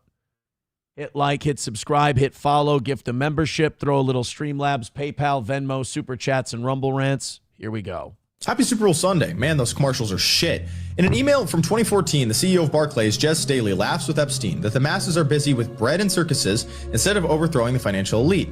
I'm not kidding. He says, you want to know why we're not Sao Paulo? There's not massive riots? Watch the TV ads on the Super Bowl. It's all about hip blacks in hip cars with white women.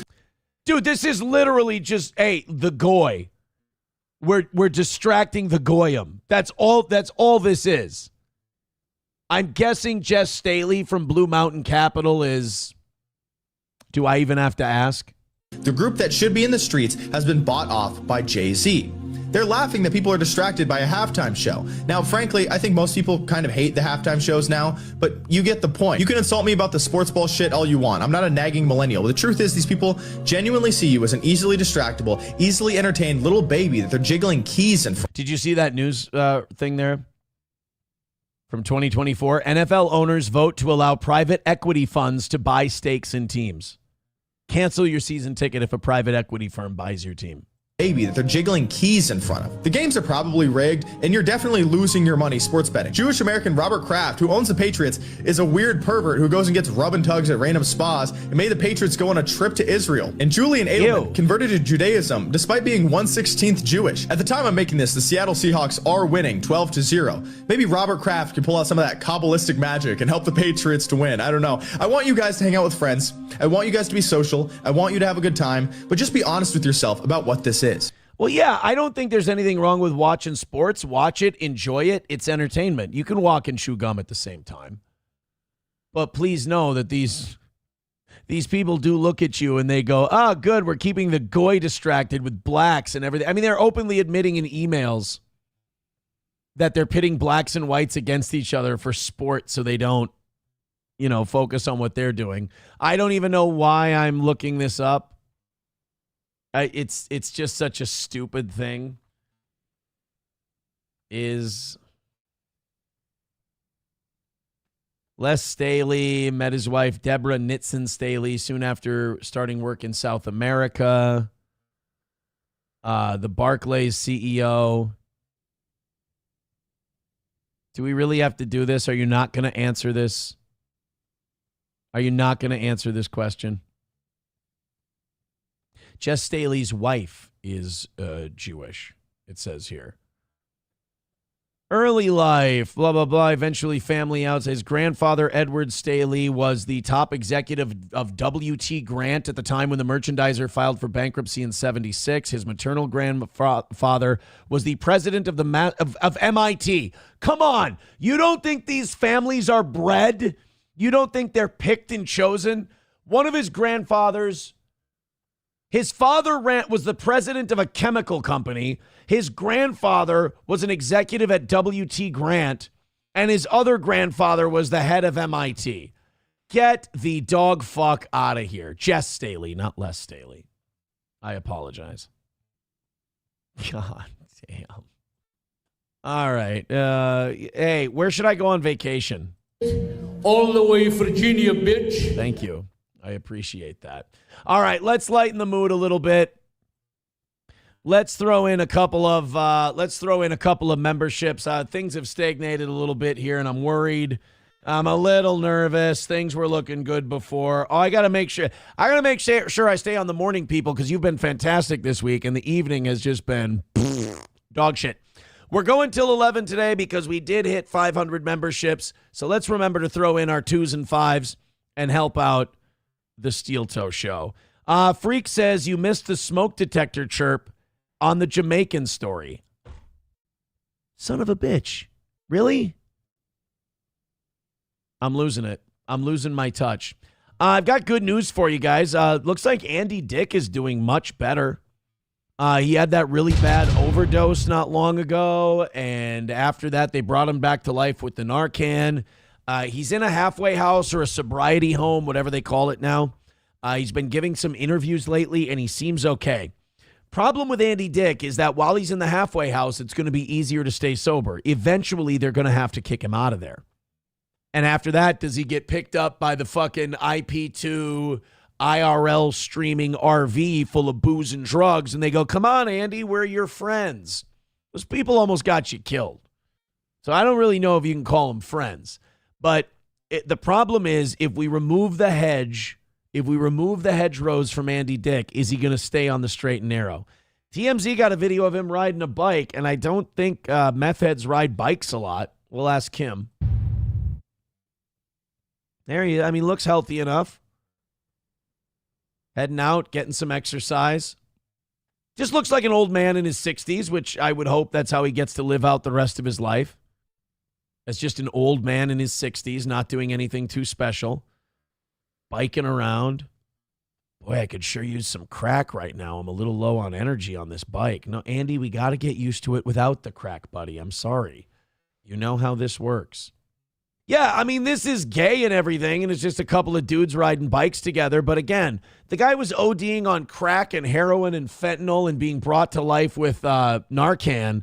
I think he should be doing a little gay cycling here and there. I think it would do him some good. So let's try to grade on a curve with for Andy Dick.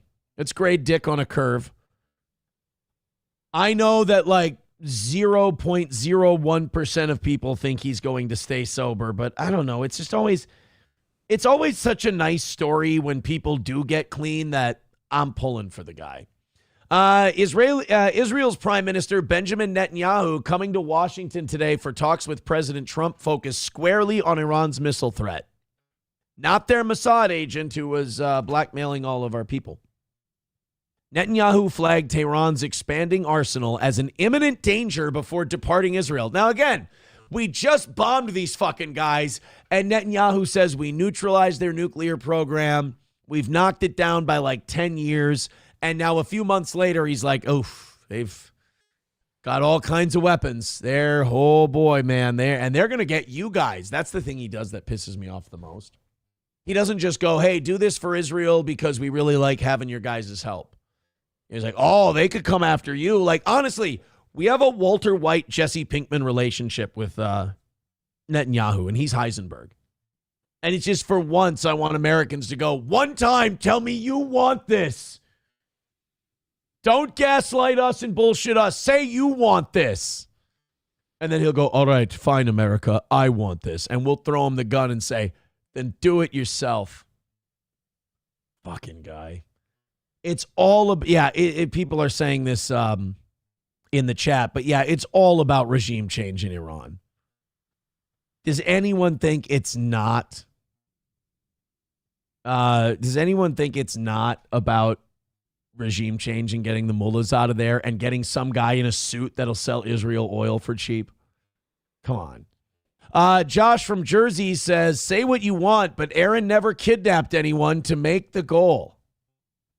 Hey, that's a good point. I never did that. So I'm like, that doesn't make me a good guy, but it makes me like less of a piece of shit.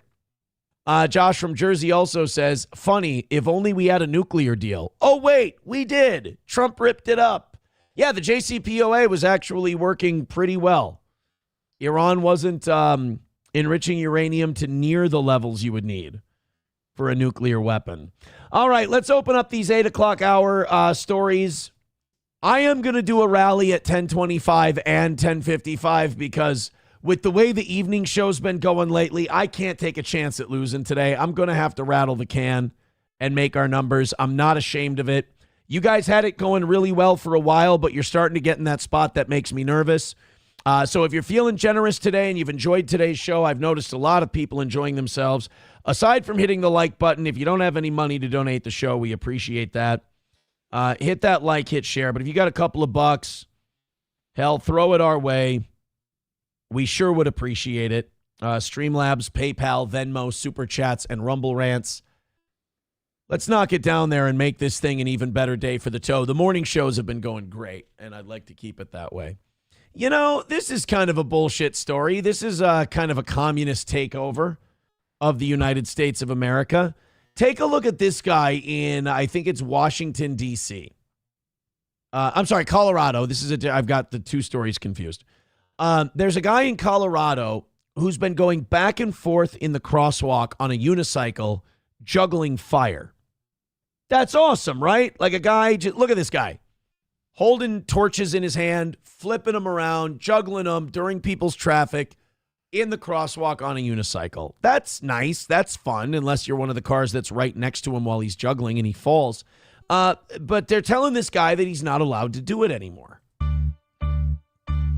Take a look. Well, the Colorado government, who will allow you to smoke weed and be a bum, they won't let you go into the crosswalk and juggle fire, the bastards.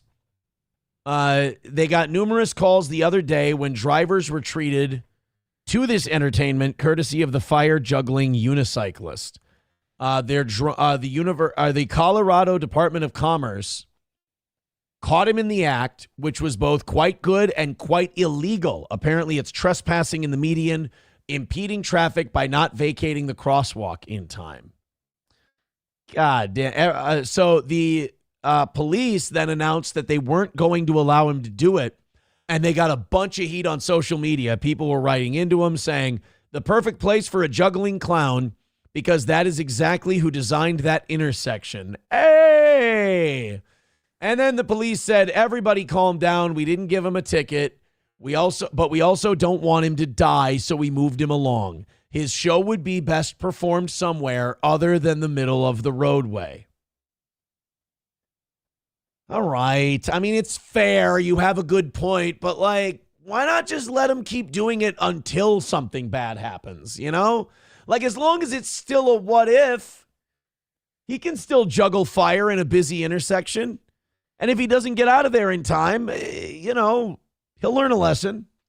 So why don't you let this guy continue to juggle fire in the middle of a roadway until something bad? Because, like, when something bad does happen, what's the worst it's going to be? You know, it's going to be a guy hits a guy on a unicycle. He goes down. Maybe he gets a concussion. You know, if he sets himself on fire, he'll move his ass. Let the guy go until he fucks up, you know? Shoot till you miss, essentially. All right, nothing doing in the chat. Yeah, I was kind of hoping against that. We need to get going here a little bit. Sven says Putin and Netanyahu are good friends, buddy. Are they? Do Putin and Netanyahu get along? Maintained a close, pragmatic, and often personal relationship for years. However, this friendship has become increasingly strained due to Russia's strengthening ties with Iran and its stance on the Israel-Hamas war, making the relationship more of a transactional, cold, or complex one, rather than a warm friendship in recent years. Well, maybe Vladimir Putin and Russia woke up to what they were up to. Possible. Historically White says you could throw isopropyl alcohol at him. Now, what? Why? Why are we trying to ruin it? You were literally trying to set this man on fire. I'm not supposed to be here, says protect all juggling unicyclers, you bigots.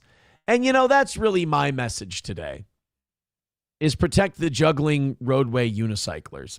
567 of you checking out the tow right now. I would really appreciate some contributions and stuff. Last Dabbler Standing says getting squirmy. Oh, absolutely, 100%. I know you like to think I'm some big evil demon, but I'm more honest with you than anyone else. I don't lie about who struck my channel. I saw that yesterday. That was a desperate cry for attention. It was a YouTube community guideline strike. No famous person gave a shit enough to strike you. So no, I'm not going to lie to you. Yeah, I'm getting really squirmy. And I'm kind of hoping the audience will fix the squirmies here in a little bit. But as I hit refresh, nope. Yeesh. American optimism. Oh, this is a perfect time for this story.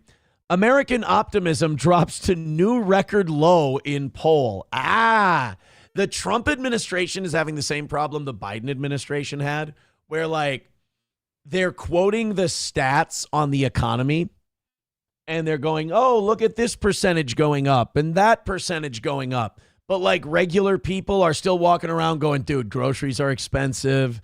Gas ain't the best. My health insurance just went up. Like the first quarter of the year is the worst financial quarter for everyone. So you're probably catching them at a terrible time. But like you're thinking about taxes. You got all this shit you got to do by the end of March. You're paying back all your bills from Christmas and New Year's and all the get-togethers. You know, maybe some changes happened at work. So it's a bad time to talk to people about optimism.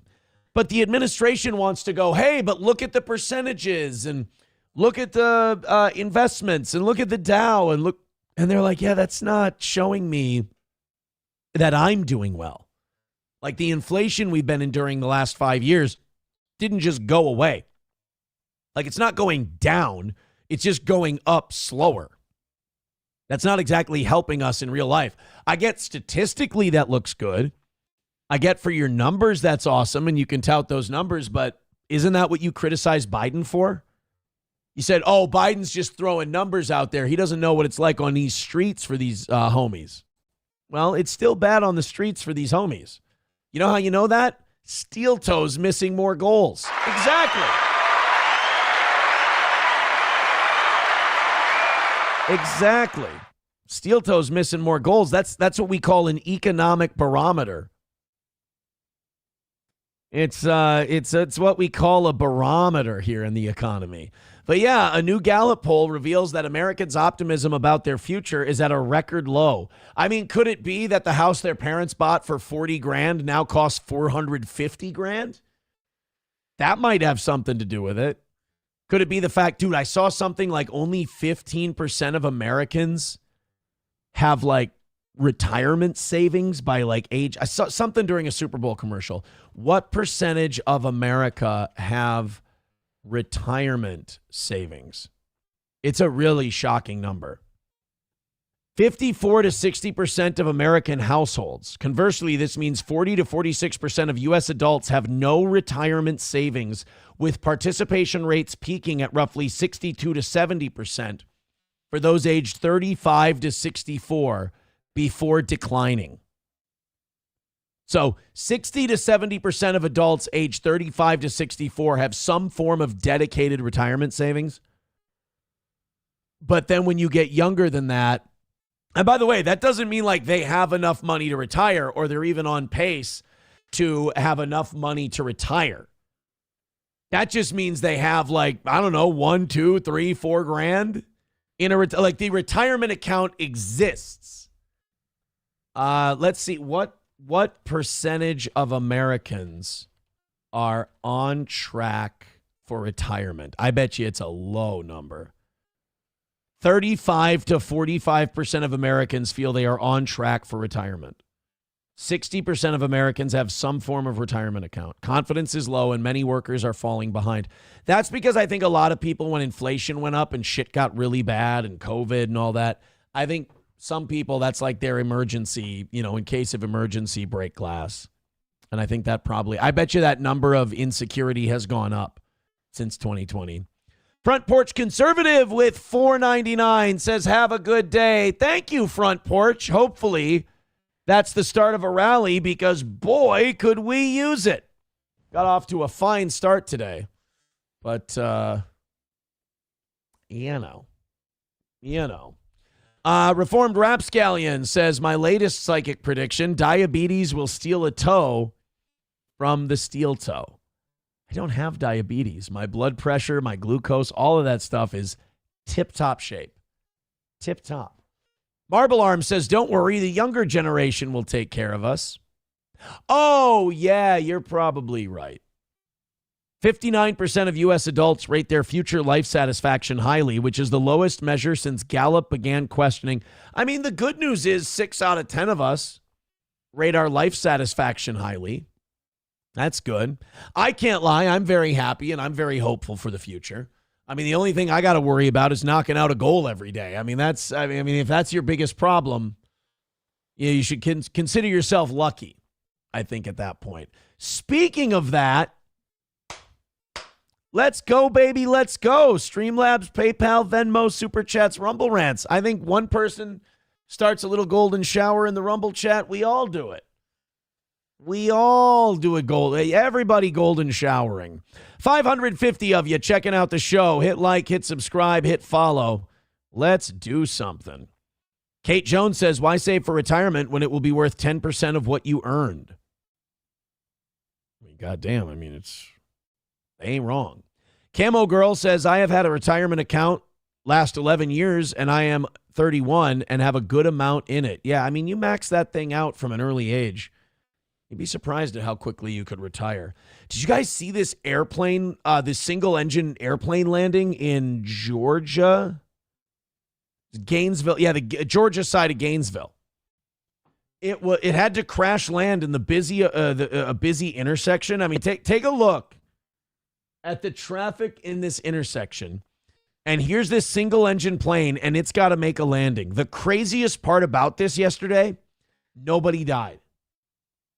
Nobody was killed in this crash landing in Georgia yesterday. This is one of those small miracles that you got to appreciate. Police in Georgia on the scene of a small plane crash. Authorities there on the scene after a single-engine plane in the middle of the road after it performed an emergency landing on the highway and crashed into multiple vehicles. It happened in Gainesville, about an hour outside of Atlanta. An eyewitness actually capturing the moment that the plane hit the road. Oh, what? Hey, are you seeing this? I mean, that sucks. Oh, boy, look at what neighborhood he landed into. He landed in the rough part of town. There's a discount liquor, beer, wine, and spirits. Do we have any other businesses? Of a small plane crash. Gallery furniture with some old fuzzy-looking guy. Authorities there on the scene after a single-engine plane in the middle of the road. Precision Auto Care. After it performed an emergency landing on the highway and crashed into multiple vehicles. It happened in Golden Corral. Shut up. Shut up. I don't even want to hear it. I don't even want to hear it about the Golden Corral. I've never been to a Golden Corral. I wouldn't know where to find one. In Gainesville, about an hour outside of Atlanta, an eyewitness actually capturing the moment that the plane hit the road. Damn. Oh, what? Hey. They're actually kind of lucky that the wing hit the back of that vehicle first and that it wasn't like propeller or front end first on anybody. Probably saved a life. You see this? Come here, Bobby. A plane just crashed on the road. A plane just crashed on the freaking road. Hey, he remembered his language. Good job, pal. Yeah, you can actually see the extensive damage on the plane as well as it slammed into the cars there. Thankfully, only minor injuries were reported. Police are warning of traffic delays now. We'll continue to track it for you.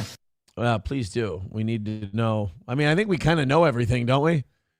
We'll keep tracking it for you. I mean, what's the plane going to do? Take off again? I think they'll get everything hauled away and we'll be good. Text coming in. Aaron, did you hear about the federal government randomly shutting down airspace over El Paso for a week? You are the second person who has sent this to me. I haven't read anything about why. My first guess would be Jewish aliens. Really quick.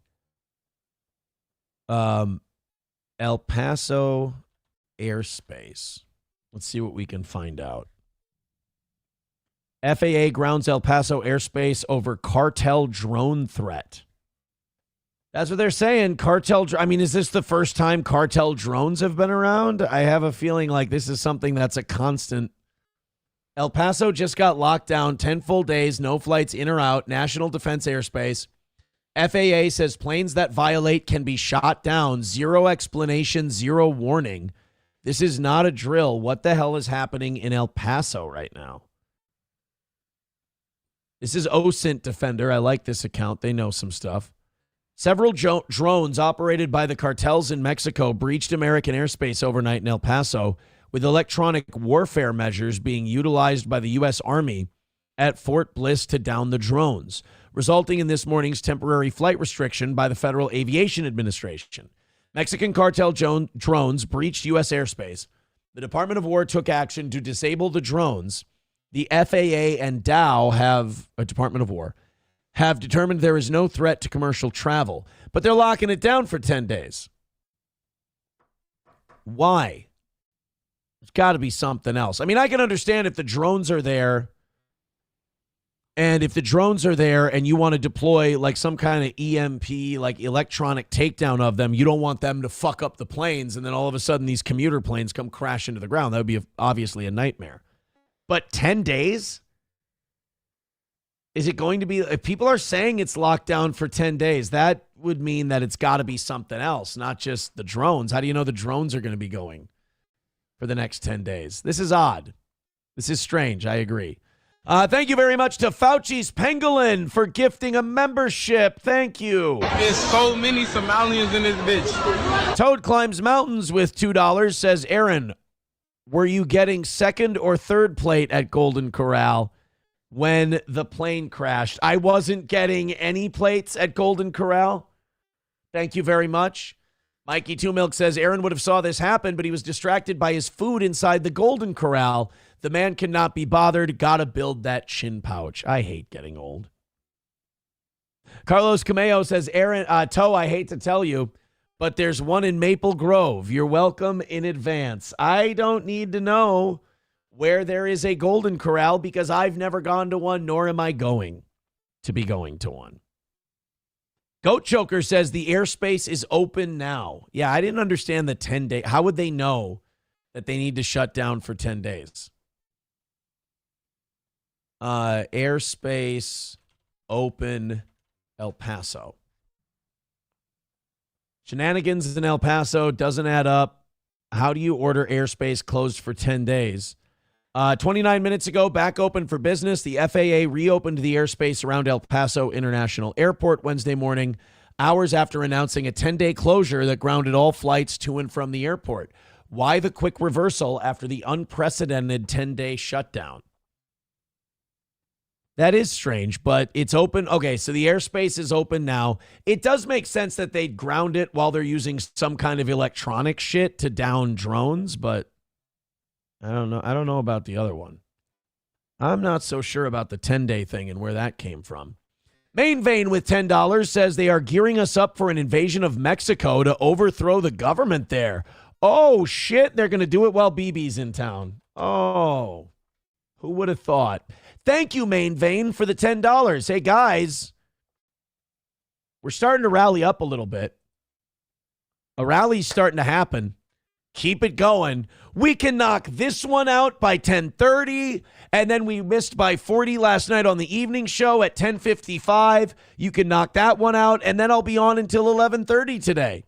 I'm happy to give you the extra time. Sparky gifted Aaron a membership. How the fuck did you gift me a membership? At Steel Toe More. That's got to be somebody else, right? Can't be my account. My account's the Steel Toe Morning Show. I don't understand it. MSO says, little known fact, Aaron modeled for the Piggly Wiggly sign. That is so untrue. That is not accurate at all. That is a complete lie. I deny that. All right, guys, keep going. Let's do it. Governor Walz is saying that he expects more ICE drawdowns in the coming days, not weeks and months. This was, God, nobody really talks about Governor Walz anymore. We're all fascinated by the Epstein stuff and Howard Lutnick and Les Wexner and all these evil satanic pedos. We don't really hear about ICE and Tim Walz. And I honestly, I think that's a good thing. Because I think all that shit is small potatoes compared to the fight we've got going on with this Epstein file stuff. So I'm kind of happy that we haven't heard a lot about Tim Walz. But you might not know this. The liberals in this state are kind of mad at Tim Walz right now because he cut a deal with Tom Homan to give them access to our jails so that they could deport criminal illegals. And in response to that, Tom Homan is going to be drawing down the number of ICE agents that they have in Minnesota. So liberals think that Tim Walz sold them out. And it's like, well, what did you expect him to do? Did you think that he was just going to be ICE patrolling the streets in perpetuity? No, a deal had to be made. So this is Tim Walz's thoughts on the matter. And boy, I tell you, this guy can't win. And I'm happy to see it. I'm skeptical. But in this case, I'm more hopeful than I've been that they're going to wind this thing down. The largest immigration operation in U.S. history taking place right here in Minnesota. Well, maybe coming to a close. Isn't that kind of weird to you, though? The biggest immigration operation in U.S. history is in a state with 200,000 illegals at most, while California has millions and Texas has millions. That's not odd to anybody else. Governor Walz said today he expects Operation Metro Surge to wrap up soon. And our So Should have Young called Kim it listened in metrosexual. today. And So Young, why is he comfortable saying this right now? Governor Tim Walz says based on actually, So Young Kim, she's a great reporter. She has a younger sister that we call Too Young Kim. Conversations with top Trump administration officials, he has reason to believe and hope an end to the surge could be coming soon. I spoke with Tom Homan yesterday. I spoke with Susie Wiles, the President Chief of Staff, this morning. We're very much in a trust but verify mode. Governor Tim Walz. See, that's going to make people at Whipple really mad. That's going to piss off Tim Walz's base. How can you trust these Nazis in this? And you notice, like, this is how much of this is performative by our politicians. You don't hear anymore, get the fuck out of Minnesota, you Nazis, you pieces of shit, from the politicians. They all come down, they sit down at a table, they work out a deal, and then they go, well, we're trust but verify now. I think things are pretty good. I thought they were Nazis. You're trusting the Nazis now? The Nazis are the trust but verify? Okay. So are you full of shit now, or were you full of shit then? Probably both. Walz saying Tuesday, after more than 2 months into the federal immigration crackdown in Minnesota, he's hopeful it could be ending soon. It's my expectation, and we will hear more from them, I think, in the next day or so, that we are talking days, not weeks and months of this occupation. White House Press Secretary Caroline Leavitt also addressed backlash Tuesday about how immigration... She's thrilled to talk about immigration, man. She's like, whatever gets us not talking about Jewish guys and Epstein and who this country is run by and Moloch and shit like that. She's happy. She's like, let's talk about ICE all goddamn day. The Trump administration and Walz, the Trump administration especially, they're hoping ICE shoots somebody again. They're like, God, we need something else to take over the news. Enforcement was being run. Any illegal alien present in this country is subject to deportation. However, Wrong. Trump has already promised his donors that he's going to leave hospitality construction alone. Priority, of course, is going after the convicted criminals, the worst of the worst. When Governor Walz was asked what his latest expectation is based on, he says there have been... I've partied in houses like that in Northeast Minneapolis. They are kind of fun. Like your friends are in their 20s and they all rented a house together, and you put old shitty couches out in this porch area, even in the wintertime. You sit out there and drink. Kind of fun.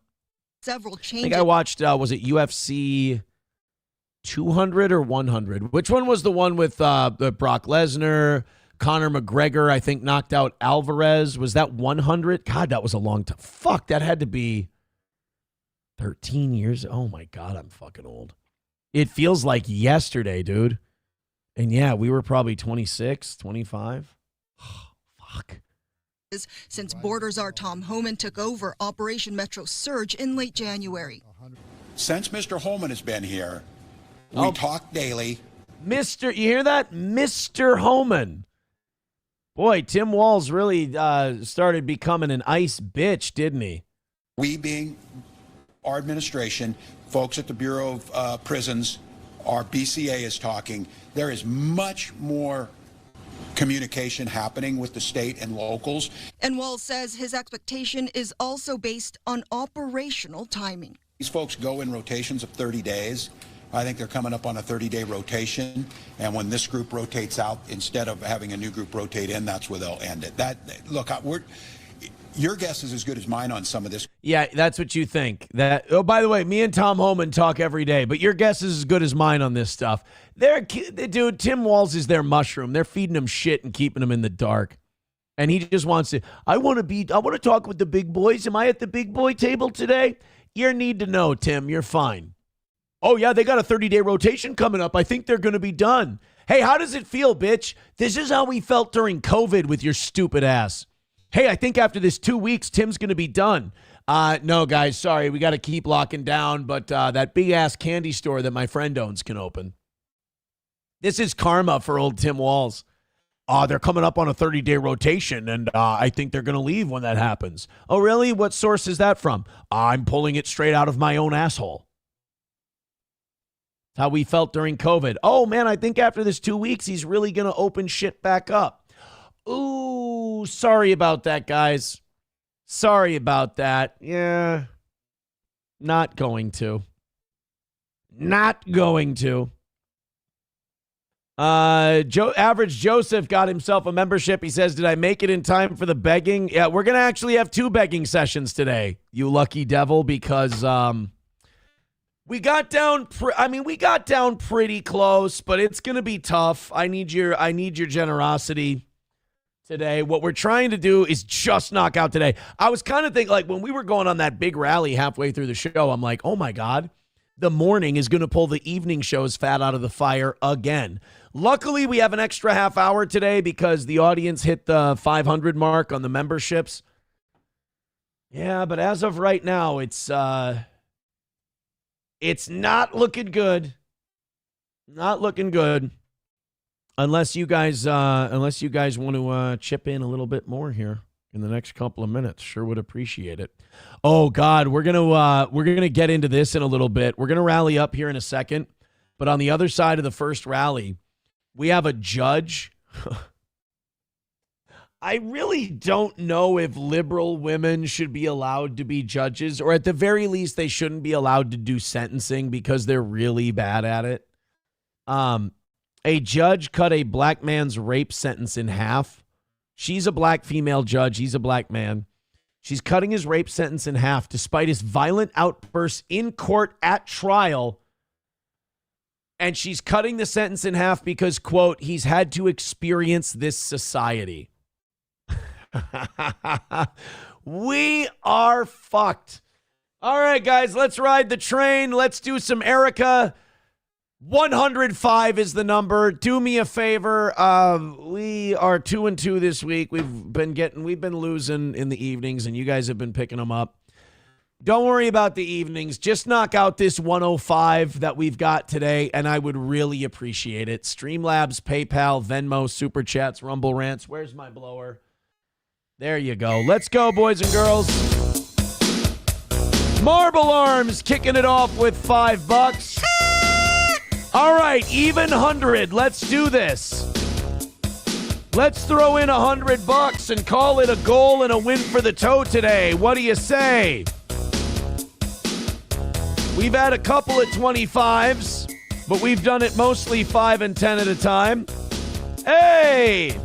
There's Chris with $15. Thank you very much, pal. 85 away from today's goal.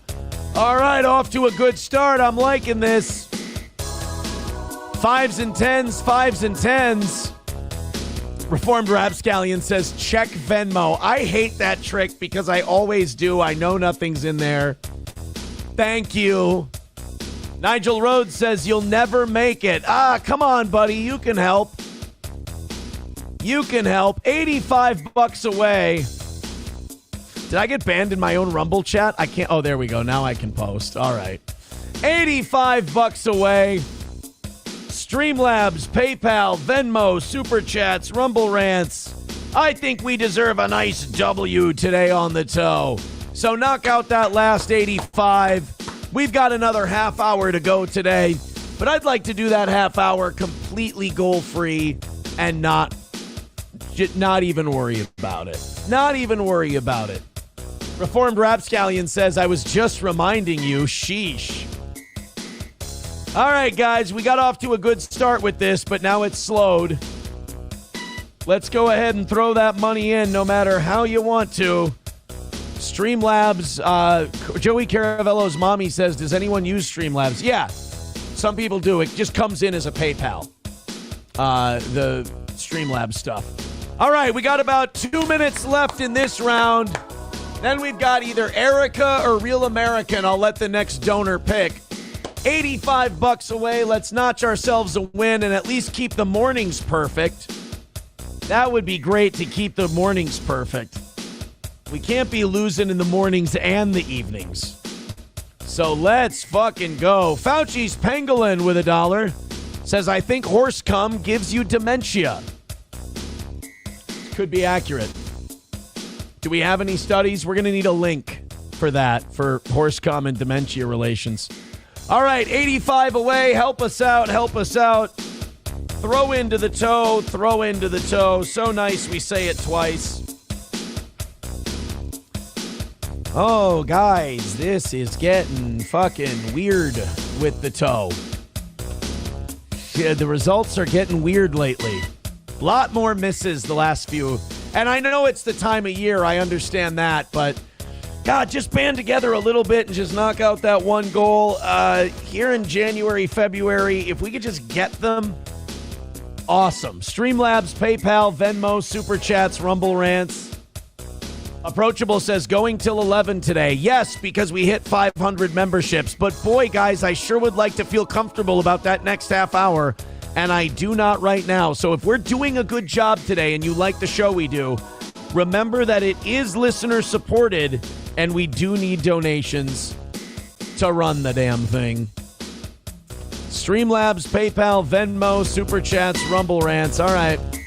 That's about it for the first song. Fuck. All right, what do you guys want? Let's do Real American because Erica hasn't been working lately. I don't think the song has much to do with it.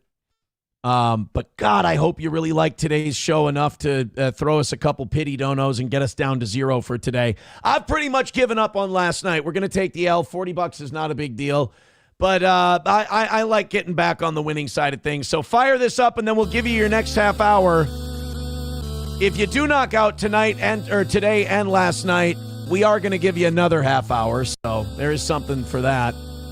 Camo Girl with $9.99. Thank you very much. Coltrane gifting a membership. Thank you very much for that. 75 away from today.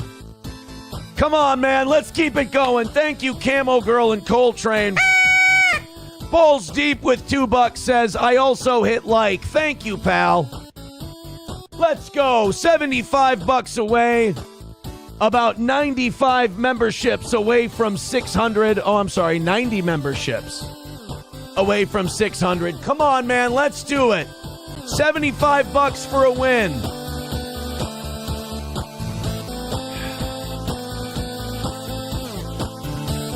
Let's get it hammered out. We came into this at 105. Very doable. $3 from Bulls Deep to go with that. $2. Thank you very much. $70 away from today's goal. Come on, let's bring it in for a win. Fauci's Pangolin, you missed my dollar and sub. Where's the sub? I don't see it. I got Marble Arms there. I got your membership earlier, Fauci's Pangolin. I got that. $70 away. God damn, if you can help, I sure would appreciate it. Streamlabs, PayPal, Venmo, Super Chats, Rumble Rants. Oh my! Hold on. Hold on. Call it. We just called game. Steffi just called game with 20 gifted memberships on Rumble. You guys like to make me wait till the last second. And I just want to say thank you damn for making it happen. Thank you. Oh, my God. That is fantastic. Thank you very much to Steffi for the 20 gifted memberships on Rumble. Damn. Oh, shit. I might have talked too much. Now that means we're just $15 away from last night and being back to perfect, and that would mean I would then have to go until 11:30 today. Go, boy. Thank you, guys. So I'll take it, man. Thank you so much for the win. Steffi with the big drop and another win for the toe.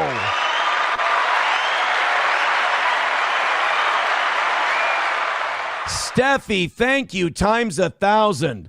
Trucker 18-wheeler with $1 says, F Steffi.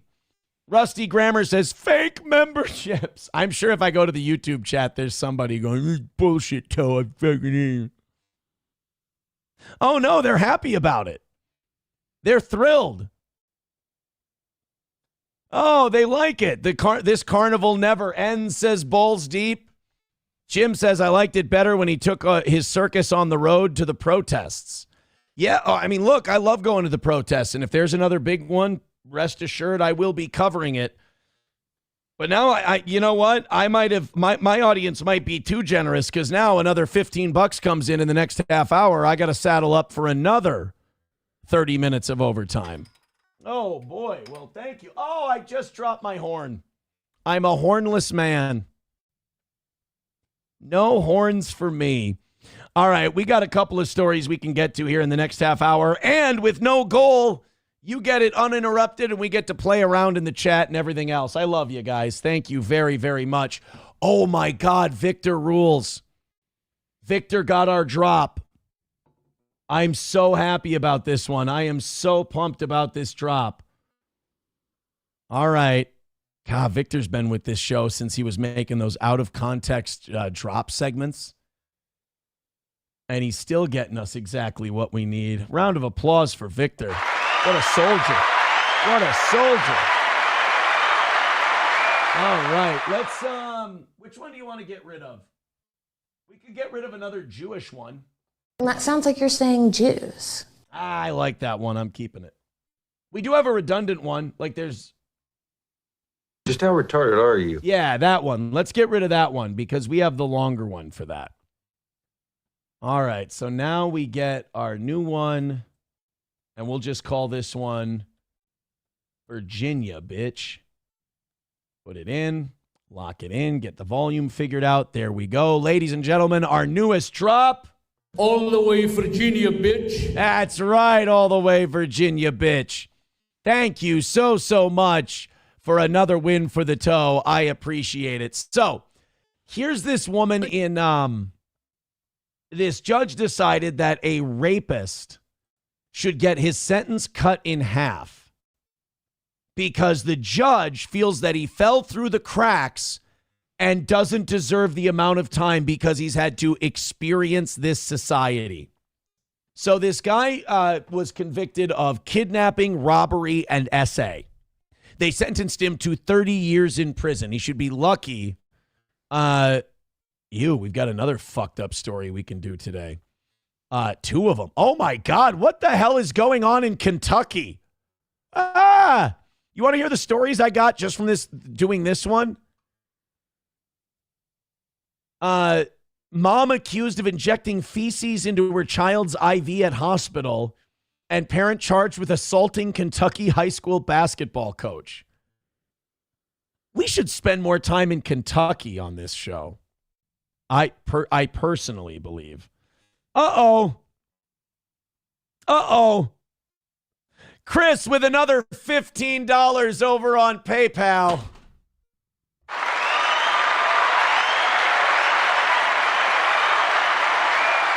You guys are still perfect for the week, and you bailed out the evening show once again. Das Optic Nerve with $1 says, for Victor. Yes, thank you, Victor. All the way Virginia, bitch. Exactly. All right, Toad Climbs Mountains. Now you can have that for all of your donos because I have it on the board. Every time you donate, and anyone who wants to request the drop can have it. All right, guys. Well, thank you for an incredibly successful morning for the toe. We got it. We got them both. We're back to perfect. Seethe, baby, seethe. All right, let's find out why this judge felt that this gentleman needed. Oh. Is this the place? Hello? Hello? Nope. I thought that was the Camp Kanakuk calling us back. But then again, I gave out my phone number twice during today's show, so who knows who the fuck it could be. All right, so here's this judge who says that because this man experienced society, he's going to be getting 15 years instead of 30, which means probably out in 7. And this is not only did this guy kidnap, assault, SA, and rob people and deserves the 30 years, but he also had outbursts in court, violent outbursts, yelling and screaming and threatening people. And the judge thinks, well, we should be lenient on you. Fuck all these judges who think that these people are a victim of their environment. There's way more people who go through that life or experience that society and don't do the shit he does. All the society he grew up in, all it did was give him an excuse to do shit that he wanted to do. It didn't make him do it, but here we go. The Commonwealth's Attorney's Office is offering strong criticism on a Jefferson County judge's decision to cut violent sexual assault sentence by more than half of what the jury recommended. Wave News reporter Alina Noakes tells us that Judge Tracy Davis thought it was too high, though the defendant made it clear he didn't care. And this is like, honestly, this is the problem with liberal female judges is they get all in their feels and they cut these sentences. And it's like the story in Minnesota where those 2 liberal female judges cut those vacated those Somali jail sentences. And I think the guilty verdict in general, they vacated them. And they weren't even the ones hearing the cases. They didn't even preside over the case. And these 2 liberal female judges said, it's not right. I feel like the evidence was circumstantial. The whole case was circumstantial. So I'm just going to cut them loose. Now, there's a lot of people on the news who were saying, I didn't even think you were allowed to do that. But they did. It's one thing to think somebody deserves a second chance. It's another thing to try and rush them back out into society as soon as you can. Before we even get appearances, Mr. Thompson, I'm going to need you to be respectful. I ain't doing nothing. Well, it's fine. Okay? What? That's fine. This is how the final... See, like right there, him talking shit to the judge like that? Right there, like, oh, I was going to do you a favor, by the way, because I'm such a good progressive. Yeah, fuck that. Sentencing for Christopher Earl Thompson began. Thompson convicted... By the way, I feel really bad that Sean had to defend him, too. That's not... It's not a client that had to be enjoyable for him, really. Oh, buddy! What? In December of robbery, kidnapping, sodomy, and sexual abuse for the 2023 attack on a woman he did not know. Thompson, in a ski mask, abducted her in her own car, drove her to a school parking lot, and forced her to perform horrific sexual acts on him at gunpoint. Yeah, like 30 years. That almost seems lenient for this. I would say 30 years is a gift because he'll be out in 20. Then drove to an ATM, robbed her, and drove back to the school to sexually assault her again. This was, like I said during the trial, every woman's worst nightmare. That's the prosecutor asking the judge to uphold the jury's recommendation that Thompson serve 65 years for those crimes. She asked the judge to also consider his conduct, which is in the record, as vile expletive-filled outburst in... Oh, okay. It was 65 years was the recommendation. She did 30. And the state said he'll be out in 15 with good behavior. Okay, that's what it was. I was like, I thought the sentence went from 30 to 15. They wanted 65. The judge went 30. And in Kentucky, the way you serve those sentences, he's eligible to be released in 15 years. That's how they got that. I was like, if they said 65 years, how did you get 15 out of this? Court, we cannot air on TV. On the record to the entire court, the defendant said, blank, blank. Fuck y'all kids. Oh, so was he on the island? And fuck y'all's dead loved ones. He also says, eat my, I'm guessing, black dick. Blank, blank. And I'm going to pop your ass. Sounds like a winner. We should get him back out on the street as soon as we can. But Judge Davis thought the jury's recommendation... Oh, he also said to the prosecutor, did you catch that? But Judge Davis thought the jury's recommendation was too long. She feels... Here. On the record, the defendant speaking to Ms. Zagojanin, that's the prosecutor, I'll see you in 20 years, bitch. Ah! So the judge is letting... This, again, this is all... Like, she made her sentencing decision after all this happened. So the defendant said, I'll see you in 20... A rapist told the prosecutor, I'll see you in 20 years, bitch. And the judge still decided, I'm going to let him out in 15. No, no, sir, no, that's not correct. You're not going to see her in 20. Closer to 15 with good behavior. Oh, my God, this woman should be fired. Cannot air on TV. But Judge Davis thought the jury's recommendation was too long. She feels he hasn't mentally matured yet and never had a real shot at getting any help early in life. Oh, tough shit. A lot of people didn't, and they didn't do what this guy did.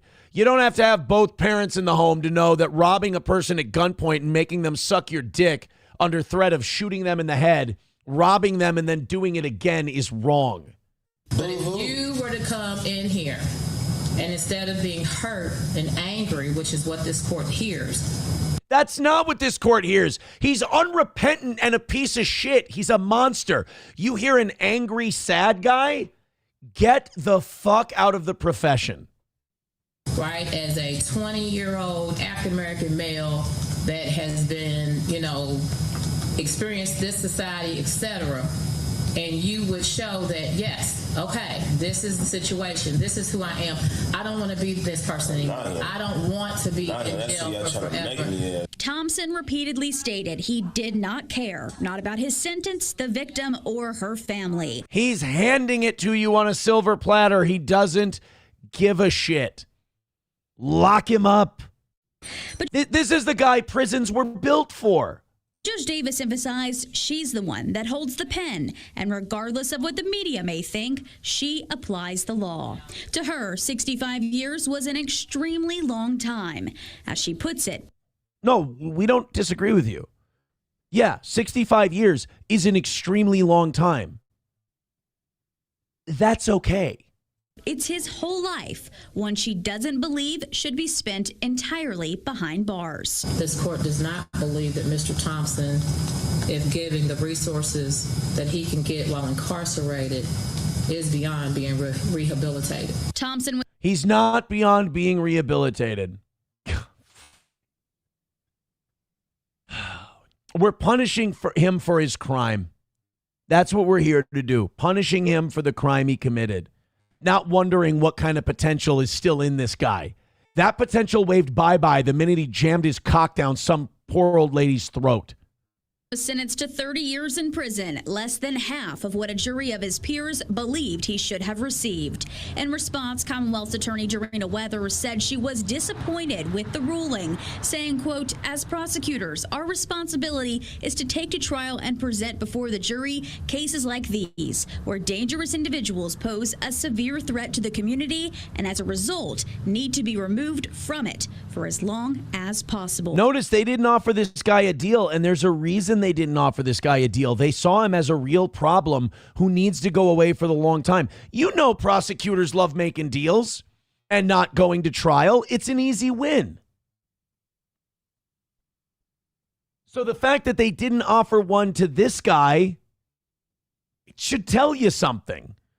Veldrain with $1 says the judge said, "I can fix him." Ow, wait. Red Fox Mad with $4.99. Thank you very much. He says, "Aaron's awesome. Let's do Tradio tomorrow morning. Keep up the amazing work and shows, Aaron. Your turkey chin looks bigger today." Thank you. Thank you. That's very nice. $4.99 from Red Fox Matt again. So you guys have a bank. You guys went over for today. You knocked out yesterday morning, and you put money in the bank. And believe me, those evening guys, they're going to need it. Red Fox Mad with $4.99 says, we should try this one tomorrow. KNUJ, 8:60 a.m. in New Ulm.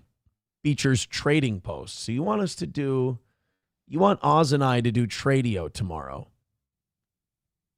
Okay. We'll think about it. Look, man, here's the deal. If we do well enough, if we're well ahead and we're doing great, you know me, I indulge the shit out of you guys. St. Caesar says, "Aaron, this is you when you go to McDonald's." Oh, yay.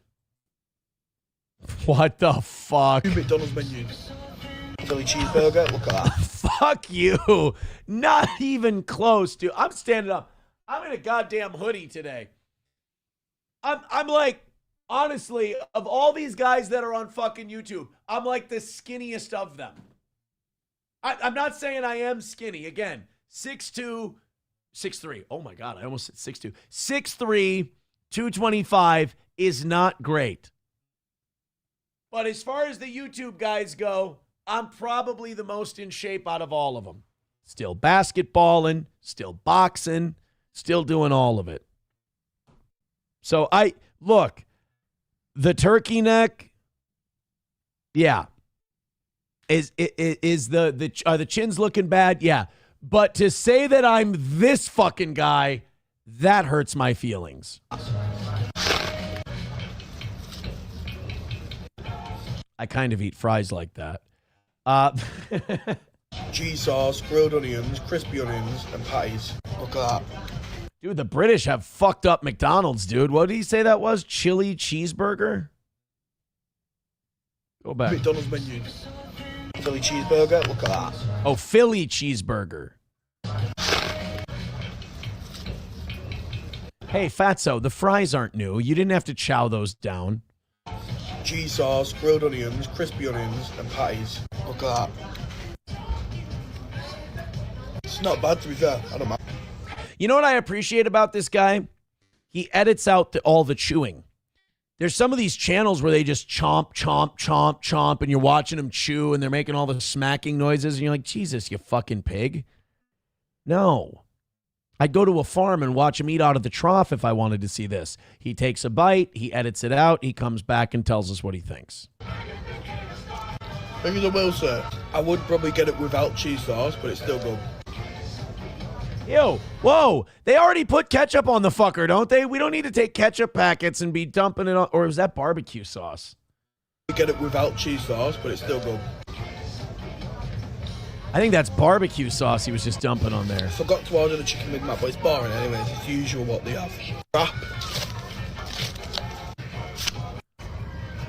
Oh, God, he's already spilled. You're already spilling it. Is that the snack wrap that they brought back, or is that a big-ass fucking burrito? Remember when McDonald's had the breakfast burrito? That thing was a monster.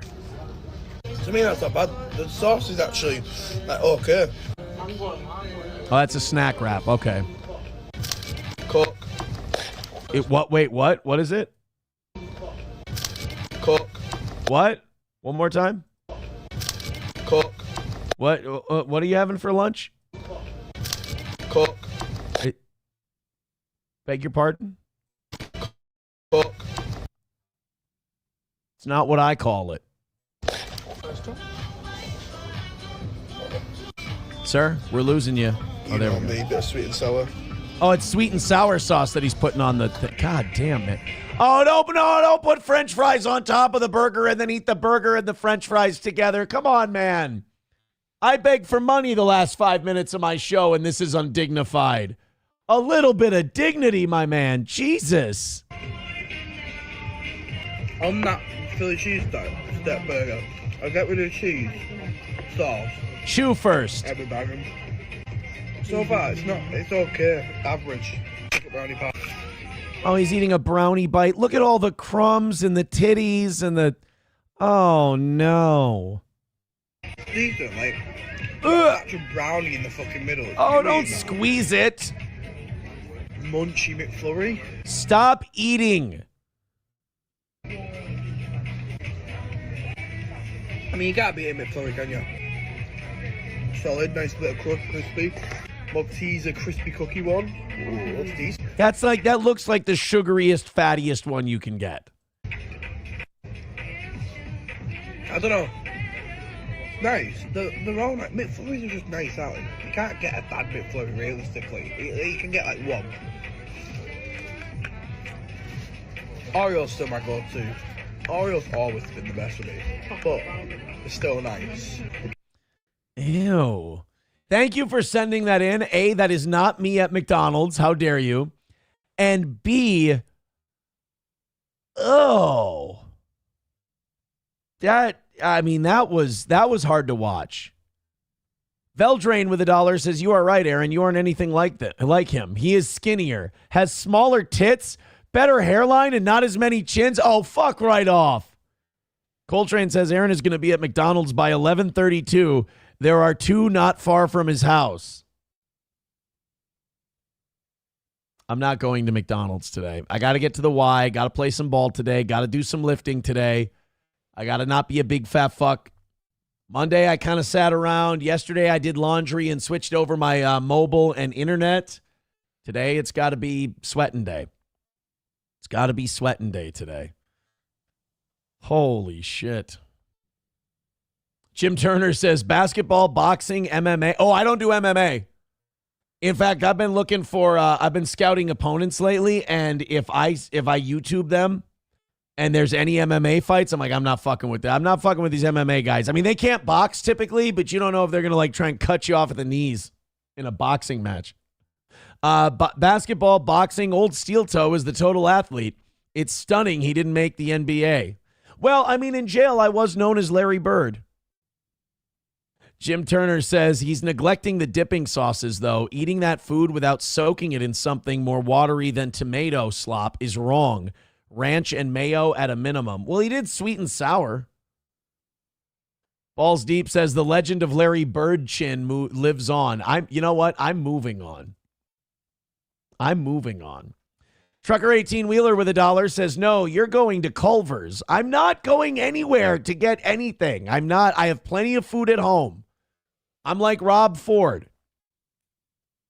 I don't need to do that. I got plenty to eat at home. Thank you very much.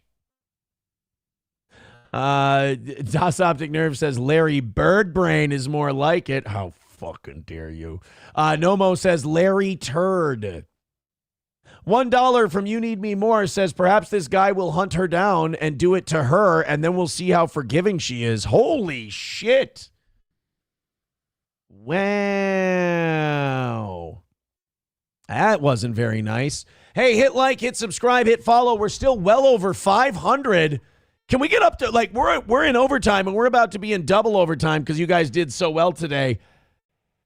Could we get back to 600 this morning? That would be fucking wild. Or like, subscribe, and follow. Oh, interesting. Thanks for hanging in there, boys and girls. All right. What's his name? Los Federales wanted me to play this today. It's work accident. He sent us another video that's going to get us banned from YouTube. Let's take a look. Music? Oh, that guy. Oh, somebody better go wake him. Oh, don't get your hand caught. Oh my God. What the fuck? That guy tried to like unwind it, and he's like, he just panicked. He went, shit, I don't know what to do. I'm going to go get somebody. Oh, don't. What's going to happen to him? Don't get caught. Don't get sucked underneath. Don't get sucked under the thing. Don't get, bye-bye. See you later. Take it easy. Oh, we're back at the same place before. Oh, that was fun. That looked like a rag doll. Oh, don't fall on his head. It fell on his head. All right, don't fall down on that. Don't crush. Oh, it crushed him. Here's a guy getting it. All right, no, we're not going to watch that. God damn it, Los Federales. That one would have been really bad. Okay, we're done. We're done with that one. King Kong Dong says, did Kanakuk call back? I missed that part of the show. No, they did not call me back. Did not call me back. Hey, what's been going on with Oz's Nazi food review guy? The report of the week or whatever it's called. Was it report? I think it's report of the week, food review. Oz loves this kid, and apparently he's like a Nazi or something. He does food reviews, and he's a weird, creepy little autistic looking fucker. He does good numbers still. Holy shit. McDonald's new hot honey sauce review. We're not going to do that. The best fast food meal I've had in years. How about some Taco Bell? Let's watch. Hello, everyone. Let's watch this guy eat some Taco Bell. This is Oz's dude. He introduced me to this guy, and again, he had like Nazi paraphernalia or something in his house. And people were like, review bra. That's what they call him. Review bra's a fucking Nazi. What's he been up to lately? Hello, everyone. This is Running on Empty Food Review. Well, hello, ladies, gentlemen, and everyone. Dude, if he's not like, I'm going to say this. If he's not a rapist, he's overachieved. Because that voice, that look, everything else, like if he hasn't committed multiple rapes and murders, and if he doesn't have bodies in his backyard, that's an overachiever. That is a man who has defeated his breeding, defeated his genetics, defeated his programming, and become something better. And you can say, Aaron, he's a food reviewer on YouTube. So what? People make their livings in a worse way, like me. So the fact that this guy, all bug-eyed and creepy like he is, like isn't in a sex offender facility, that's a win for him. Welcome one and all to this newest edition of the Running on Empty Food Review series. I'm your host, the Report of the Week. Thank you for checking in. It's actually been... I like that we comb our hair the same. That means that we're both strapping gentlemen. A lot longer than I expected. The time that has elapsed, anyway, since I've given this introduction, the last time I uttered those words was all the way back in December of 2025, which honestly wasn't that long ago, but... No, it wasn't, buddy. I mean, take a little time off, you know, you deserve it. You can say it was last year, so that makes it sound like it was a whole lot longer ago. Either way, for many of you watching, not necessarily for me, but for many of you, December, cold winter month, January, still cold. We're fast forward. I don't know why Oz likes this guy. We're going to fast forward to his burrito. Here we go. So it can fluctuate. You know what's awesome about that? And look at even the way he does his hands is like serial killer. He's like salad fingers. This fucking guy. But the nice thing about being a food review channel is that you can just get a craving for something, film it, and go, oh yeah, this is what I meant to review for you guys. You're just hungry, you fuck. Look at his fingernails. Menu, which is clip your nails. It's scary. All 10 of your nails are Coke nails. Pick your favorite one and let it grow. The rest, trim them. Isn't a part of.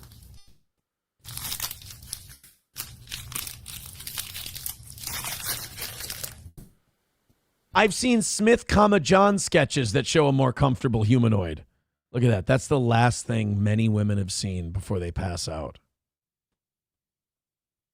I'm really happy you're here with me on prom night. Is your drink to your satisfaction?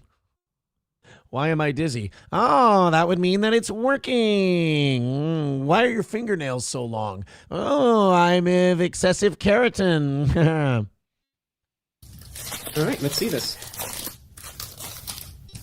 So, based on appearance alone, it looks like a shitty wet diaper from a shitty fast food cheap taco place.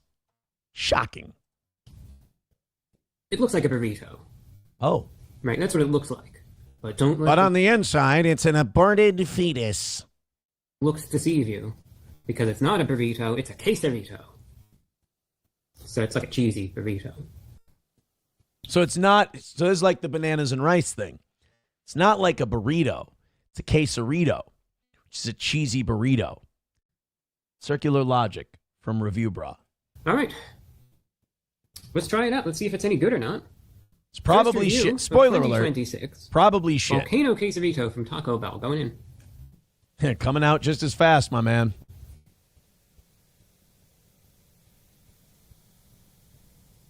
Show us the insides. You know you want to. He likes it. He likes it, doesn't he? You like it, you dirty girl, don't you?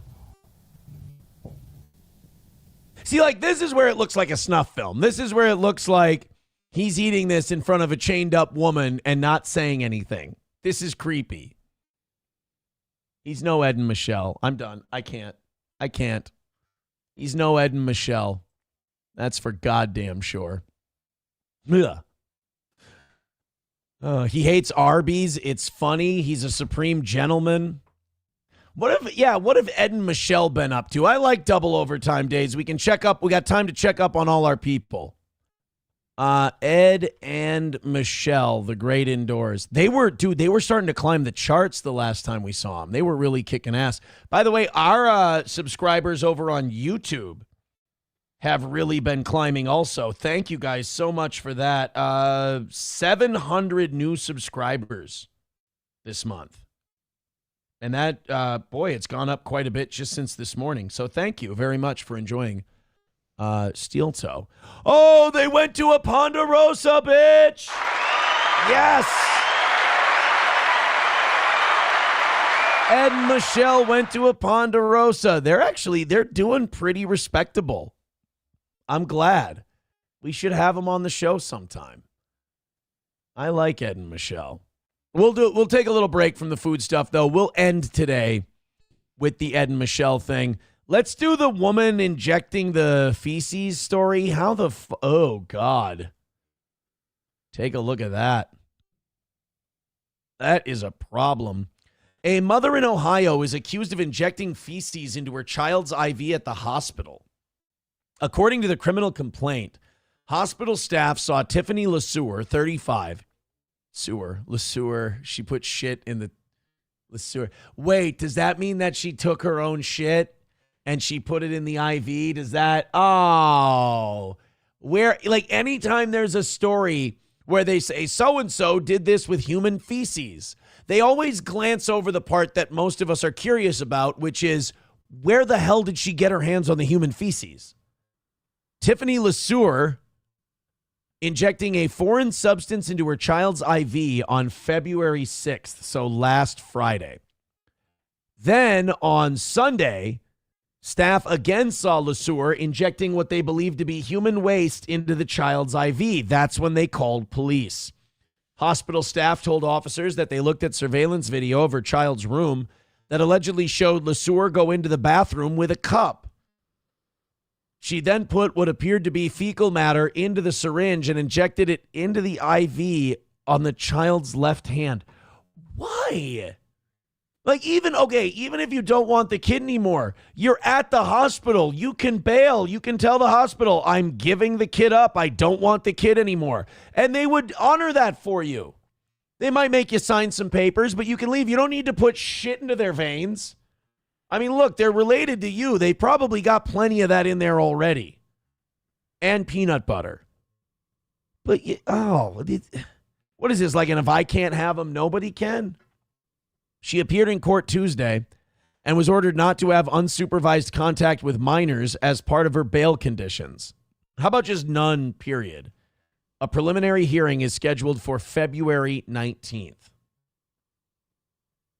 I've only heard of one other person who's more disgusting and let their kids get a more vile and toxic substance into their system. Just one other person. So she's not doing so hot. New tonight. We'll get to that one. We'll get to that one in just a second. King Kong Dong with $1 says she was collecting them from the used colostomy bed. Oh, God. Why did you... Fuck you.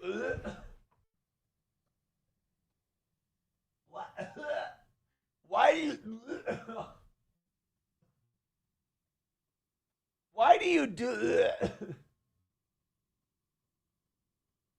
now I'm thinking of an IV bag, but it's all brown. Are you proud of yourself? Are you happy now? Jesus. Miss Tay says Munchausen by proxy syndrome. I mean, that could be, I suppose. Yeah, good point. It could be Munchausen by proxy, where she's trying to make the kid sicker so she can get sympathy from the doctors and she can take care of the kid. Oh my God, there's been some really extreme examples of that. Why? What's the Rose, Gypsy Rose or whatever? Didn't her mom make her think she had cancer and shit, and then she just killed her mom? Had a guy kill her mom, which is I'm totally fine with, by the way. That bitch deserves it. But like, they've made movies, like Lifetime movies. Shut up. About shit like that, where like a mom will convince a kid in a hospital that they have cancer, and like, oh, we lost their files from the other hospital, and they'll just treat the kid. I've always wondered about that part too. Like, why do all these hospitals take the parents' word for it? Like, don't you run tests? Don't you figure out like what the hell's going on before you start doing shit just because mom said so? Ugh. Approachable says basically she shit in a big gulp and stirred it up like a Coca-Cola slush.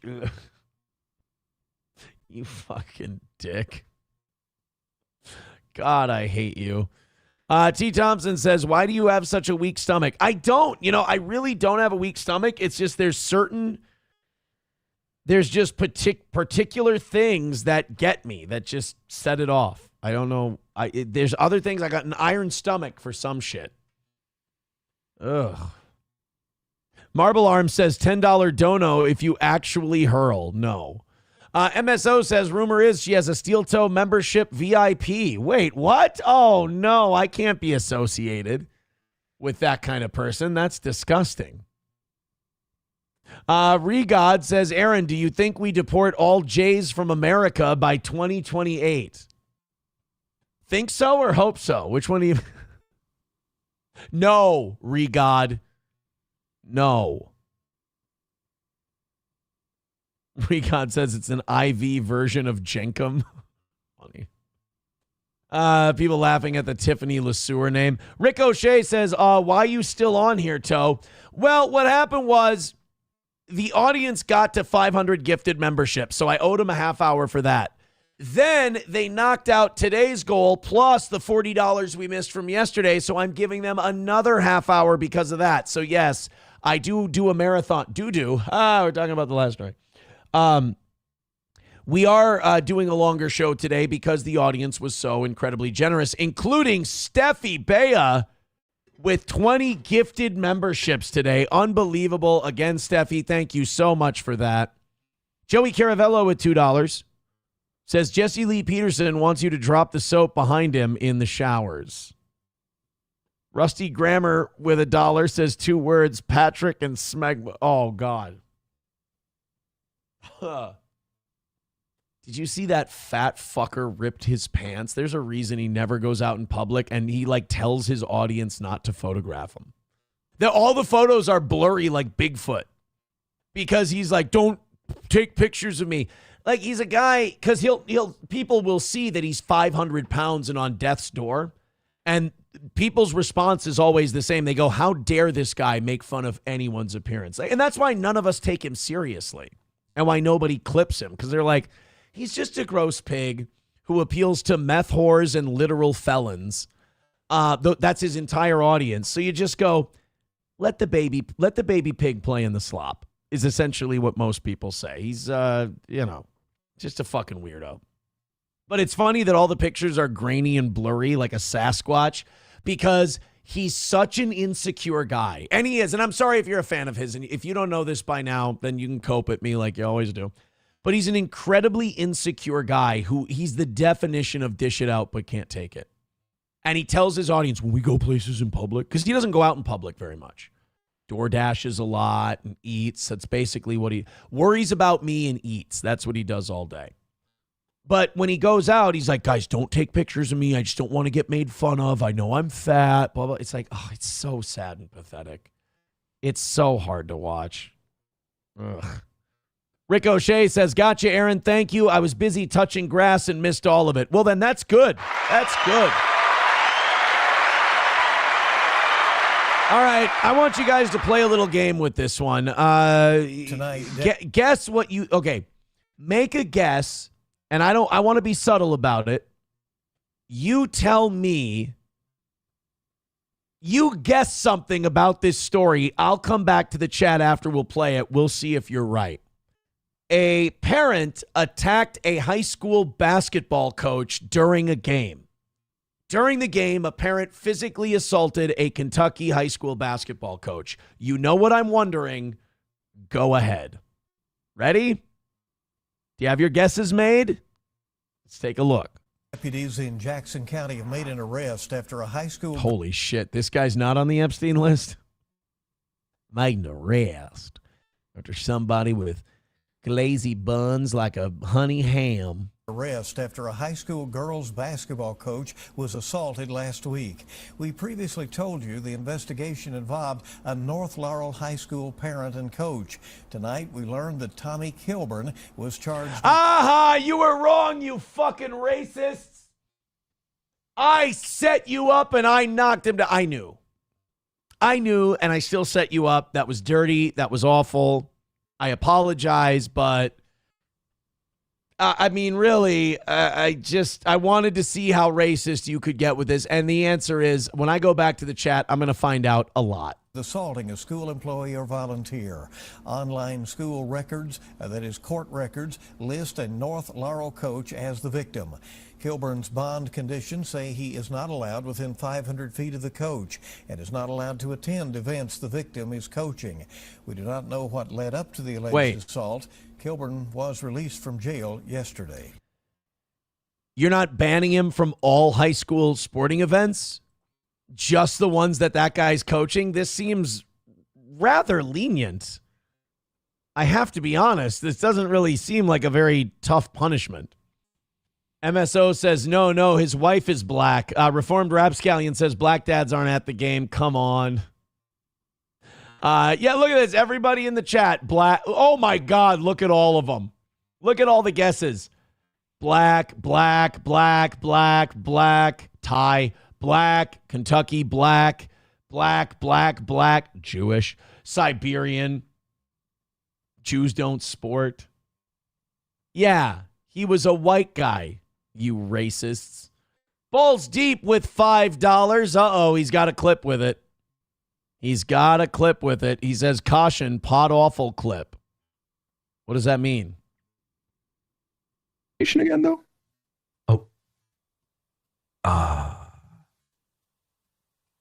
Okay, one of you in the nation, one of you in the nation, and we're passing the savings on you. One of you in the nation could receive Pod Awful's Big Hawkin' bottle of snot. And again, what you do with it as Ew, that's a legit bottle of Jesse's. Oh, Blech. Oh God, you fucker. Oh. Why are you doing this to me? Ugh. A bottle of snot. Oh, it's a bottle. Just the word snot. Oh. It's up to you. You drink it. You clone me. Oh. It's up to you. You can do anything you want with it. We're going to be passing this around. We might send this on tour. We might Oh God, it moved. Oh, it moved. Oh, that is disgusting. Why? Pass this from henchman to henchman across the nation. I think we're going to do a scavenger hunt with it. Who knows? And there might even be, and look, no promises. No. Oh, God. Well, I finished the clip because you paid money for it. Oh, my God. What are we turning this into, an impromptu Rumble Friday? Jesus. Red Fox Mad with $4.99 says Aaron is going to Albany A&W to get the Big Papa Burger after the show. I'm not eating any fast food today. I'm telling you. Oh. Does he add codeine cough syrup to it like rappers? Oh, God. Rappers don't add codeine to... when it jiggled like that. Oh, and he jiggled the snot. That was fucking gross. Marble Arm says, almost got him hurling there. Yeah, sure did. Oh, buddy. What? Oh, that was... Oh, it's a thing of fucking snot, for God's sake. Why? Why, Jesse? No reason. Still over 500 of you checking out the toe in double overtime. We're in double overtime right now. And you guys are still over 500 people. I appreciate that. We I know we kissed the taint of 700 today. I don't know if we actually got there, but we were close. Horseshoes and hand grenades and all that. Wow. So we got 15 minutes left in today's double overtime. I got to post a clip after this, and then I got to get my ass to the gym. Let's check in with our old friends, Ed and Michelle. Ed and Michelle did a Ponderosa, Michigan meetup. This is exciting. I love when they go to like Ponderosas and Bonanzas and stuff like that. It's too great. Good morning, everyone. Ed here from the Great Indoors. Dude, every time we watch them, there's more and more production value added. Morning at about 8:35 in the morning, February 1st. I just got done doing my morning rounds with work. I don't have Longhorn today. So I'm back at the house, and I got Michelle some McDonald's. We got her iced coffee. Why are you getting McDonald's if you're going to Ponderosa? Bro, Ed, watch the waistline, bro. By the way, Ed's got to get a teeth whitening treatment. It's a little brown. With sugar-free vanilla, and I end up going with the orange juice. And they have a special running right now at McDonald's, 2 sausage and egg McMuffins for $6. We didn't get the hash browns. So that's the fuel to... Hey, they didn't get the hash browns, guys. Now I feel like a dick. I criticized him for getting McDonald's, but hey, he didn't get the hash browns. So they need the fuel to get to Ponderosa to eat... Okay. Fuel for our fire for our Soaring Eagle trip. Are you guys ready? Oh, they're going to another casino. We're going to go eat, and then we're going to head on out. Like, comment, and subscribe to the Great Indoors as we are hitting the road. Ed does this shit where he does like 5 minutes of like driving there. He's got a clip in this one where he goes to Lowe's. I think Michelle should be in charge of the camera, and Michelle should be in charge of the editing because, Jesus Christ, Ed, we don't need to see your trip to Love's. While I fill up on this thing, gas is $2.99 here in Michigan. Great. We needed to know that on the Ponderosa video. Look at that. This hat that I got from my boss at one of my jobs. It's an authentic Cleveland Browns hat. Wow. An authentic Cleveland Browns hat. Not one of those fake Cleveland Browns hats that say Cleveland Browns on it, but they don't mean it. It's an authentic Cleveland Browns hat. We are not in Ohio anymore. Yeah, look at this. They have a lot of Lions apparel here, 3X. Yep, we can see it. I wonder if it's on clearance or not. Let's see how much. Wow, $24.99. That's not a bad price, you know? Ed, we're supposed to be eating at Ponderosa. So we're still at Love's. We're still filming their trip down the road. All right, here we go. 8 minutes into the goddamn thing, Ed finally gets to Ponderosa. Jesus Christ, we're making Godfather Part 2. Look at that. We could have had Sunday brunch if we would have started this adventure a little bit sooner. But I had no idea that... That sounds like a passive-aggressive shot at Michelle, doesn't it? Sounds like a passive-aggressive shot at Michelle. Oh, if we would have gone earlier, we could have got the Sunday brunch. But somebody had to be a fucking asshole. What's going on? Hey, we're here for dinner and meeting our subscribers. That's the main thing. Oh, that's a big mistake. You're going to end up a fucking wind chime. You're going to end up in the trunk. Guys, be safe. Don't meet. You know what? Fuck that. I'm actually really fascinated to meet an Ed and Michelle subscriber, aren't you? Because I hope all of you are subscribed to Ed and Michelle. I hope you're subscribing to The Great Indoors. I got to see what their followers look like. I love it. Okay, well, we'll see if anyone shows up. You know, I showed up. Hey, where are you? Either way, we're going to have a great time, whether they show up or not, you know. But let's get in there. I want to take them. I want them to come to Minnesota for a meetup dinner, and we'll go to a Somali joint. Check out Ponderosa in Mount Pleasant, guys. It's not a very full parking lot, bro. Oh, boy. Look at that parking lot. Maybe it's not peak hours right now. Mount Pleasant, guys. Awesome, baby. Like, comment, and subscribe. We made it. Yes. Ponderosa. And you know, there's another Ponderosa in Clare that we've never been to before. No. Hey, so we may Ed, none of this should have been edited out. None of it, buddy. You nailed it. You kept in only the important stuff. Holy shit, I could play pick-up football in that parking lot. Yikes. Check that one out before we end up leaving Michigan. Maybe we'll do that on Tuesday. Ed, as they say, this could have been an email. Oh, I can't do Ponderosa back-to-back days. Oh, so sure you can. Take one day. You had a sausage McMuffin with egg and cheese, and you're going to a buffet-style steakhouse. You can handle it, big boy. Here, and then take tomorrow off, and then Ponderosa again on Tuesday. Awesome. Okay, the reason why Michelle knows about the Clare Ponderosa is that's where we're staying in Clare for the concert that we're going to see Sammy Hagar and Rick Springfield. Holy shit. Hagar and Springfield are still touring together. That sounds like a casino show. Ed and Michelle are going back to the casino. Hagar and Springfield. Jesus. Do they bring the walker with them on stage? Both worlds. And that you were already researching the area. Yes, I found 2 restaurants that you will love. Ponderosa and Big Boys. So there you go. That's wow. Hey, Ed, you're my partner for life. I found 2 places you'll like. One's a piece of shit called Ponderosa, which there's 4 of them left. And the other place is called You Big Fat Fuck. I love you, Sweetums. A future adventure in Michigan, right? 4 more months Yeah. till warm weather. We do have a seat reserved. If Oh, anyone no! Oh, this is not nice. Their subscriber hasn't shown up yet. They're waiting for their subscriber, poor Ed and Michelle. So you got to big time your subscribers, Ed. You got to show up a little late. I'm an on-time guy. I'm the most punctual guy you ever meet. I believe you're early, you're on time, you're late. But you got to big time these people. To show up. But in the meantime, we're going to show the buffet and get started. Okay. You're going to eat without your subscribers? Wow. They do hospitality different in Cleveland. All right, let's go. Bon appetit, everyone. Absolutely. Let's start in the very beginning. Are those beets or Oreo tops? Holy shit.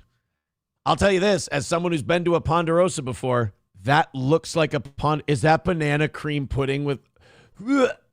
Oh, that looks like the snot. Oh, that doesn't look... I'm not happy.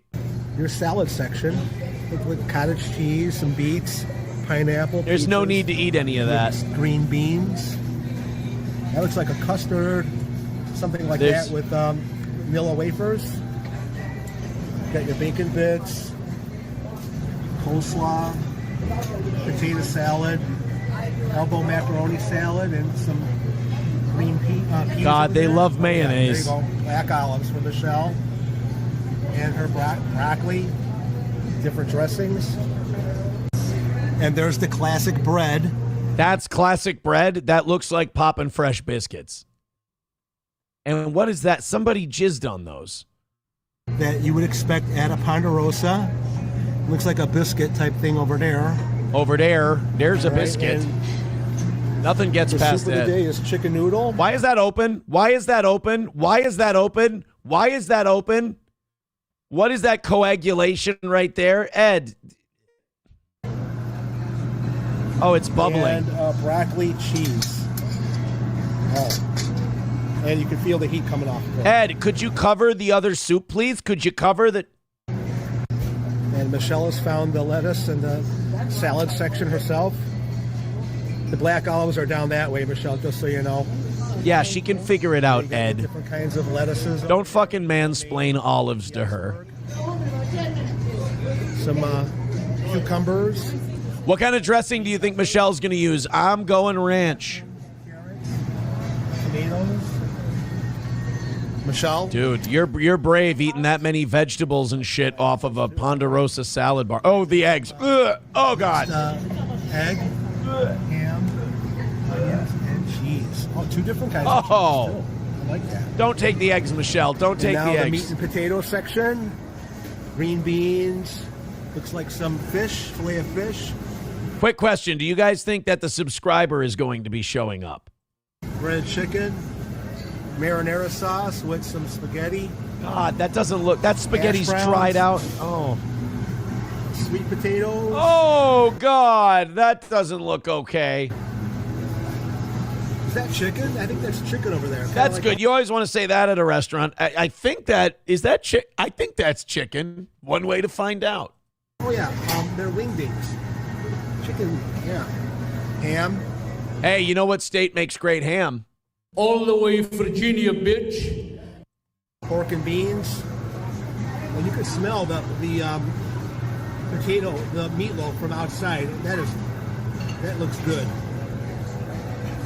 Looks like some kind of a dessert thing over here. I love it when Ed doesn't know what something is. He's like, that's some shit in a bucket. There's some ground meat for your taco. Oh, lovers. God. Oh. Nachos. It's just sitting in the juice. And oh. Some cheese. Speaking of cheese, there's your mac and cheese. Drying out under heat lamps. Some kind of Barbecued meatballs. Sweet sour meatloaf, maybe? No, it's Corn. barbecued meatballs, you dumb dick. Some rice. Dried out rice. Baked chicken. Carrots. And there you go for Michelle. Her Brussels sprouts. And gravy. Some mashed potatoes and different gravy.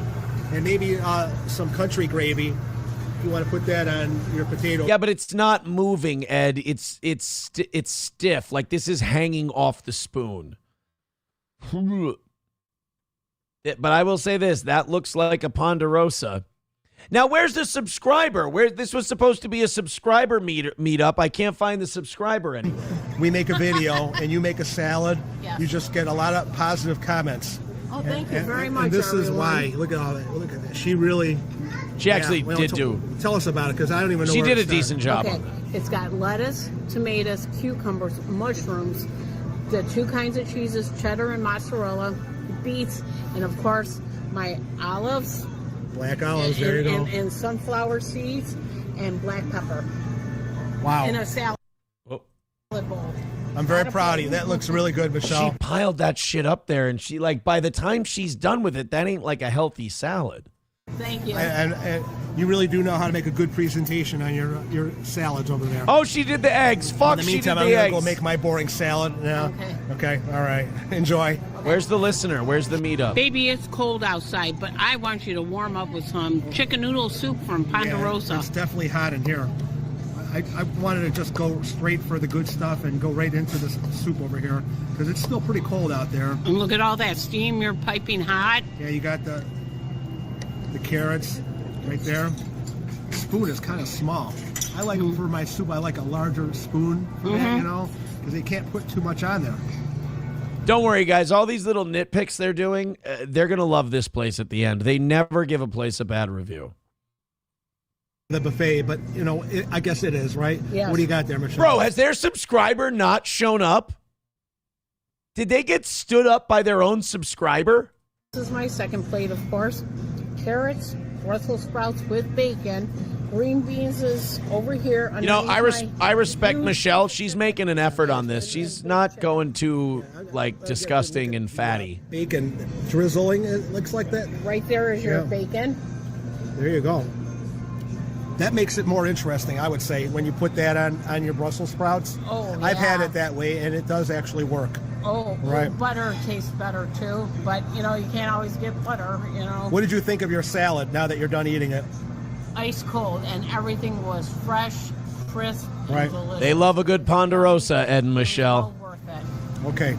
And this is my... Places like Ponderosa were fine the mashed potatoes. when they were like $10 and you could go. Now that they're as expensive as everything else, so like why bother? Gravy, and it is instant potatoes. At least no it shit. Seems instant to me. You mean that the buffet people aren't constantly slicing up potatoes and mashing them all the time? I've had Michelle's potatoes, and yours are much better. Aww. But the gravy does help it out. That's sweet. And I got the green beans, and I haven't tried my wingdings yet. I was going to say, if you fucking call them wingdings, Ed, I'm going to lose my shit. God, fucker with his wingdings. But that's a very meaty piece of chicken you got there, Michelle. In that container? They say meaty piece of chicken in the Epstein files, but I don't think it means that. Yeah. That is the smallest Does piece. their When you go subscriber up there, ever they show are up? Huge. Wow. Chickens are great here in Michigan. I could see that. Oh yeah. All right. Well, I'll let you get into it, and and we'll talk about it afterwards. Okay. Sounds good to me. All right. There were some kids over there you were talking to. What are those kids? No. I thought they were triplets because they all three look like the same height, same age, okay. and the one daughter is 2 years older than her other sister. Well, okay. Ed, we could have edited all this out. Ed, we didn't need this. I heard what you suggested, macaroni and cheese. Yeah. The meatloaf. What the oh, that's meatloaf. I was like, what the fuck is that red and gray shit? All right, it's meatloaf. I want to take a look at Ed's plate, and then we can be done here. Oh, was that it? That's it. We watch Michelle eat the rest of the time. So their subscriber didn't show up? Well, we made it a weekend for all four of us to enjoy. I'll put a link to that video in the description and another review of Ponderosa that we've done just recently this past summer. But what did you think of it today? It was really great. Good. Yep, I she got loved to it. be catching up with the server that we met up with in July. She had her third baby. She had a boy named Jack. Jesus, these people have been going to all these places so long, they've got the biography of everybody who works there. Ed and Michelle are just better people than you and I. They're made of different stuff. Jesus, are they good folks. Here, I was actually talking to her mama bear, so I thought that was kind of cool. She looked like Lexi, so I thought that was nice. But Ponderosa, thanks for the hospitality and a great lunch. For sure. And notice I didn't say absolutely. Cheers. Okay. You drink. All right, yeah, drink your water. That's good. So they got stood up by their subscriber meetup person. Well, I mean, pardon my French, but fuck them. Dub says meatloaf. Is it beef or spider meat?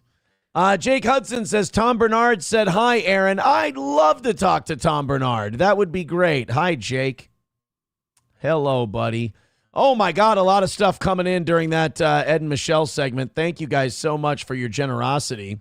You guys have a bank going today for the evening show, folks. We've got $1 from King Kong Dog, says her bra would take up Stoney's entire ceiling. $1 from Approachable says, Aaron, I have a new bit for you to try on the show. 2 guys, 1 snot cup. Oh, shut up. $5 from Dubnot says 651-235-51. What's the rest again? YouTube won't let me super chat, so I came here. Show is funny, brother. Thank you, Dubnot. Why won't YouTube let you super chat? Because of phone numbers or what? Then $1 from Carlos Cameo says, if you want someone dead, just have them eat Ponderosa chicken. That'll probably do it.